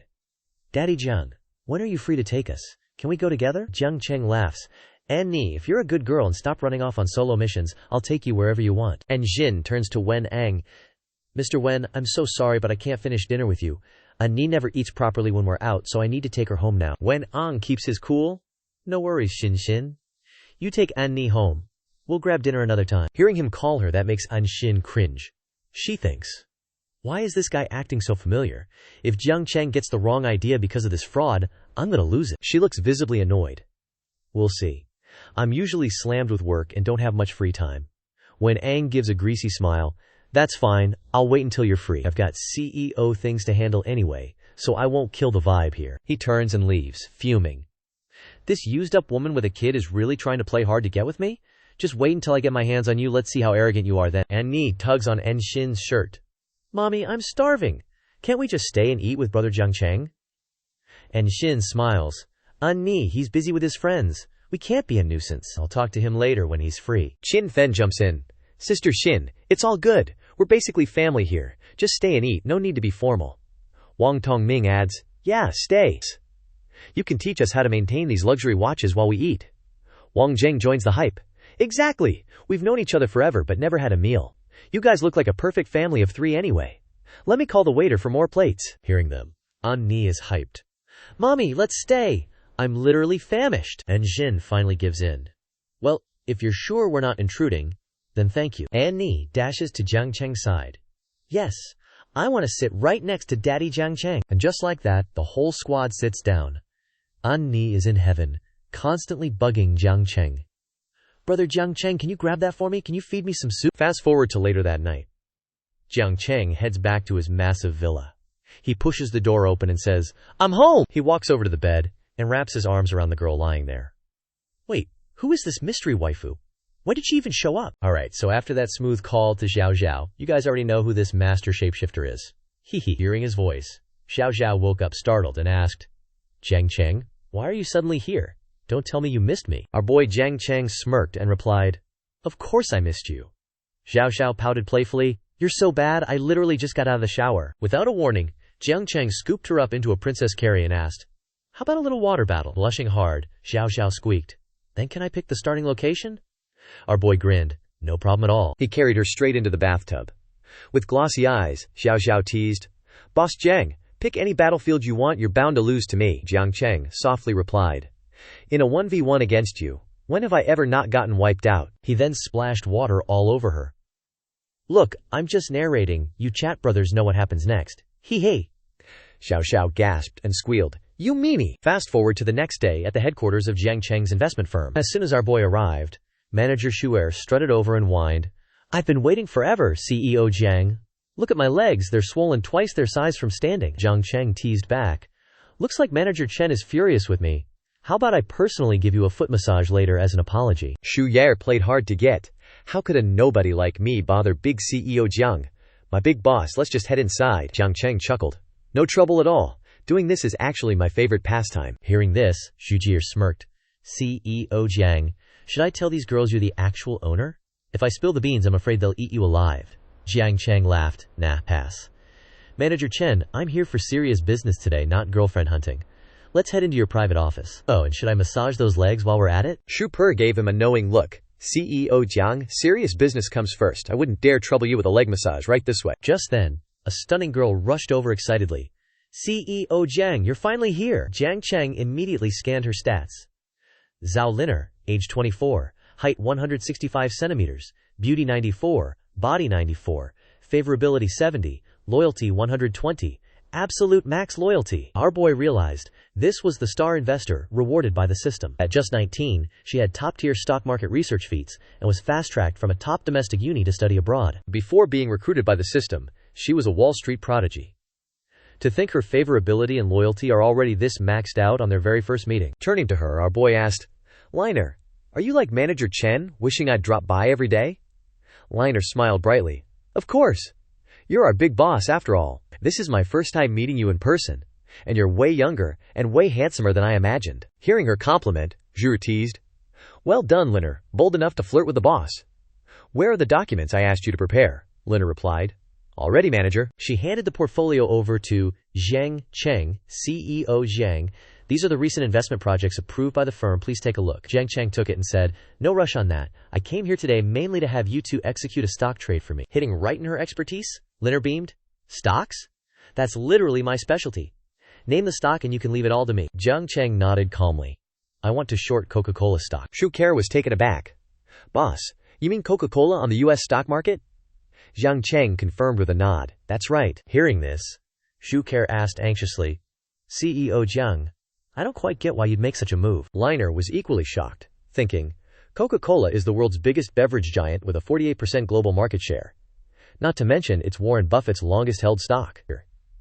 Shorting Coca-Cola in this market condition is practically financial suicide. Seeing their reactions, Jiang Cheng thought to himself, the system's 3-day future trend chart already gave me the cheat code. I trust the system 100%, but explaining this to outsiders is downright impossible. He took a sip of coffee and declared, My decision is final, don't worry, I know what I'm doing, just follow my lead. Tomorrow, fresh capital is coming in, plus I'm depositing over $20 billion into the company account. Be ready to execute the short with the highest leverage humanly possible, got it? Shu Jecker asked curiously, CEO Jiang, do you happen to have insider info? Internally thinking, if he's dropping this much cash to short Coca-Cola, he must have snagged some massive insider intel. Jiang Cheng smirked. I do have a bit of insider news. If you girls have spare cash, feel free to hop on the train. Inwardly, he thought, I wasn't going to mention this, but since they're system-assigned top talent, this is the perfect test for their loyalty and market skills. Zhou nodded. I get it, but dumping over $20 billion at once will spark huge market alarms and blow our cover. We should scale it down to execute smoothly. Jiang Cheng asked. Zhou replied, Under $10 billion is about the safest max, considering how ultra-stable this mega-cap stock is. Realizing she made total sense, Jiang Cheng thought, Guess I was a bit too eager to go all in. Safety first in investing. Making $2 to $3 billion in profit over 2 days is still a solid win anyway. With that settled, he finalized. All right, wrap up the numbers tonight and start executing. Zhou and Lin are chorused. Understood, boss. We'll make sure it's executed flawlessly. Job done. Jiang Cheng got back into his ride, texting his rich young master squad in Shanghai. Here's the corporate account. Hit me with those wire transfers. Wang Tongming texted. 400 million sent. Qin Fen, 400 million wired. Wang Zheng, 300 million done. Qi Yuan texted. Bro Jiang, give me an hour to scrape up some extra loans. Jiang Cheng replied. Bet. Wire it over as soon as you stack it. Back upstairs, Linaire asked nervously. Manager Shujir, is CEO Zhang's insider info really legit? Shujir smiled. Hard to say, but someone who drops 20 billion isn't an NPC. Shorting a tight end like Coca-Cola is insane, unless he has a 100% winning hand. He's totally in control. Lin Ke nodded. True. Anyone who could recruit us back home without hesitation can't be just a clueless rich heir. In 2 days, we'll see. If this insider info hits, our boss is an absolute mastermind. Zhu Bersier teased. How many times have you praised him today? Don't tell me you're down bad for the boss already, though he is super handsome. Liner pouted. Manager Schuper, I'm not that superficial. Sure, his visuals are totally my type, but if he's just a brainless rich guy, I couldn't care less. Unless he proves he's a true genius, then maybe I'll consider it. Zhu giggled. Girl, you're sundering so hard right now. Meanwhile, our boy Jiang Cheng called Zhao Ying. Where you at, Zhao Ying? Mind if I swing by so we can grab lunch together? Zhao Ying replied. I'm working part-time at Century Plaza. Probably won't have time for lunch. Jiang Cheng asked. Still working the auto show? Zhao Ying smiled. Yeah, it's a small-scale Bentley exhibition. Jiang Cheng perked up. Say less, I'm coming over right now. 20 minutes later on the first floor of Century Plaza, as soon as Jiang Cheng stepped inside, Zhao Ying spotted him instantly with a subtle beam of joy. Playing it cool like a random passerby, our boy walked up to pick her up. Ooh, a Bentley? Hey pretty girl, mind introducing this ride next to you? Zhao Ying feigned annoyance. Sorry sir, if you want info on the car, please speak to the sales representative. Nearby NPCs started sneering. Look at that country bumpkin, his pickup line is so ancient. Dude acts so flirty, getting rejected serves him right. That's my cold goddess for you. Hearing them, Jiang Cheng smirked. How about I give you clowns a masterclass on how to rizz up your goddess? One NPC flipped him off. Talking big in front of everyone, aren't you afraid of getting face slapped? His friend backed him up. FR, she didn't even blink at you. Stop delusional cope. Right then a salesman approached. Hello sir, how can I assist you today? Jiang Cheng pointed. Introduce the car next to that goddess in the middle to me. The salesman enthusiastically pitched. Sir, this Bentley GT convertible is our newest addition. It rocks full-time AWD, a next-gen engine boasting 626 horsepower and an 8-speed automatic transmission. Jiang Cheng hopped into the driver's seat and asked, How much for this bad boy? The salesman replied, 5 million RMB, sir. Turning to Zhao Ying with a playful grin, Jiang Cheng asked, Hey gorgeous, what do you think of this ride? Zhao Ying gasped in surprise. Are you actually buying it? Jiang Cheng smirked. If I buy this car, will you go on a date with me later? Zhao Ying giggled sweetly. Honestly, even if you don't buy it, I'd still go out with you. The NPC hater froze with his jaw on the floor. Bruh, what did the goddess just say? Watching Zhao Ying's down bad reaction towards Jiang Cheng, the other two bystanders stood completely speechless. What the heck does this pickup strategy actually work? Should we go over and give it a shot too? Stepping out of the car, Jiang Cheng flexed. Nah girl, buying a car was the main quest today. Dating was just a side mission. Sorry beauty, even if you want to date me, you gotta wait till I buy this car first. Plus, you haven't answered my question yet. He walked over, gently pinched Zhao Ying's cheek, and asked, How do you feel about this car? Zhao Ying blushed.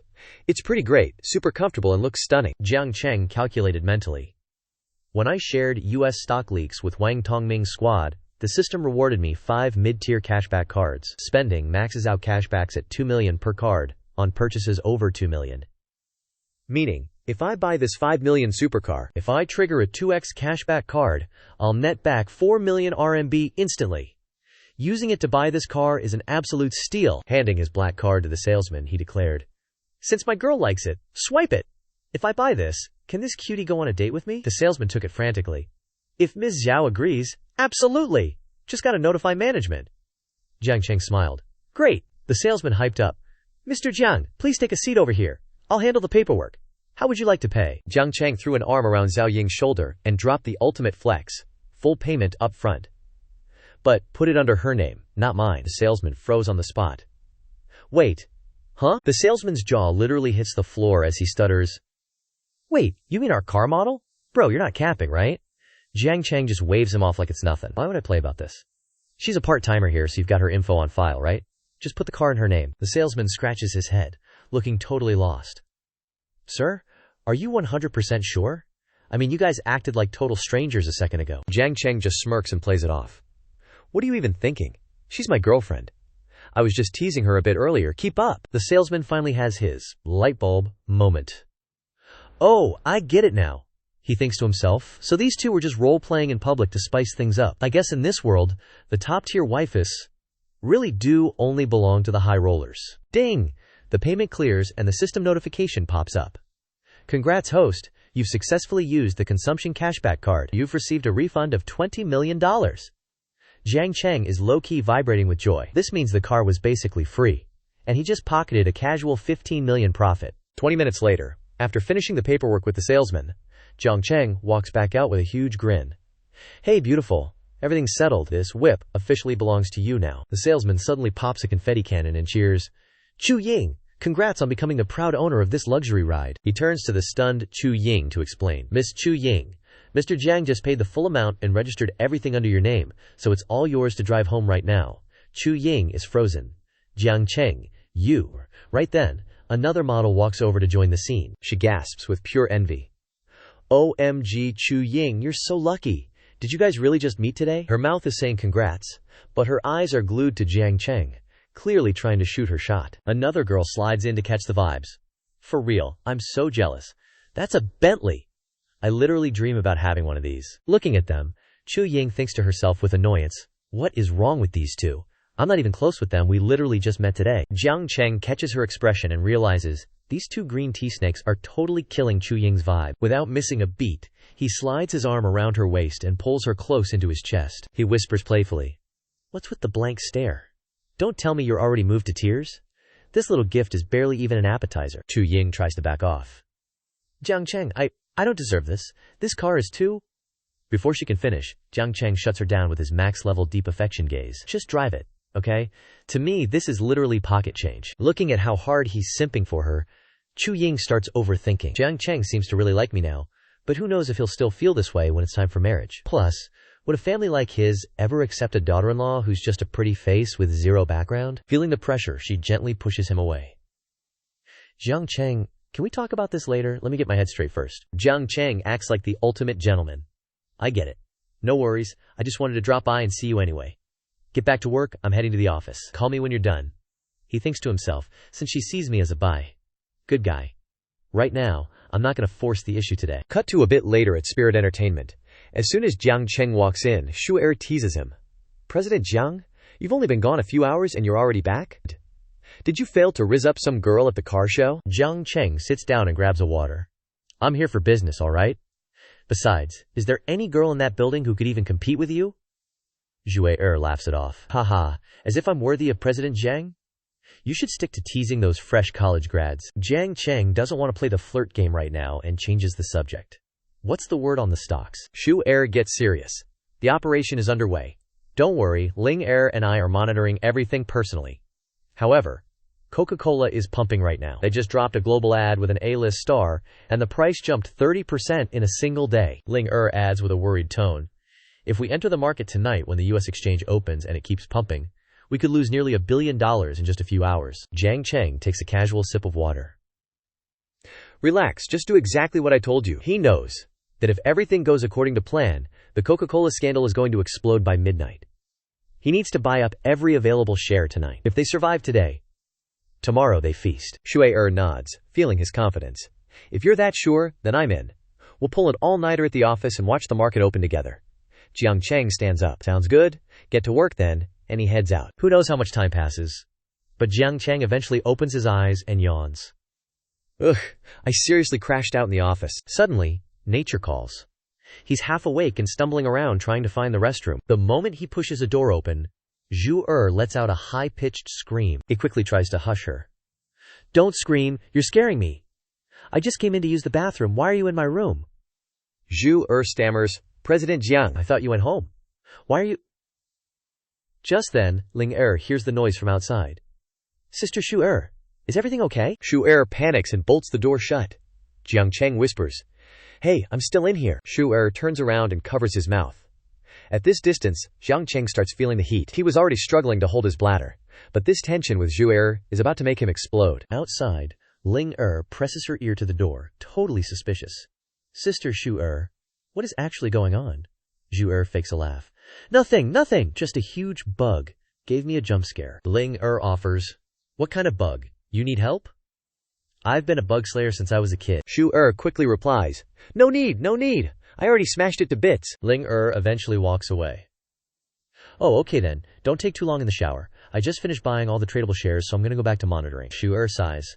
Got it, go ahead. Once the footsteps fade, Zhou finally lets out a breath of relief. She looks up at Jiang Cheng, whose face is flushed red and his breathing is getting heavy. He looks back at Zhou, and their eyes lock in a moment of pure, unadulterated tension. Right then, Zhou's favorability meter jumps to 85 points.